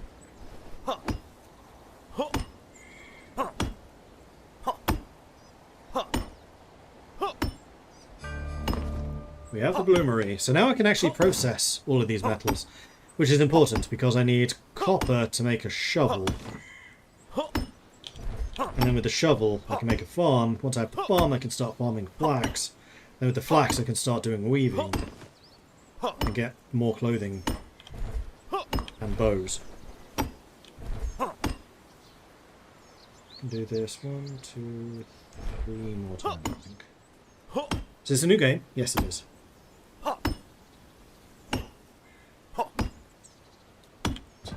Say about the bloomery. So I have access to bronze, tin, and copper. What's that? Copper nails. Used for various structures, though I haven't seen that.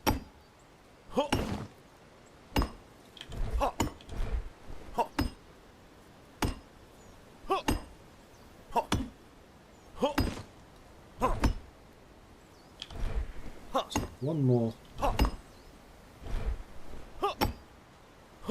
Either stone or copper. You know what? In case I get both, I'm just going to grab a piece of flax or something on the way home.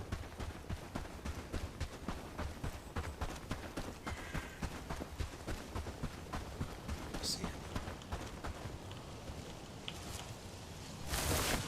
I'll take this apple. It's one piece of wood. And as you can see, it is now starting to get dark. There is a day-night cycle, there is a season cycle. Although the seasons only seem to be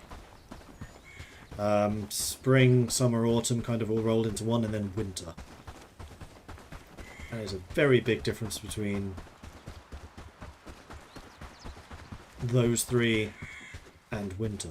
Winter is when everything seems to respawn, but also there's no food or anything around. Like all the things you can usually pick up on the ground, they all disappear. So let's put the majority of this stuff away. Let's just put it all away. Not the axe, I need that. However, put the pickaxe away. And I'm going to assign something else for research.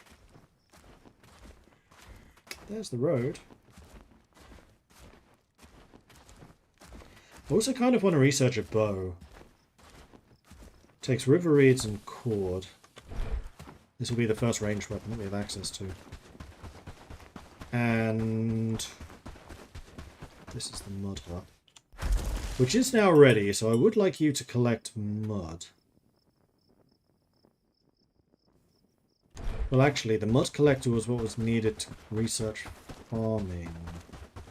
Let's just double check. Or did I get the farm already? I think I got the farm already.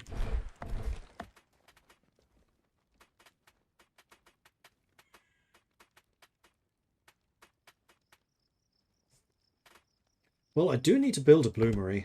And it would seem to make the most sense up here where all the copper is.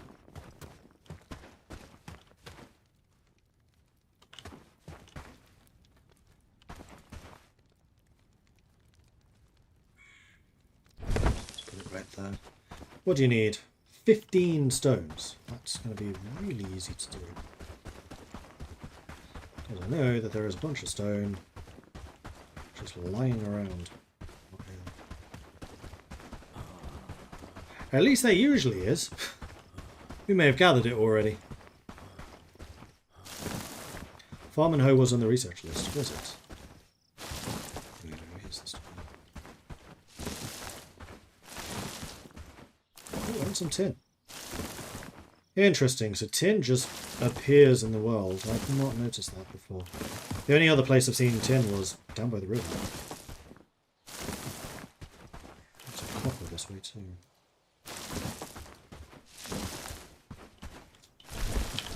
May as well fill the inventory.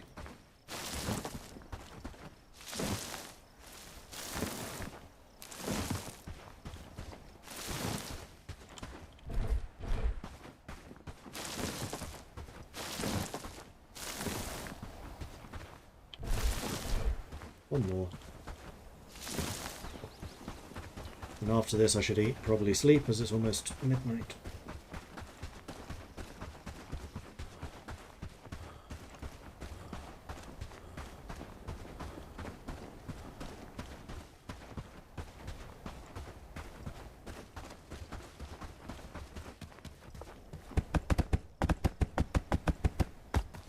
All the resources there. I'll let my people do the building. And then the research was farm and home. Wait, there it is. Do that one first. Hemp, sage, flax, mud. Ah, so I do need mud. Okay, so at the mud collector, gonna need mud. Gonna say, let's keep 10 in storage. Ah, but we need the shovel for that. Let's sleep.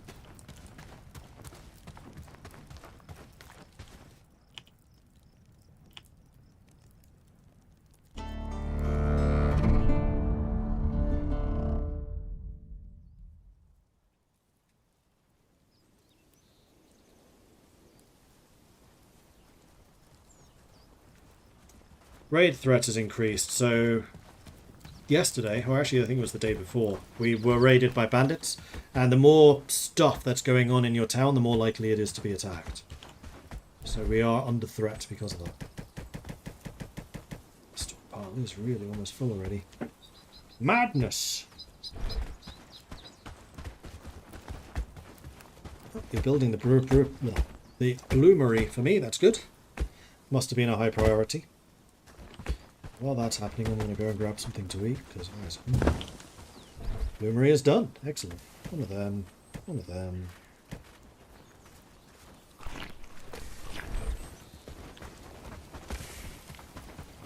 Okay, how does this work? I can manage it, I can add copper or tin, or I can add fuel.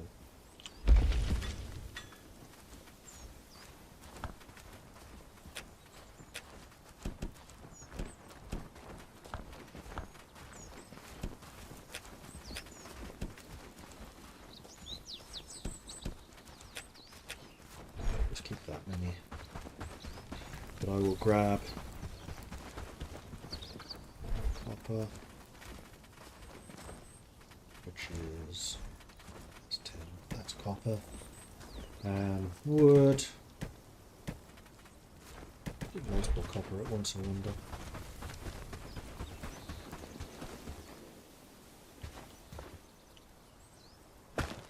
No, just one.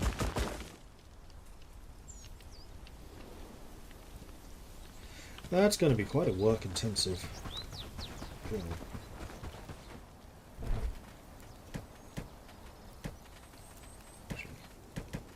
Hold on to the copper.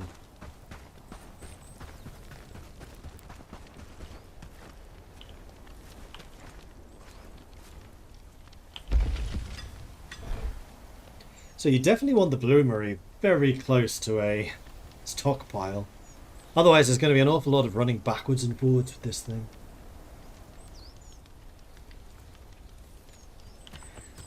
Speaking of running backwards and forwards, you sage and mud. So the flax is already here. Do we have sage? I don't think we have sage.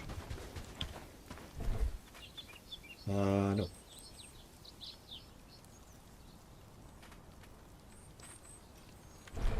So sage and hemp are two things I should probably go and grab.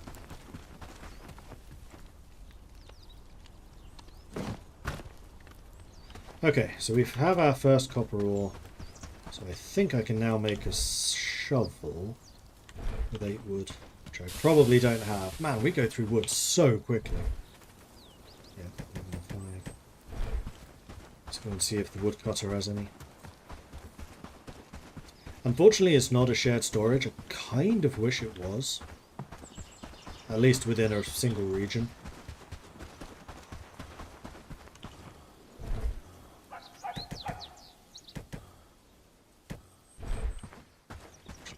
I'll keep the log here.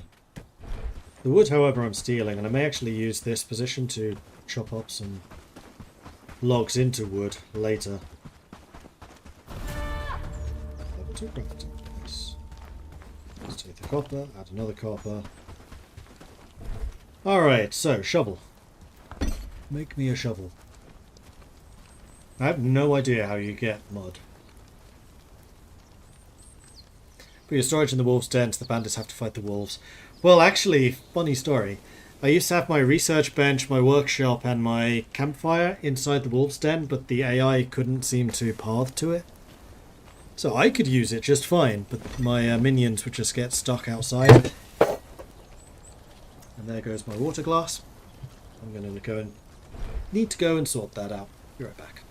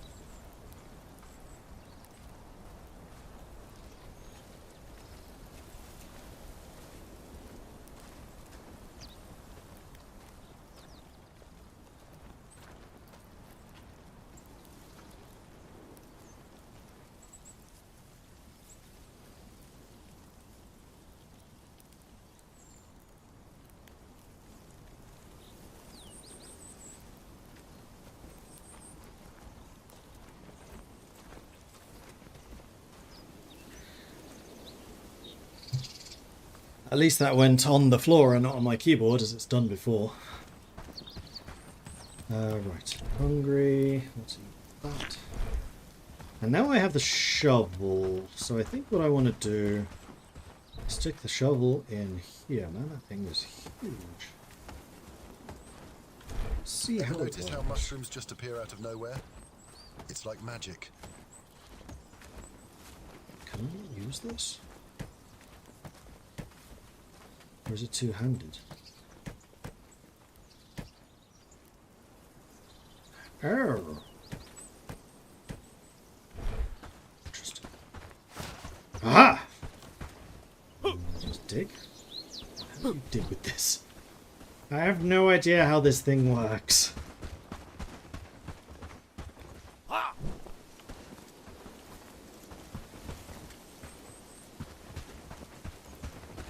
I have no idea if we even have mud around here. I suspect it's probably down by the river.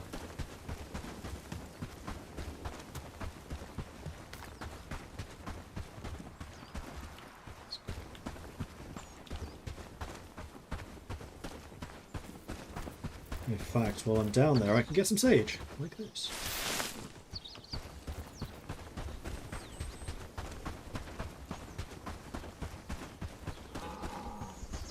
I know you can use shovels to dig up stumps. That's not mud.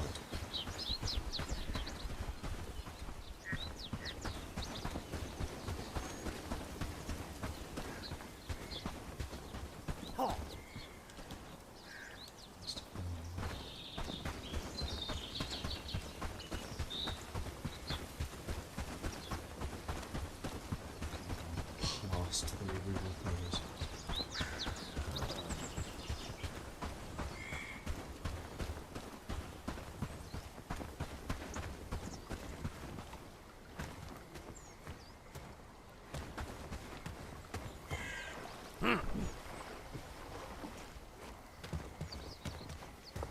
Does this work?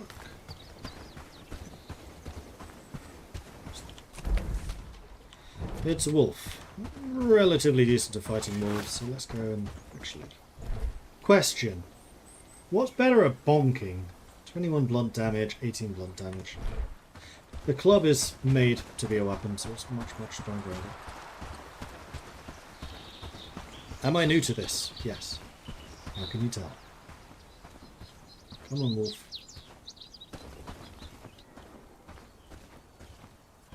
Two of you right next to each other, which is a bit dangerous. I'm gonna risk it. Me versus one, I could do it. Me versus two? No.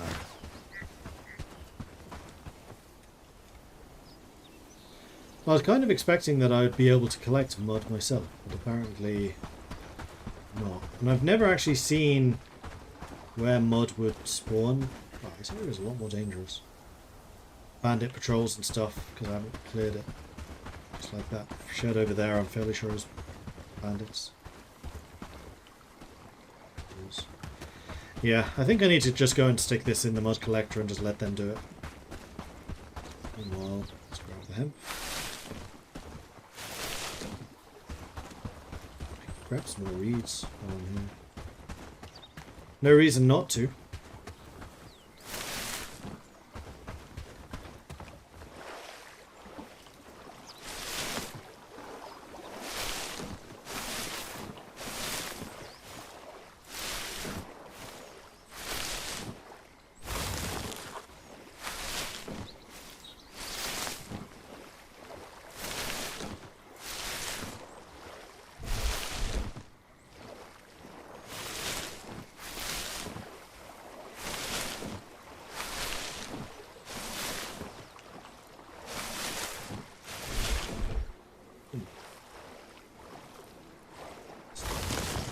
Sticks of wood, so I'll take it. Have 400 hours in the game, need some pointers. Not unless I ask. This is one of those games I've kind of enjoyed just finding stuff out. But thank you for asking.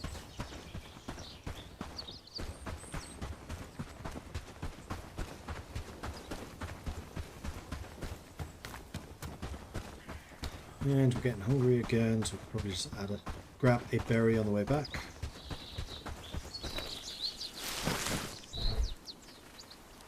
No, I can't, it's on the floor. Can I just eat it from the floor? Okay. Om nom nom nom.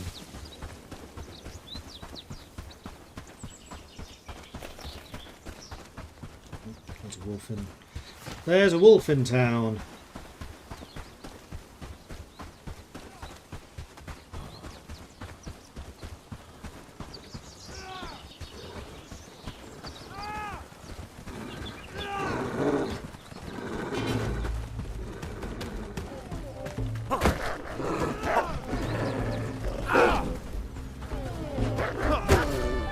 Hey, level 2 hunting. Glorious. Alright, let's go dump these things away. Glad it's my home. Put this stuff in here.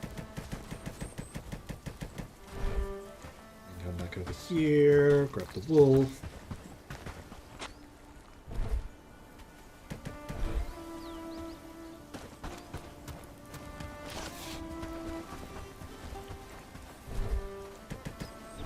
Okay, that's all put away. Then let's go and put the shovel in the mud collector and just hope that people find it in their hearts to get me some mud.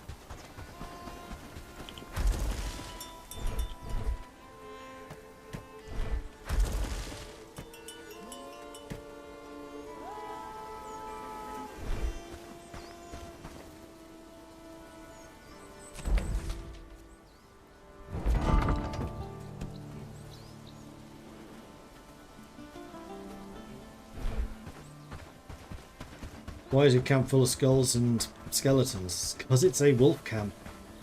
Like, none of the skulls and things I put here, it's all because of the wolves. Like, if you come in here, there's even more of them. And then a little platform up there with a chest that I looted when I first got here. I do think it's kind of hilarious that I just built this in the middle of a wolf den and just didn't realise what it was. Right, well, can't do anything with that. Great work, don't you think? Actually got copper going pretty consistently, that's nice. Sage. I did find some sage in the mud, which we're lacking for the farm. And then I can, at that point, hopefully grow flax, sage, and hemp. Where's the sage? There it is.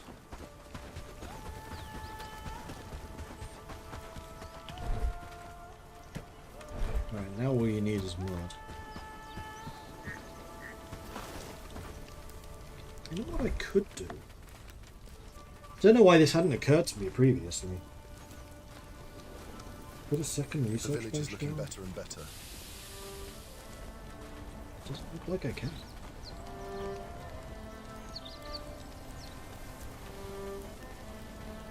I can put more workbenches down, but not research. That's interesting. Yeah, I've been using the tutorials. It just hasn't been a tutorial So about far collecting we're doing mud. great work, don't you think? That's the one thing I don't understand so far.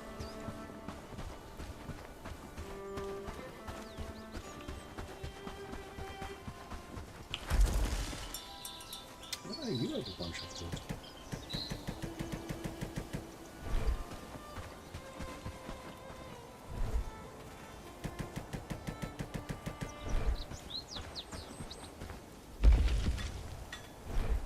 Manage it. I want to do it.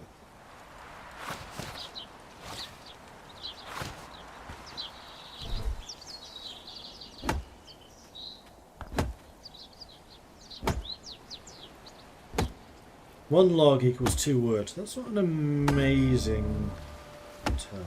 No, it's 5 wood. Okay, that's better. Actually, it's quite good. 5 wood for 1 log. You can usually get between 1 and 3 logs per tree. That's a lot better than going after young trees. Okay, fair enough.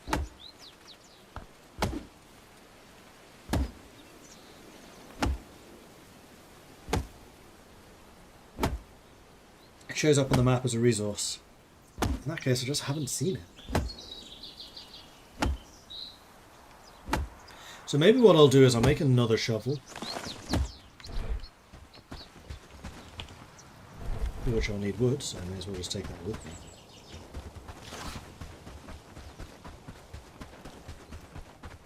And just go exploring again.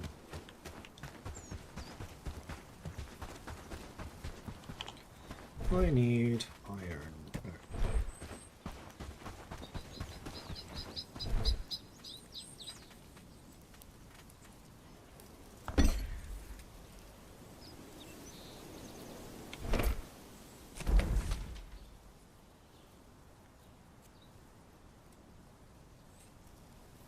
I mean, I might be able to go and clear out some of these bandit encampments. I haven't really explored much down this way yet, so let's do that.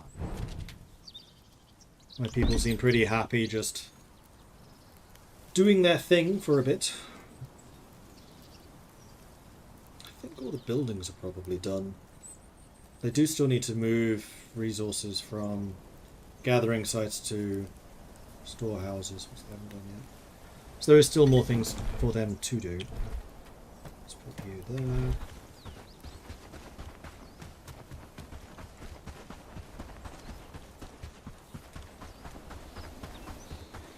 Map in the game is huge. It's one of the best games I have that I've played in co-op. It's just as good, as not better. Nice. Yeah, I've been really impressed by this. I remember it came onto my radar like a year and a half ago, and the reviews at the time said it's good but needs a lot more work. But it looks like the developers are really active because a lot has changed. And yes, I would say that this is very good. Also, I'm about to run out of mushroom. That's poor timing.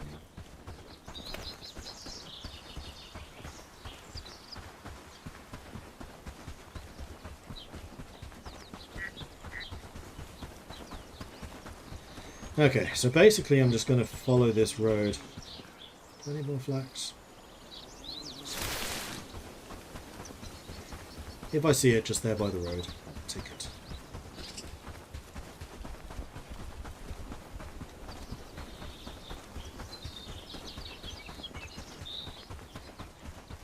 That's a lot of bad guys. All wolves. Interesting, because we actually cleared that camp out yesterday. I think I'll steer clear in that case.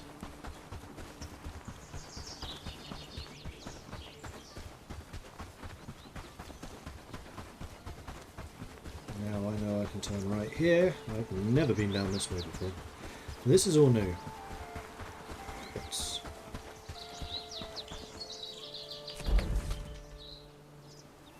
Sage. There's something else over there. What's that? Flax. If nothing else, I'll come back with a bunch of flax. Which I'm completely fine with, because then I can start making some proper clothing, which I know my people are still kind of lacking. Is that eye? Maybe tin.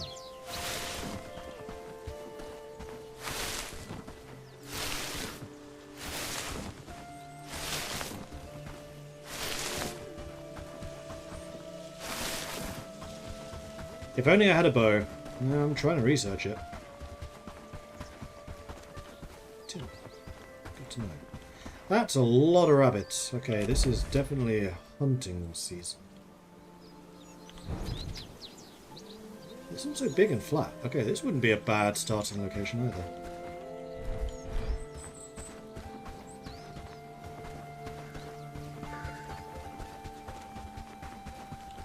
Let's say tin there.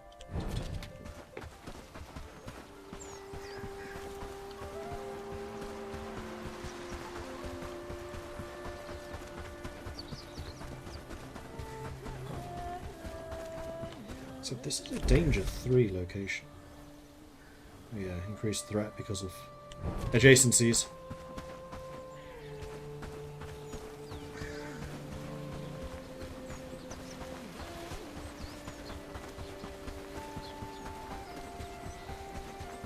Were you saying there was mud back here? Aha!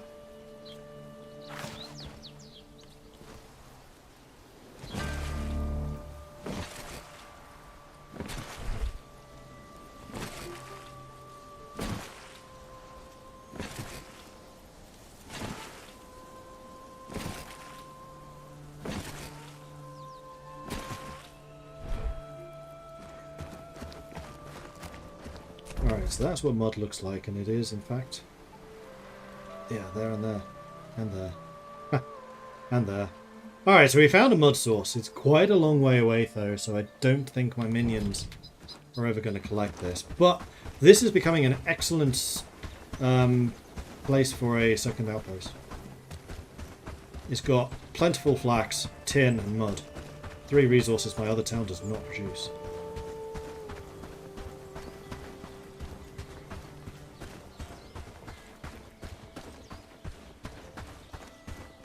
And sage. And rabbit.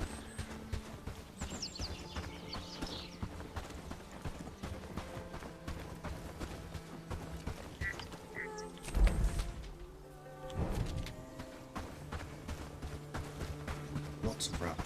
Crikey.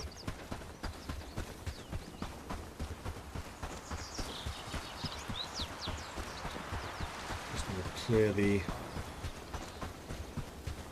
fog of war. There's more sage. Mud's probably good for making better huts later. I believe so, yeah. I have a bad feeling mud's going to be one of those resources, kind of like wood and stone, we're going to need a lot of. So not having a local source up here is going to be a bit problematic.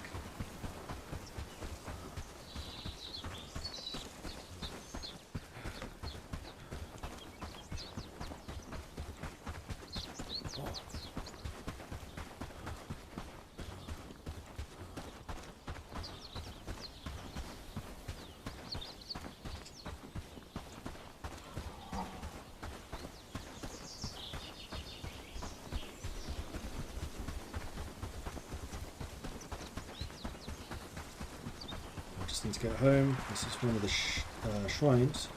You can sometimes find bits and pieces to loot at these. I've already got this one though. I've gone right past my own base. Terrible map reading.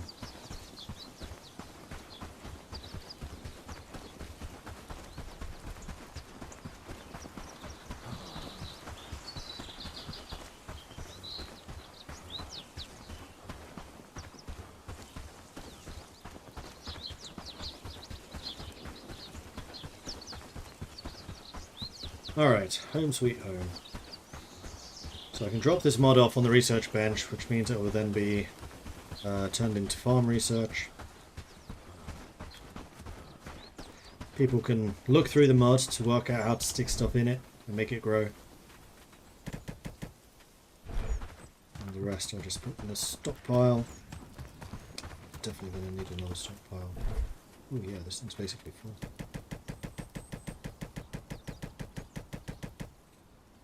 Okay, that can certainly be arranged. So I'm going to say... no, I want to keep wood here. I don't want to keep logs here. No logs.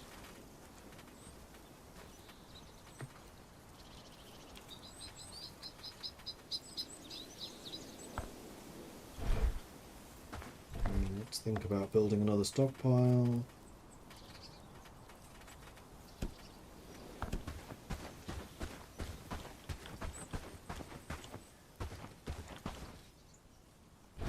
I'm thinking literally next door. So this needs 5 flax, 5 logs, 10 wood. 2. Only carry 2 of these at a time. 2. What do you think Doing those all my dots in wood. the sky are?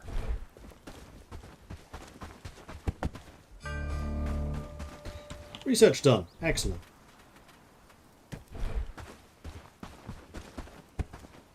And 5 flax and 10 wood.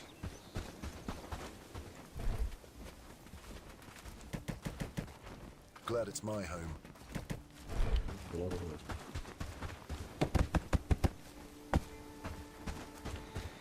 Meanwhile, let's go and see what we have researched, and in fact we should also see what we can plant. Compost pile, used for producing fertilizer. I have a feeling we're going to need that. Mixing bucket.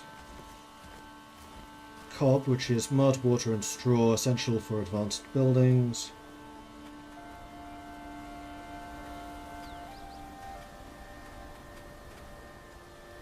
Thresher for separating wheat. We still do the village hall to get higher level things. And then a water collector for storing and gathering water. I'm wondering if you can use this to make mud as well. But right now what I need to do is build a farm. It's quite big. I'm glad I have a place to sleep. Yeah, I don't know where I'm going to put this. This thing's fucking huge. I mean, it's a farm, so I'm not entirely surprised. I was kind of hoping I could stick it on the side of a hill, like in Medieval Dynasty. Down here, hopefully?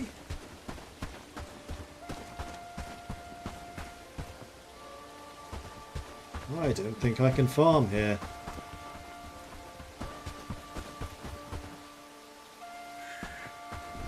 Yeah, I definitely need to start working out how to set up a second outpost. So I think for that, I need to research the signpost to unlock fast travel.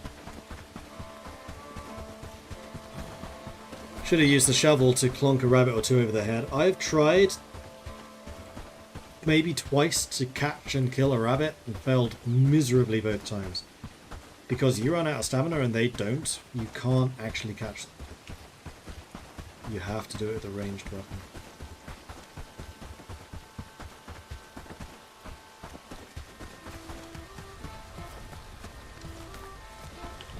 Terrace farming, yeah, exactly. Well, I definitely think that we need signpost, trouble signpost. wood and simple cords. Always wood. Always freaking wood. I feel it's going to be a good day.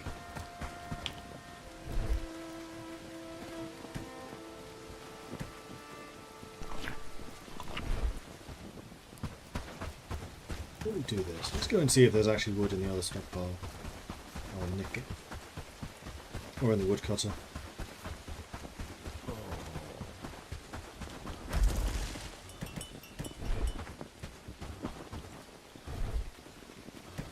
There was some.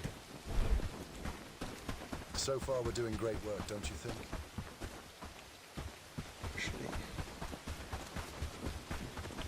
Seeing as those limits seem to be on a per thing basis, I want to say keep at least 10 logs in here and 20 wood.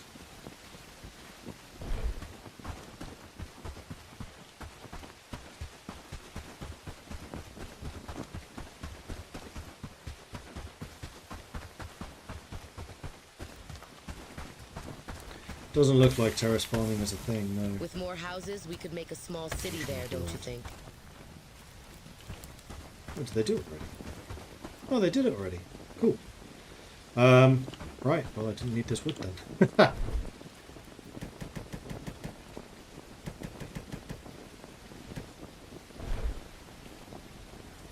So I think that you make sense as like a food stockpile.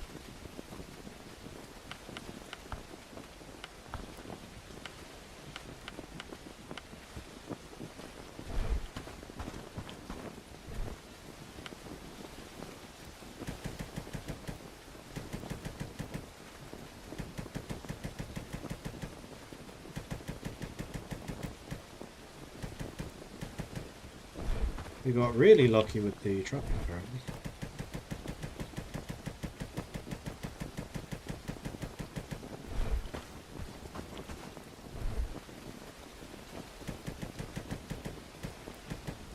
Just four. It's you. Is that everything edible? Yes.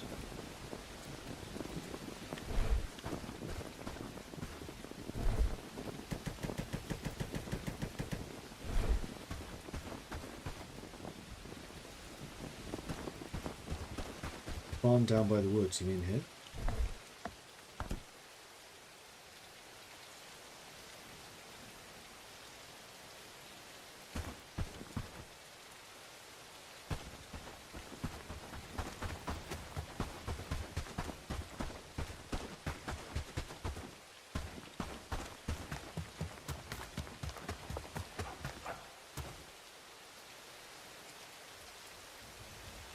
Actually, there is a place that's marked.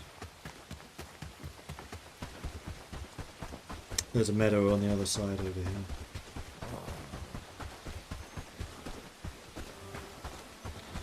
I need some berries. So, I have no idea when night actually falls, if it just forces you to sleep at some point. Or if you can just keep going through the night. Kind of suspect if there is a limit, it's going to be midnight. This is where I'm at.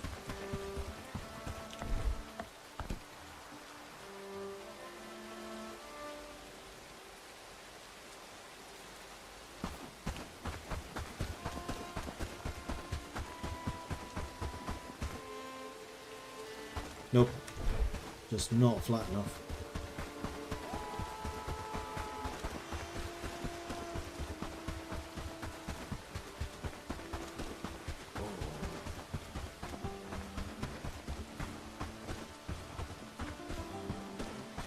It is now midnight.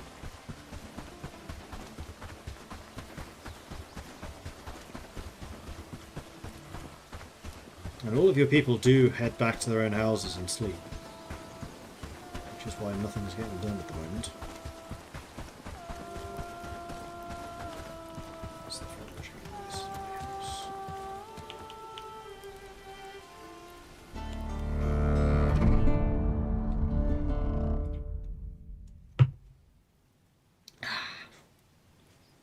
Still day 13. 2 days until winter. So far, we're doing great work, don't you think? Do think.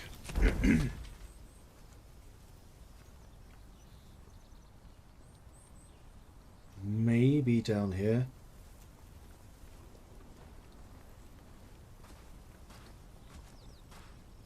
It's open region. Did you see that sunset last night? It was beautiful, wasn't it? Alright, I'm going to run down the hill just to see if it is possible to place in that other area.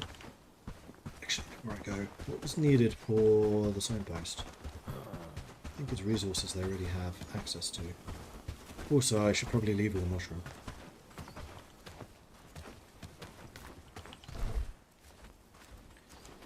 Cord and wood. I mean, these are both resources they should have plenty of here. I will, however, Ever take a notice how mushroom before I mushrooms leave. just appear out of nowhere? Please and thank you. You have no mushrooms. Outrageous. I'll take a piece of cooked meat instead. Because I think you can have a piece of cooked meat and a small piece of cooked meat. I think they count as two different foods.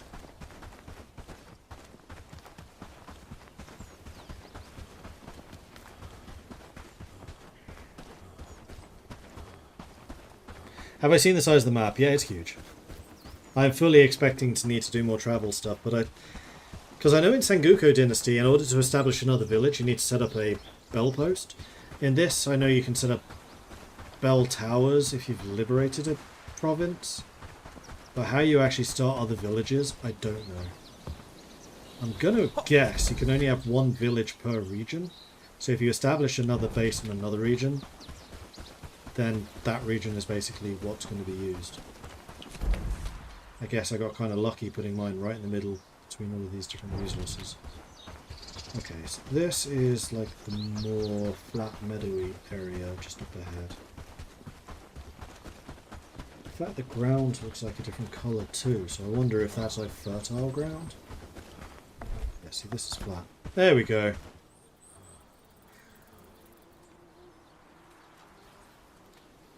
So yes, different regions basically have different resources. That is a bucket load of flax. I'm going to take it all.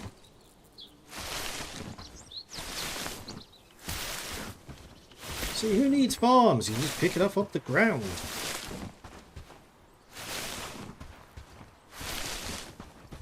So this is basically saying that I've set up in a super mining area with no capability of farming. So when I do establish that other settlement,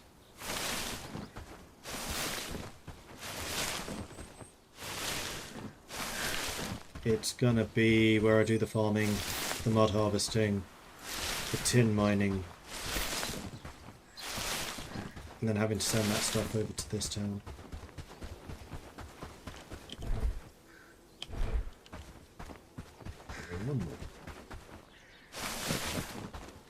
Okay, so what I think I'm going to start doing is turning some of this flax into linen.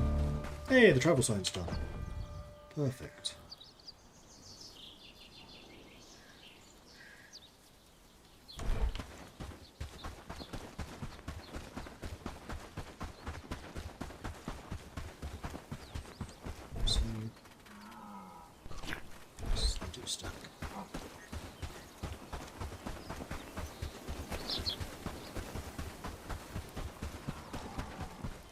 That's where you find your first companion.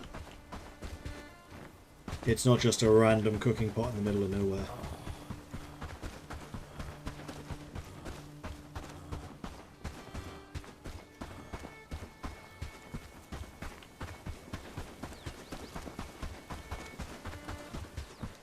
Actually, I'm not sure there are mushrooms down in the meadow area, thinking about it. Or at least not as plentiful. Mushrooms up here are really plentiful. So, we should build a signpost, and we should also decide what to research next. Bows. Bows. Warhammers! We're going up in the world. I'd also quite like to get a smoking rack campfire, because that would allow me to make more food types.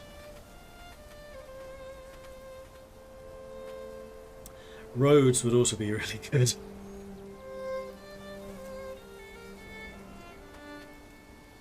But I think I can't really do roads until we have that second base set up and we have a mod supply. Alright, so how does one make anything? Travelers clothes. The Travelers is what I have now. Hand wraps, I don't. That requires hemp. Does this all require hemp? It does. Also the straw hat. I can make myself a hat. I don't have a hat yet. I want a hat. Yeah. Actually. Oh, the Traveller's hood. Seeing as I'm already wearing Traveller's everything else. Also don't have a cape. I want a cape. Give me a cape. Pelts! Oh, I can do pelts. Linen I think we can do too.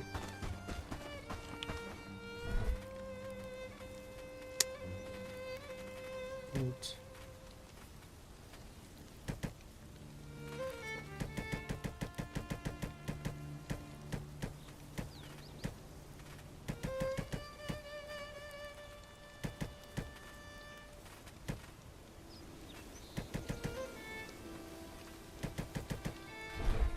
See what we can make.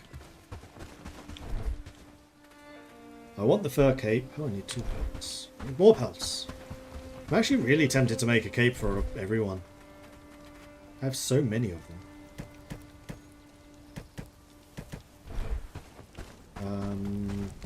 I don't have one. I know one of my characters has a cape of some kind.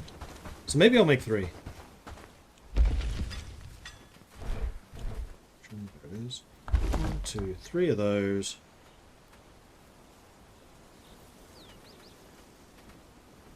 And I need some hemp for the Traveller's hood.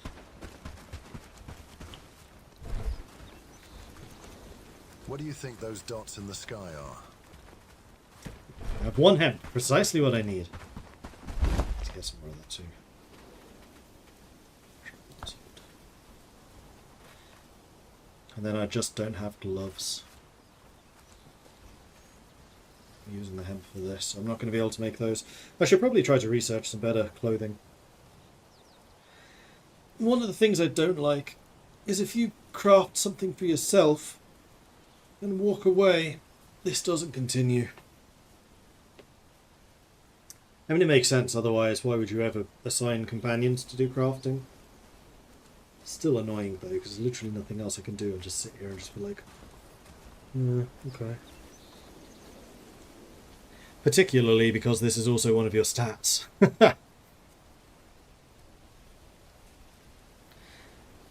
Hunt and mine up here and now farm down below, almost like I'm building a mountain kingdom. Yeah, exactly. I do like that it kind of forces you to build multiple different settlements. The other thing, and actually this is something you can help me with, is how on earth do I get more renown? Is it only by completing these missions?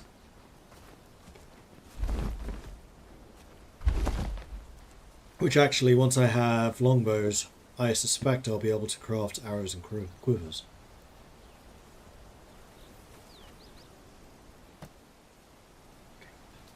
Cape. I have a cape! Yes, that cape looks very much like the cape that my other companion has. So I'm making too many of these. Because there's 3 companions plus me. 2 of us have them already, I'm making 2 more. Oh no, I'm not. I just cancelled one. Never mind. I do need this one.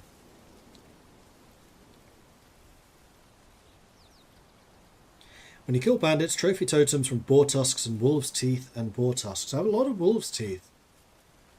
What do I do with the wolves' teeth? Do I trade them to somebody?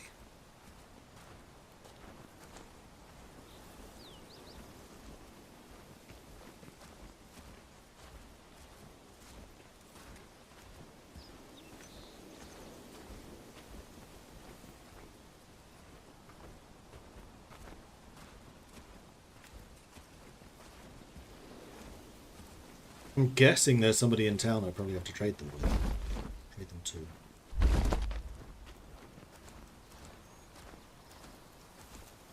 So what does the cape actually do for me? 2 extra armor.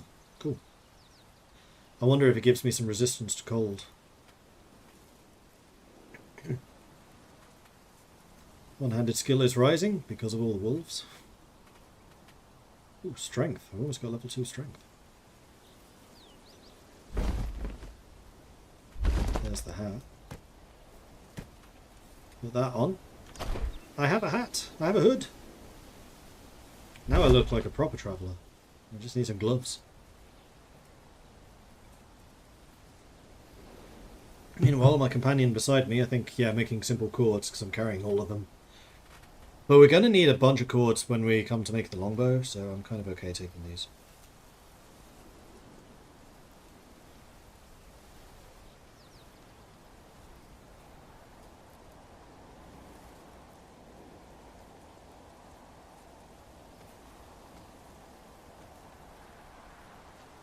Do I have raiding turned on? Yes, yes we do. We were raided yesterday, or actually a day before yesterday now in game time. And it was hilariously easy. Because my guys have got some beefed up combat skills thanks to all the wolves. And I think we're like 10% to the next raid, something like that. But anyway, what do I do with the wolves' teeth? How do I turn them into renown?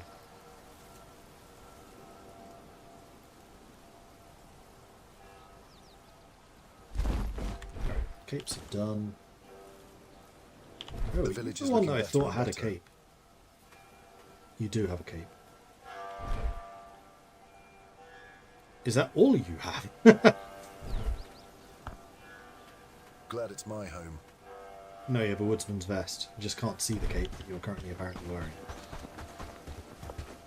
Okay.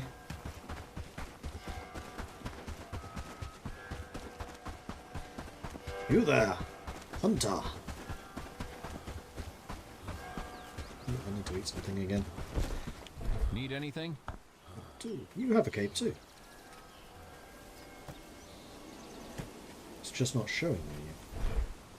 Yes, what do you want? Don't tell me they're all going to have capes now. You make trophy totem poles. Ah, okay, I don't have trophies yet. I think she's the one that I can see wearing a cape.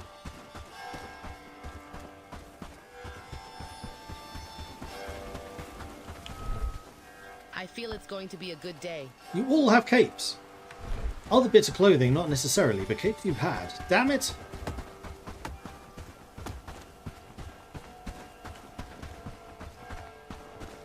Well, I'm going to guess that this is something I could probably sell if I do find a merchant. I have seen a merchant, I've just never really interacted with them yet. Hopefully these aren't very big. And we have some spare capes now, apparently. So, enjoy. Oh, time. Need anything? Yeah, gain some strength for doing nothing. Did you see that sunset last night? It was beautiful, wasn't it? So the capes, or the pelts go in here. 47 pelts now. Meat goes in there.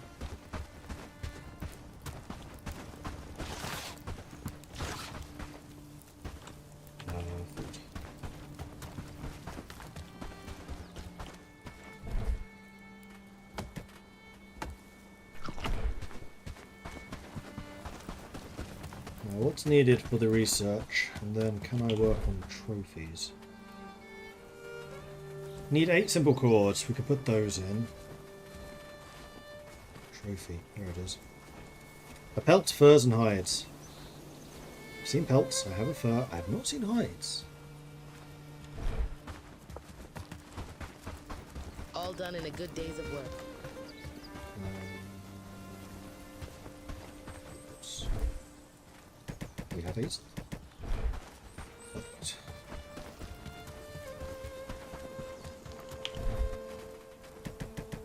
Alright, go ahead and research me the bow. So far, we're doing great work, don't you think? Then after that, we can get the trophy.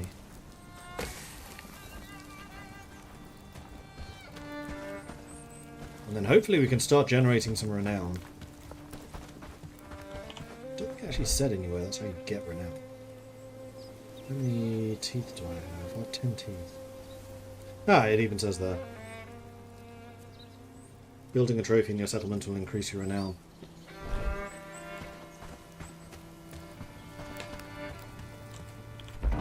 Let's see here.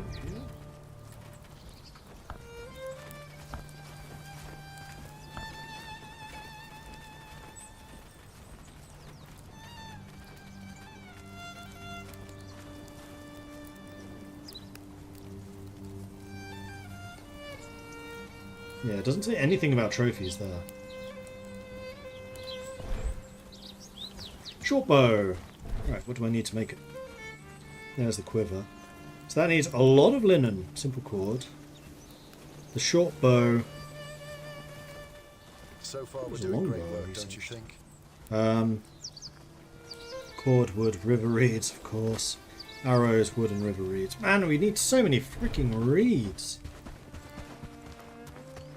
Oh, research the trophy, please. Oh, more and hide. What am I hide?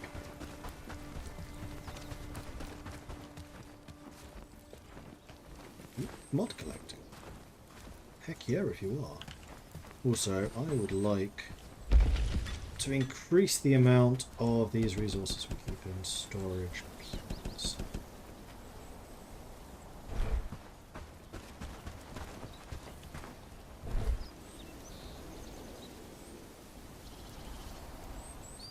I came here for something. What was it?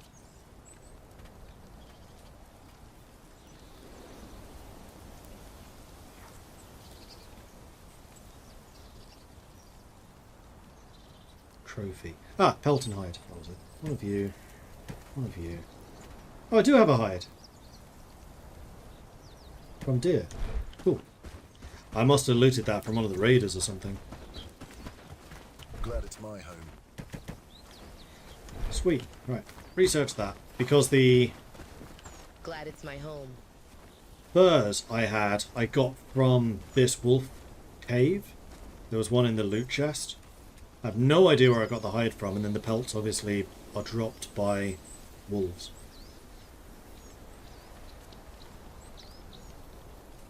It was a short bow, not a long bow. Right. Need to get the shield at some point too.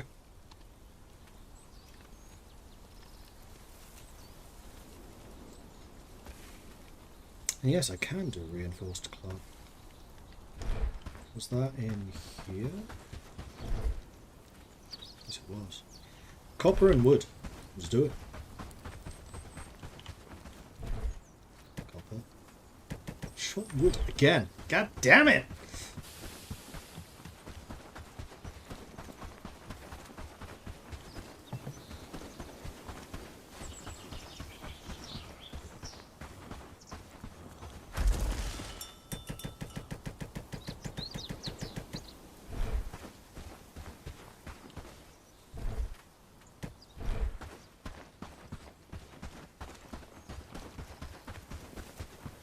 I think we need to basically have like a full-time woodcutter. Trophy. Good. So far, we're doing great work, don't you think?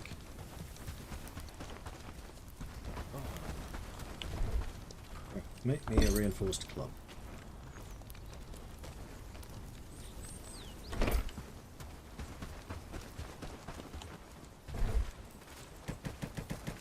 The village is looking better and better. Better and better. The village is looking freaking amazing. Okay, next up. What maybe? We could go for the rugged clothing. That's the next tier. Did you see I'm also that very sunset last curious night? about It what was exactly the beautiful, water wasn't collective does.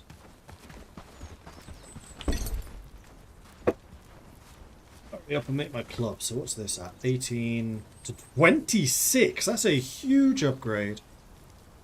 Alright, it's worth equipping everyone with one of these. 3 copper. Glad it's my Yeah. home. 15 wood. Done.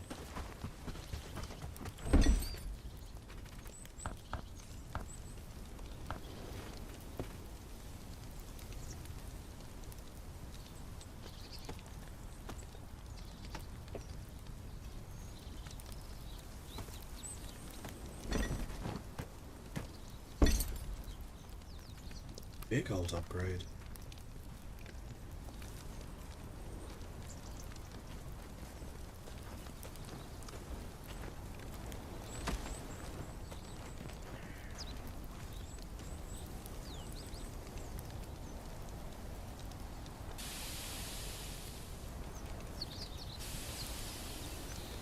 No, weapons I'm fairly sure they don't automatically get. And in fact, clothing they don't either. I think it's just that their clothing wasn't showing for whatever reason. In terms of the cloak. Just noticed they're showing my armor class here. I haven't seen that before.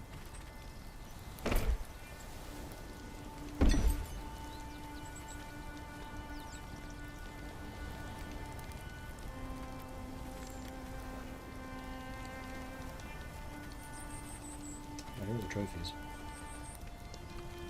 Wolf fangs, pelts, and wood. So much. But if that's how I need to get renowned, then that's how I need to get renowned. That's also going to be a huge use for all the pelts I've been creating.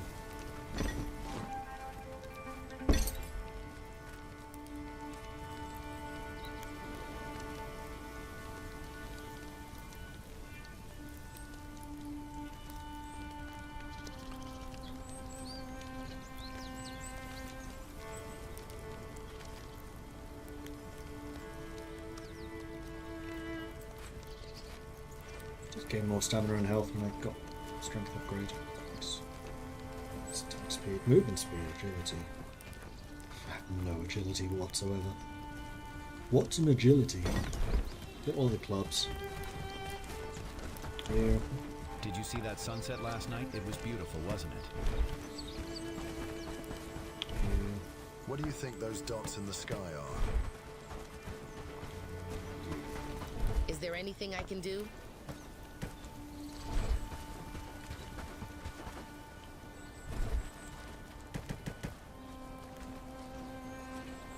Might need another stockpile. Well, actually, I'm about to lose a bunch of these resources. For which I'm gonna need an absolute bucket load of wood. So let's go chopping. Let's go eat them first.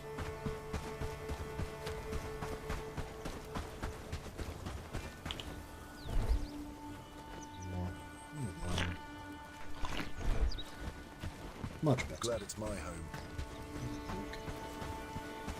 Meat gives you a lot of health, but not necessarily a lot of stamina. I think mushroom gives more stamina.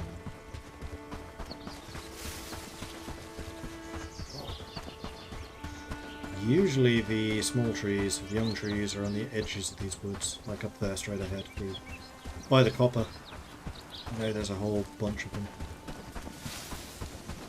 That's my usual go-to. Nice.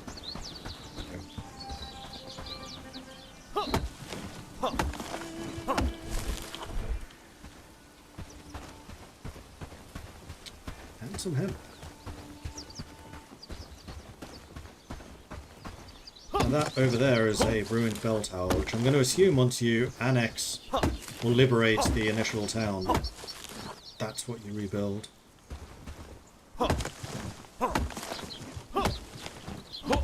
Hence the game being called Bellwright.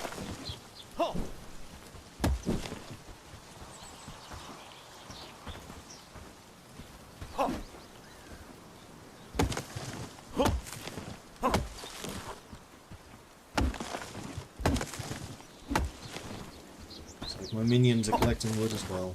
Good. Just doing it a bit quicker. That's it. Cool.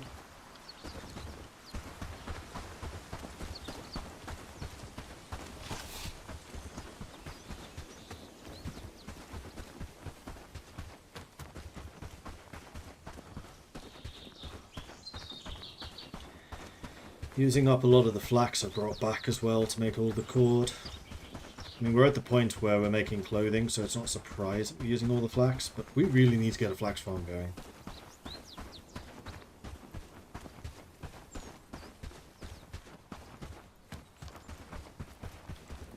Okay, so I'm back here with the wood. We'll drop off 2 lines of it. Get a bunch of pelts.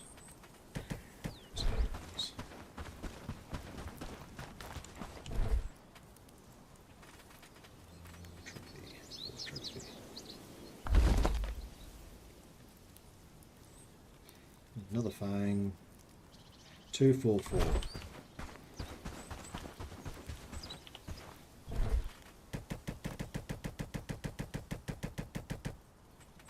Two, 1, 2, 3, 4. 3, 4. 2, 1, 2, 3, 4. 2, 3, 4. 2, 1, 2, 3, 4. 2, 3, 4.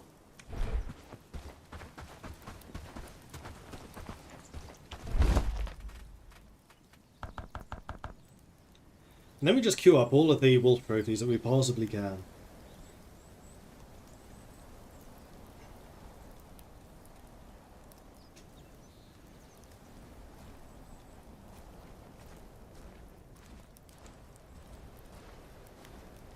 Why are you not using alt to drop all items? Didn't know you could.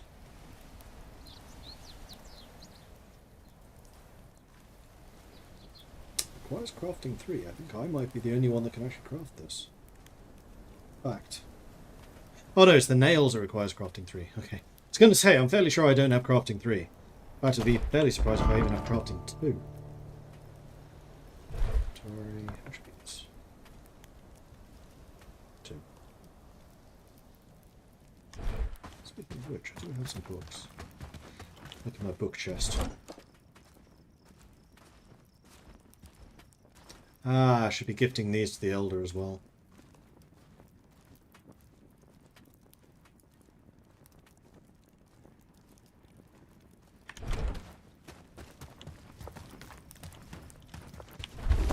Can't carry anything yet.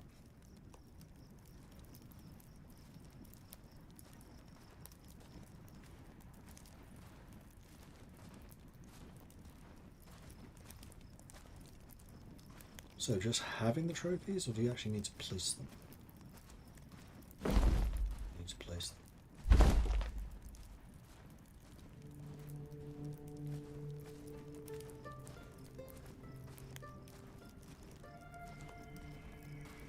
I don't seem to be carrying. I feel it's going to be a good day. Where did that go?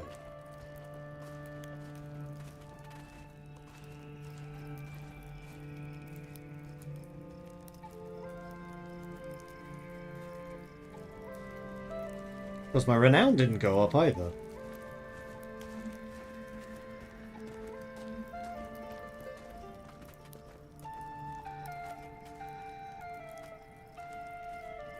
Ah, alt. I missed that. I did see the drag and drop. I often check that to see what I can do with items, or if they're usable.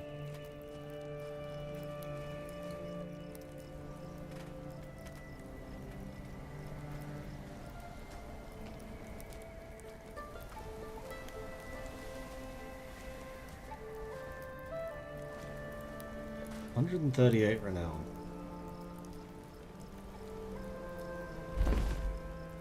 Oh, that time I got it. Why didn't I get it last time?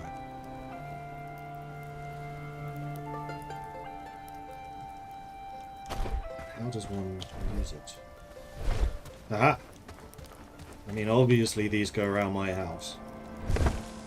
238. There we go. Get like 100 each. Like 100. You get 100 each. That's really good. Because I know my last villager was 300 and something. The price does go up every time you recruit someone. Oh, my inventory was full.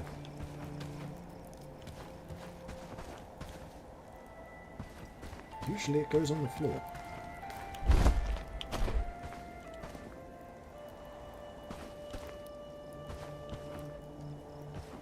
It didn't seem to have this time.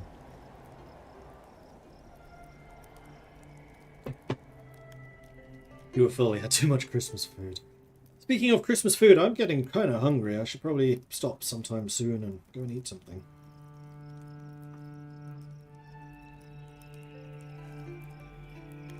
What do I fancy?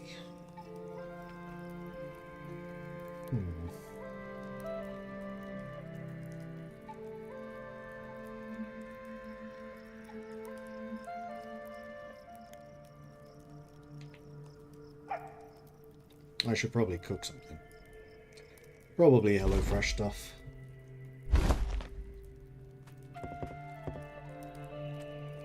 Still really curious. Where the hell did that last one go? Someone put it in here. There it is. Gotcha. So one of my guys snuck up. Placed it themselves.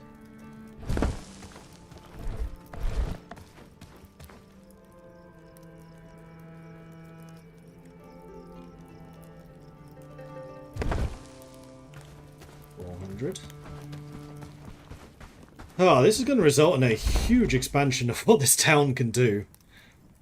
By at least one other person.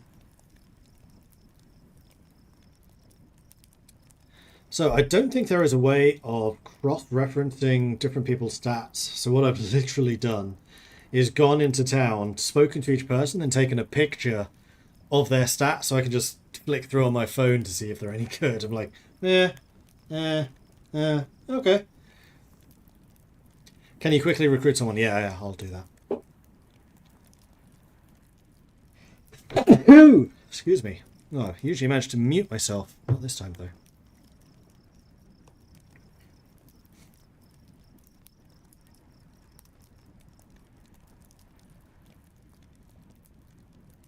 Thank you.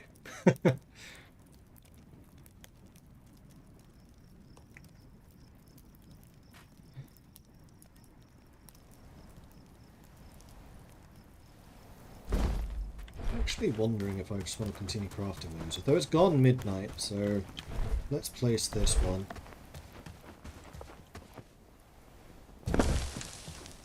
Sleep through the night.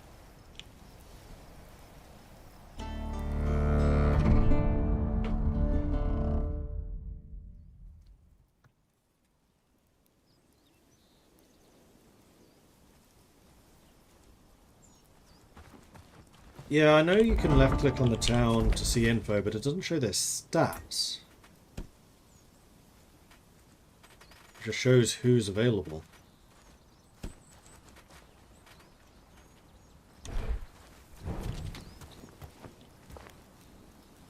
Okay, how many more trophies can I place? Because I might as well go and hire everyone that I possibly can in one go. 1, 2, 3, 4. 1, 2, 2, 3, 4. So it's one more trophy. I guess this is also the other kind of hidden benefit to building in the middle of a wolf den, is I have a lot of wolf trophies.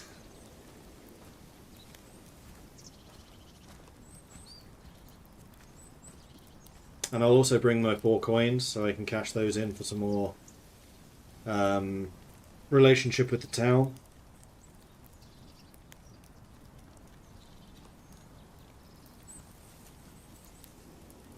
Because I'm actually pretty close to getting to friendly. Winter is coming. Yeah, winter is indeed on its way. But all of this crafting should have given me a fair amount of crafting experience, which is good.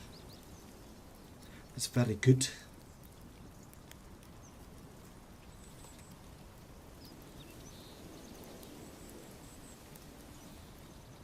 As I said before, building a settlement in a wolf den is just good business. It's not by a wolf den, it's literally in the wolf den. The first thing I put up was the research bench that was inside the wolf den. Like this is the wolf den. And the research bench was right there. Bandits and bandit camps migrate and repopulate to get spicy later. Interesting. You. Alright, so we have 600 renown, which should be at least one person, possibly even 2. So I'm going to grab something to Ever eat. notice how mushrooms just appear out of nowhere? It's like magic.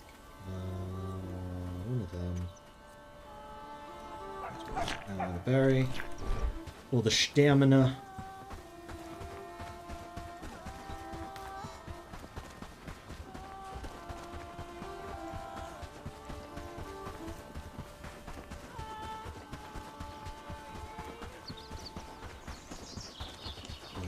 Thank you.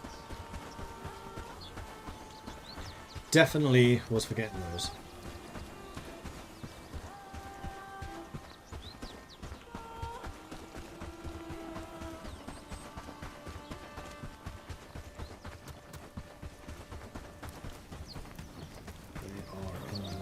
Chest.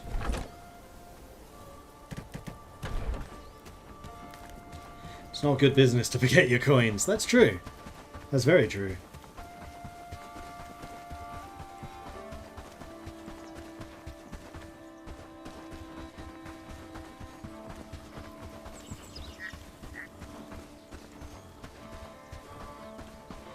Raid threat reached 50%.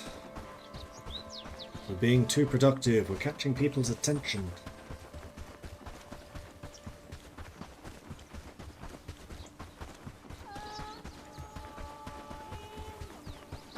There we go, on the road. Definitely need to connect this road to my town. I love the fact that you lose less stamina when running on roads. That's such a cool feature. Here we go, Haindern, the starting location. We've just got the water collector, which leads to the well.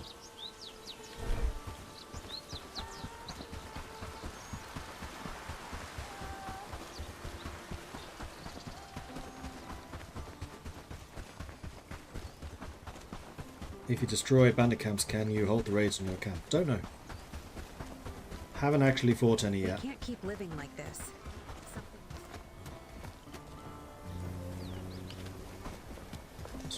Talk to I used the to boss dream of better man. days. Now I just pray to survive. I may actually be able to complete 2 quests.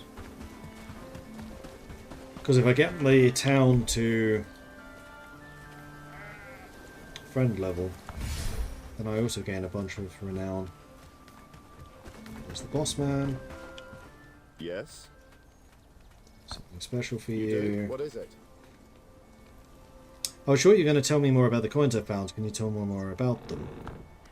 Oh, I see. These coins are from... Those coins are from the times before the last rebellion. No one uses them anymore, but they're a precious and nostalgic symbol for people throughout Carvenia. If you bring them to the elders from the lowlands and highlands, they will surely regard you more kindly.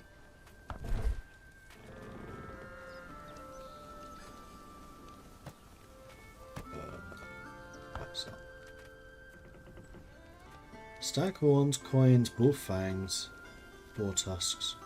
So yeah, building the trophy is a way better way to use the fangs. I used to dream of better days. Now I just pray to survive. There we go, Handon trust has gone up. We are now a friend.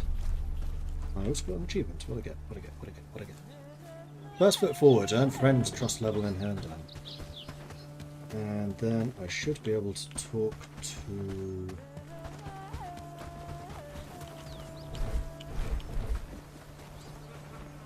Padstow. Ah. Okay, so let's go further away for that one. All the way down there. Never mind. So I have 800 renown that I can spend Once we here. were a proud village. Now we cower like beaten dogs. You need something. Yes? I have a Little little task task. for you. Cool. If you are in, it's quite straight. I'm trying to construct a little memorial for my parents, so I need you to bring me some simple cords and pelt. Stones I can get myself. Sure, I can. Merchant, what do you sell? And more importantly, what do you buy?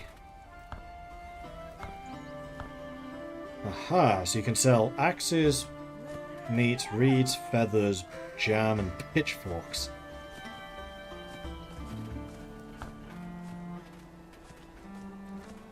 You can buy furs and hides here. Okay, interesting.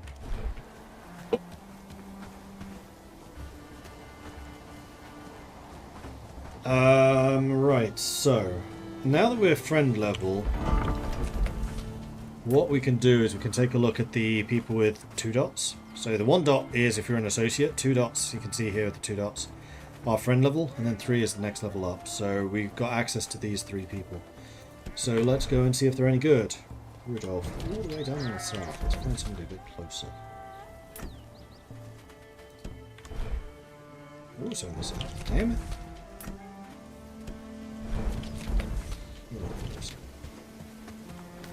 So, Theodore Langhorn.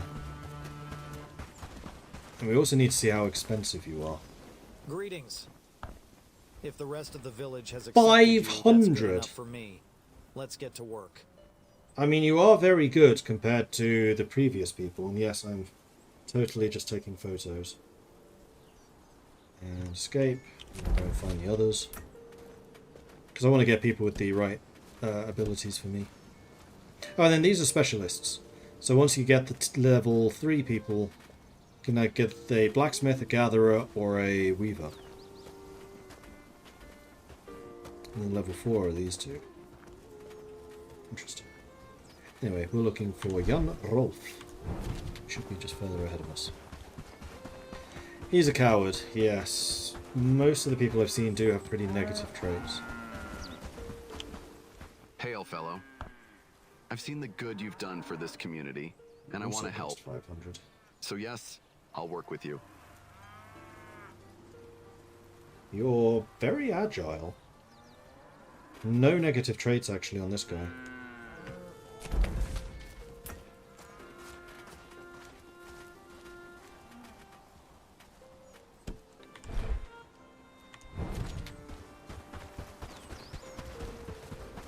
You're way out in the fields.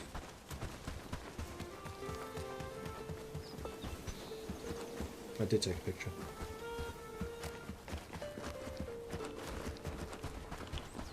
Greetings. You're a good soul. I'd be happy to work with You're you. a nomad. Don't actually know what nomad does.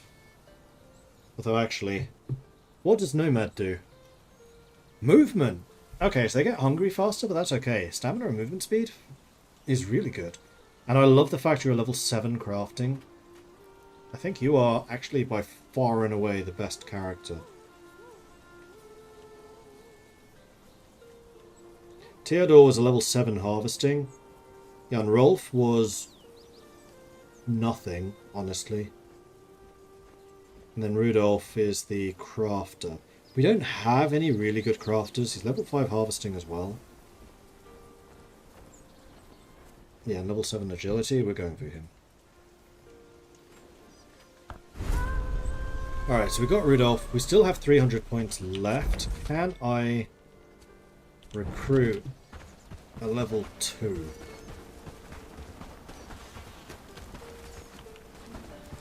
The harvest is plentiful. Greetings, companion. You are in no position to make such an offer, traveler. If you raise your standing in the village, I will reconsider your... Volta. Greetings, companion. Previous levels. There was a time when we were more welcoming, but that was a long, long time ago. You need 581. and then we might You're be one able of the to do tier great 2s. things together. Yeah. So you can kind of see the difference. They have a lot more 3s and 4s, whereas the friend people had 5s and 6s and 7s.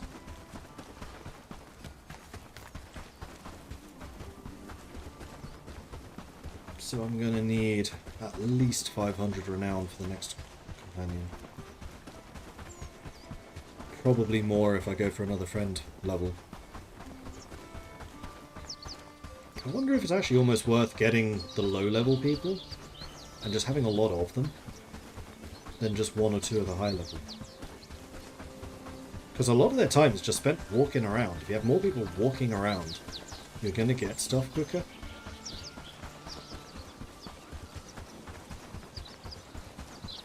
There's a couple of level 1 people who are beggars. They have stats of like level 1 or 2.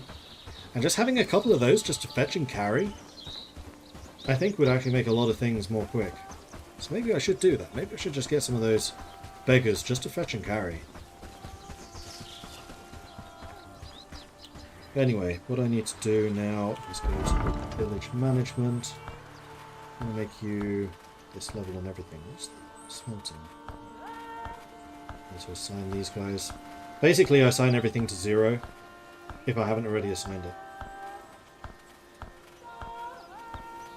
That's farming, that's not gathering. Okay, so your stats were crafting level 7. You were 100% going to be a crafting person. And I would say probably construction as well. Then your level 5s are harvesting, hunting and cooking. Hunting, cooking, harvesting. Your level 4s were farming, research, and labourer. Oh, labourer is an actual construction skill. I had not noticed that.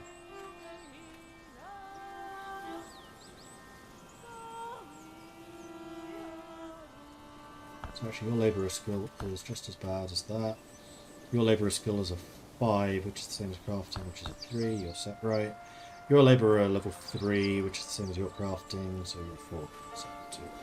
So your labourer is level 4, which is the same as research, so these are all going to be level 3 jobs.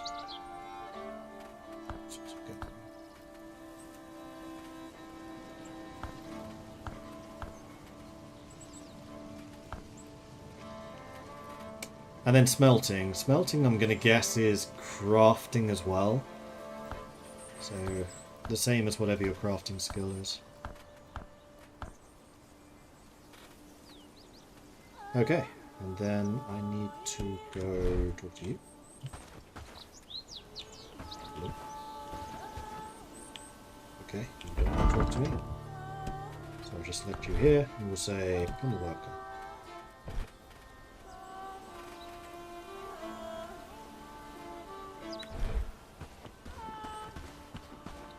He's not doing anything, because there's a bad guy. There's a wolf in town. Where is it?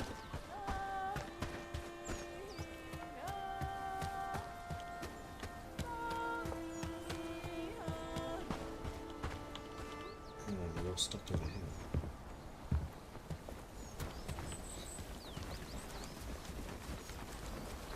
Where's the bloody wolf?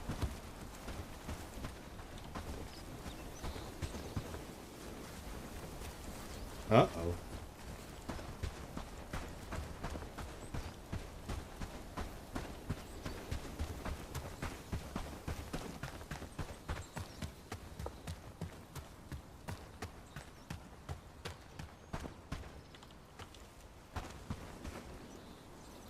Is it up on top?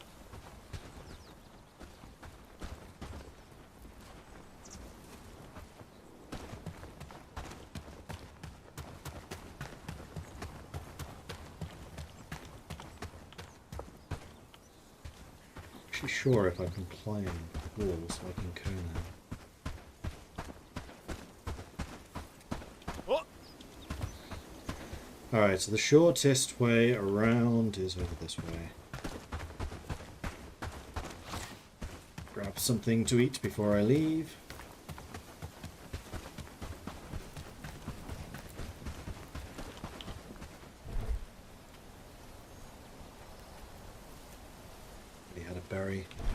Man, you guys are slacking on the cooking.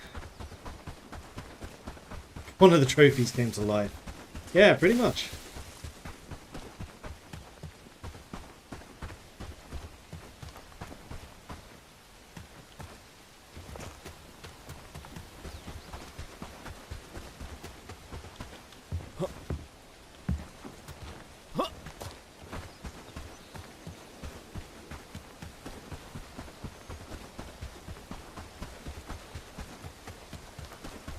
And this is how you get up the mountain behind.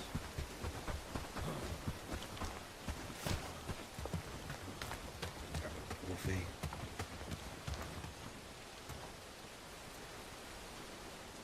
Should be down there. I'll get to that. I'll go around here, I guess.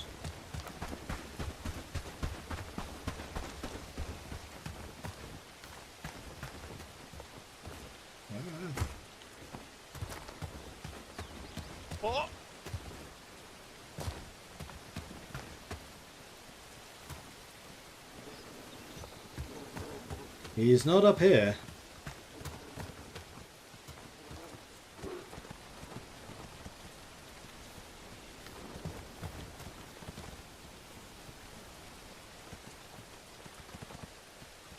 I can hear it.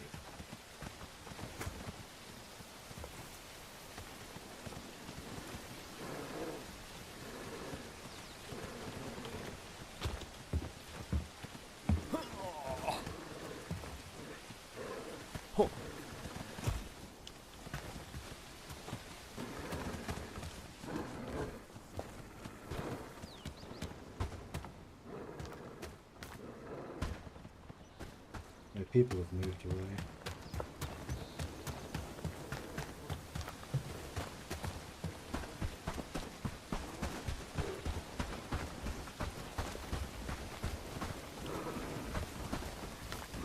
Yeah, he's stuck in the wood, in the stone there. So what I'm going to do is I'm going to save and reload. Do you only have 4 save slots? Sucks. Load.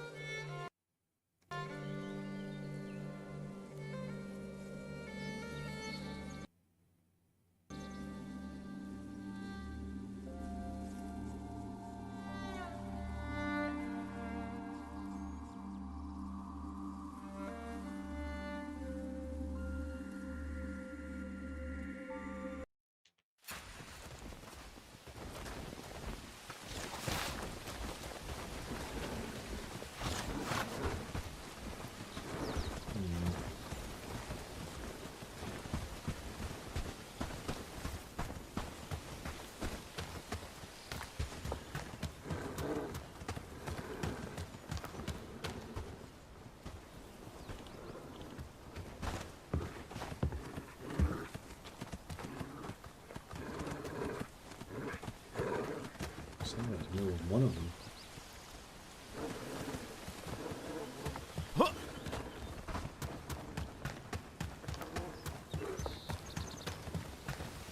Let's just go back up and around again. Just have a look.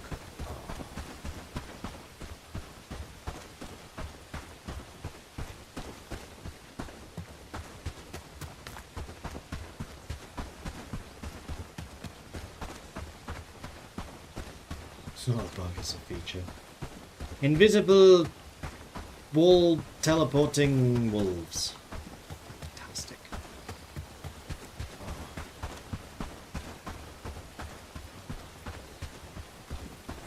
Yeah, there are definitely more than one of them now. I think there's 2.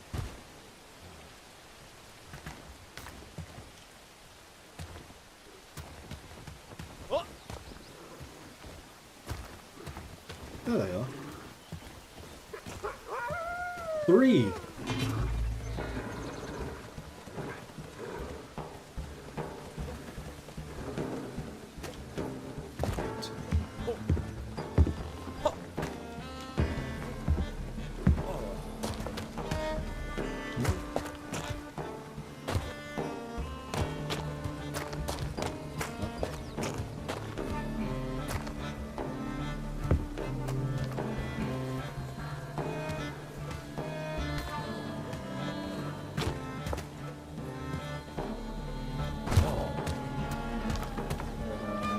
Health left.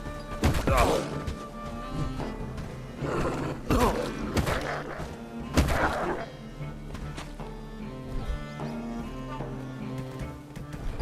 know that I'm going to be able to beat all 3 of them.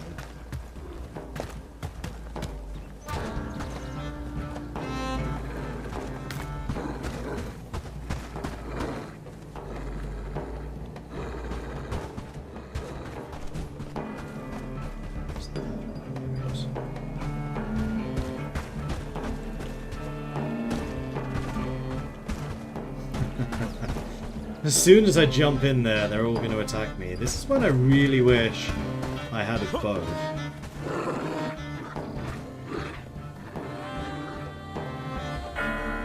I am going to go and eat something.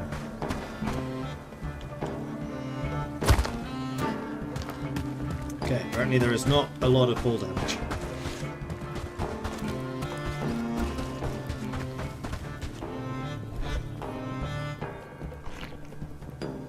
This roll? Yes. That's giving me a lot of extra health, but it has not given me the health regen to actually get the health back. Alright, what's it cost to make a bow and some arrows?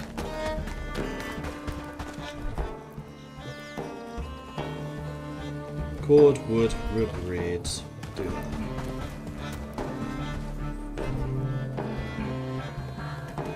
Cord. Wood. Reeds. I don't have enough wood for this.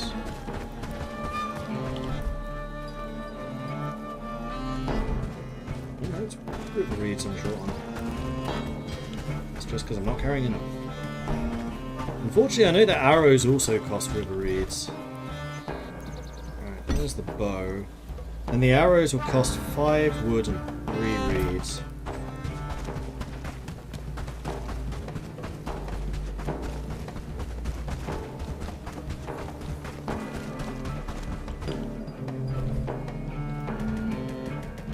So I'm just going to grab all of the wood from here. Just take it up to the top. Kind of okay just spending time on this because I should be regenerating health meanwhile.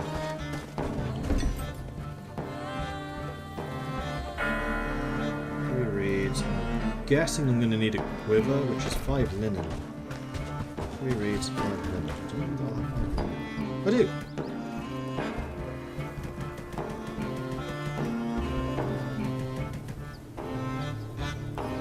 And I'll take all of the river reeds because I feel I'm going to need them.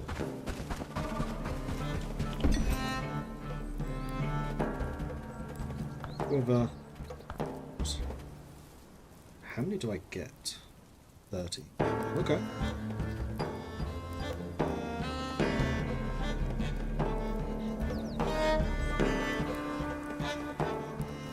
Still allow me to get some agility at least.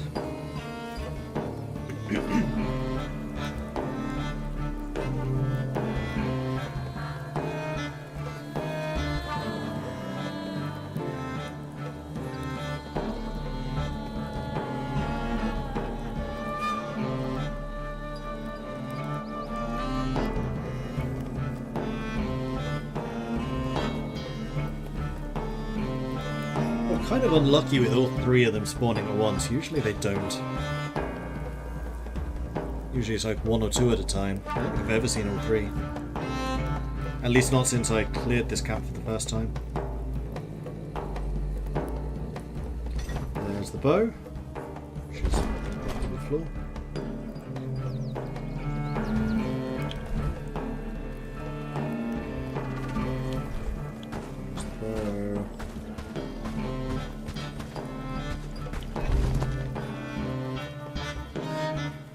Have it.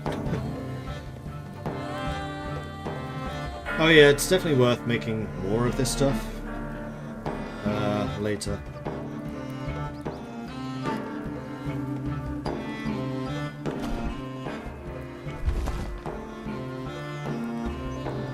I used up the resources to make them.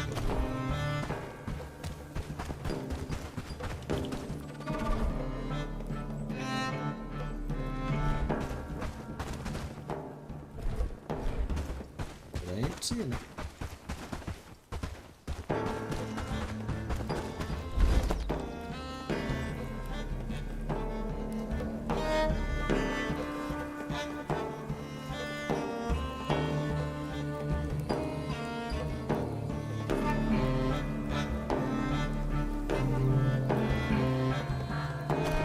Bleeds away.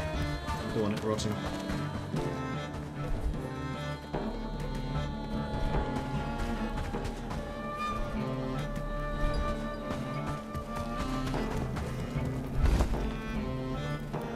All right.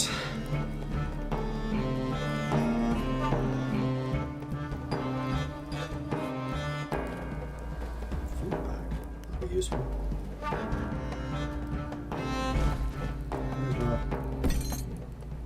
So where's the bow gone?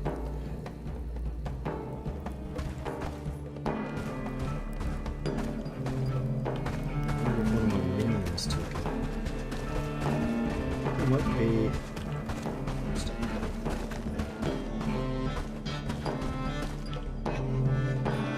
I can't talk to them because they're in combat stance.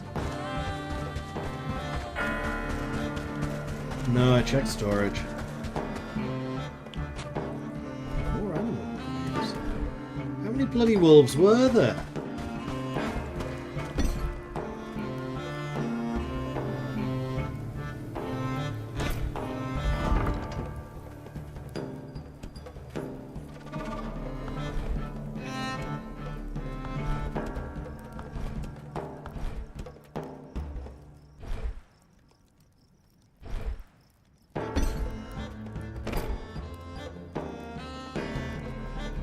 We're all starving because they've all been standing there for so long.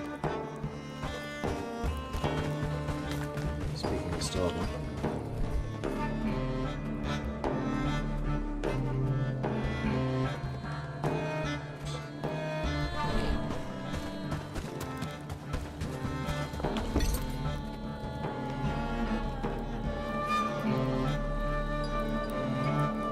Let's make another bow. Can I afford it? I don't think so, because I don't have the river routes. Nope. Cord in the wood I can do. But one of them's got to have it.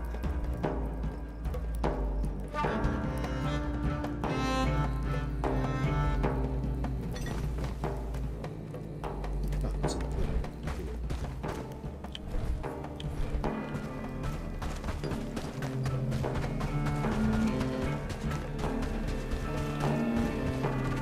Still can't inspect them because they're in combat. Follow closely. Follow me. Onward. Alright, so they want food, which I can't give them because I can't access their inventories. Stay in line. Forward.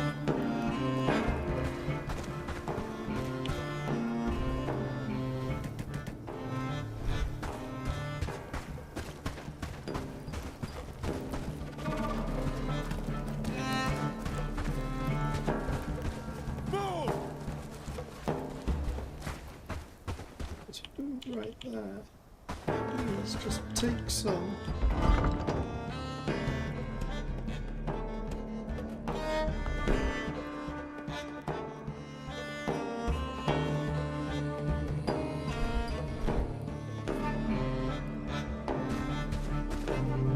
Stay together.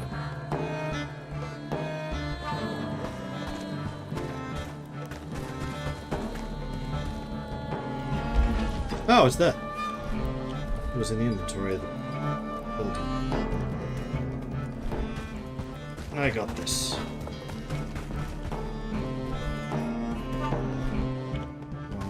Storage. This really doesn't matter. I don't know why I'm wasting time with this.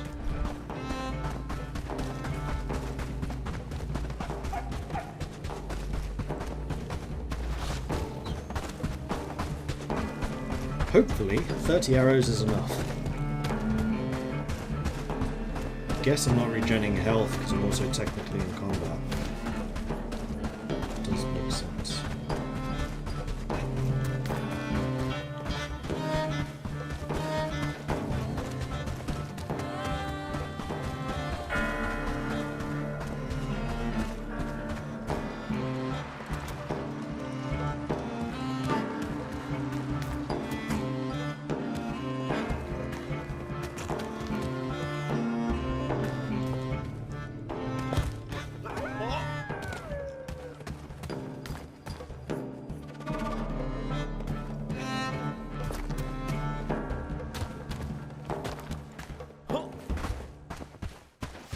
Just make sure you can get up to me.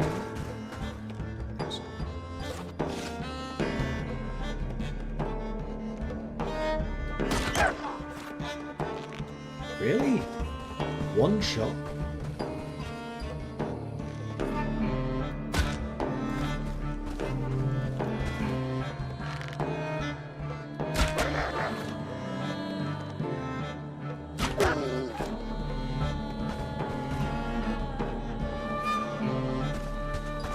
Is there another one there? I don't think I killed that first one.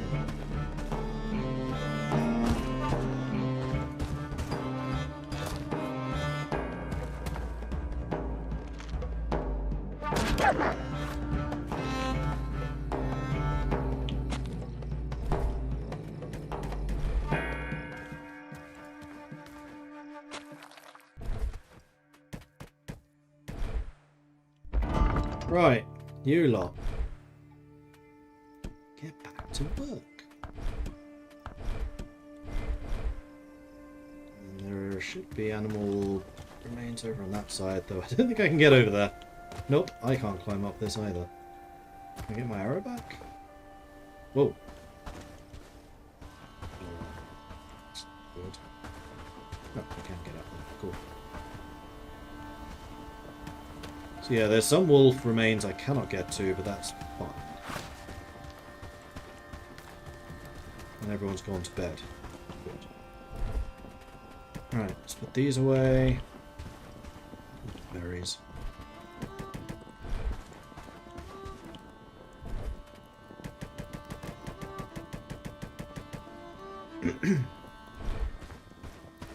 Almost 1 AM. Sleep. Perchance to dream.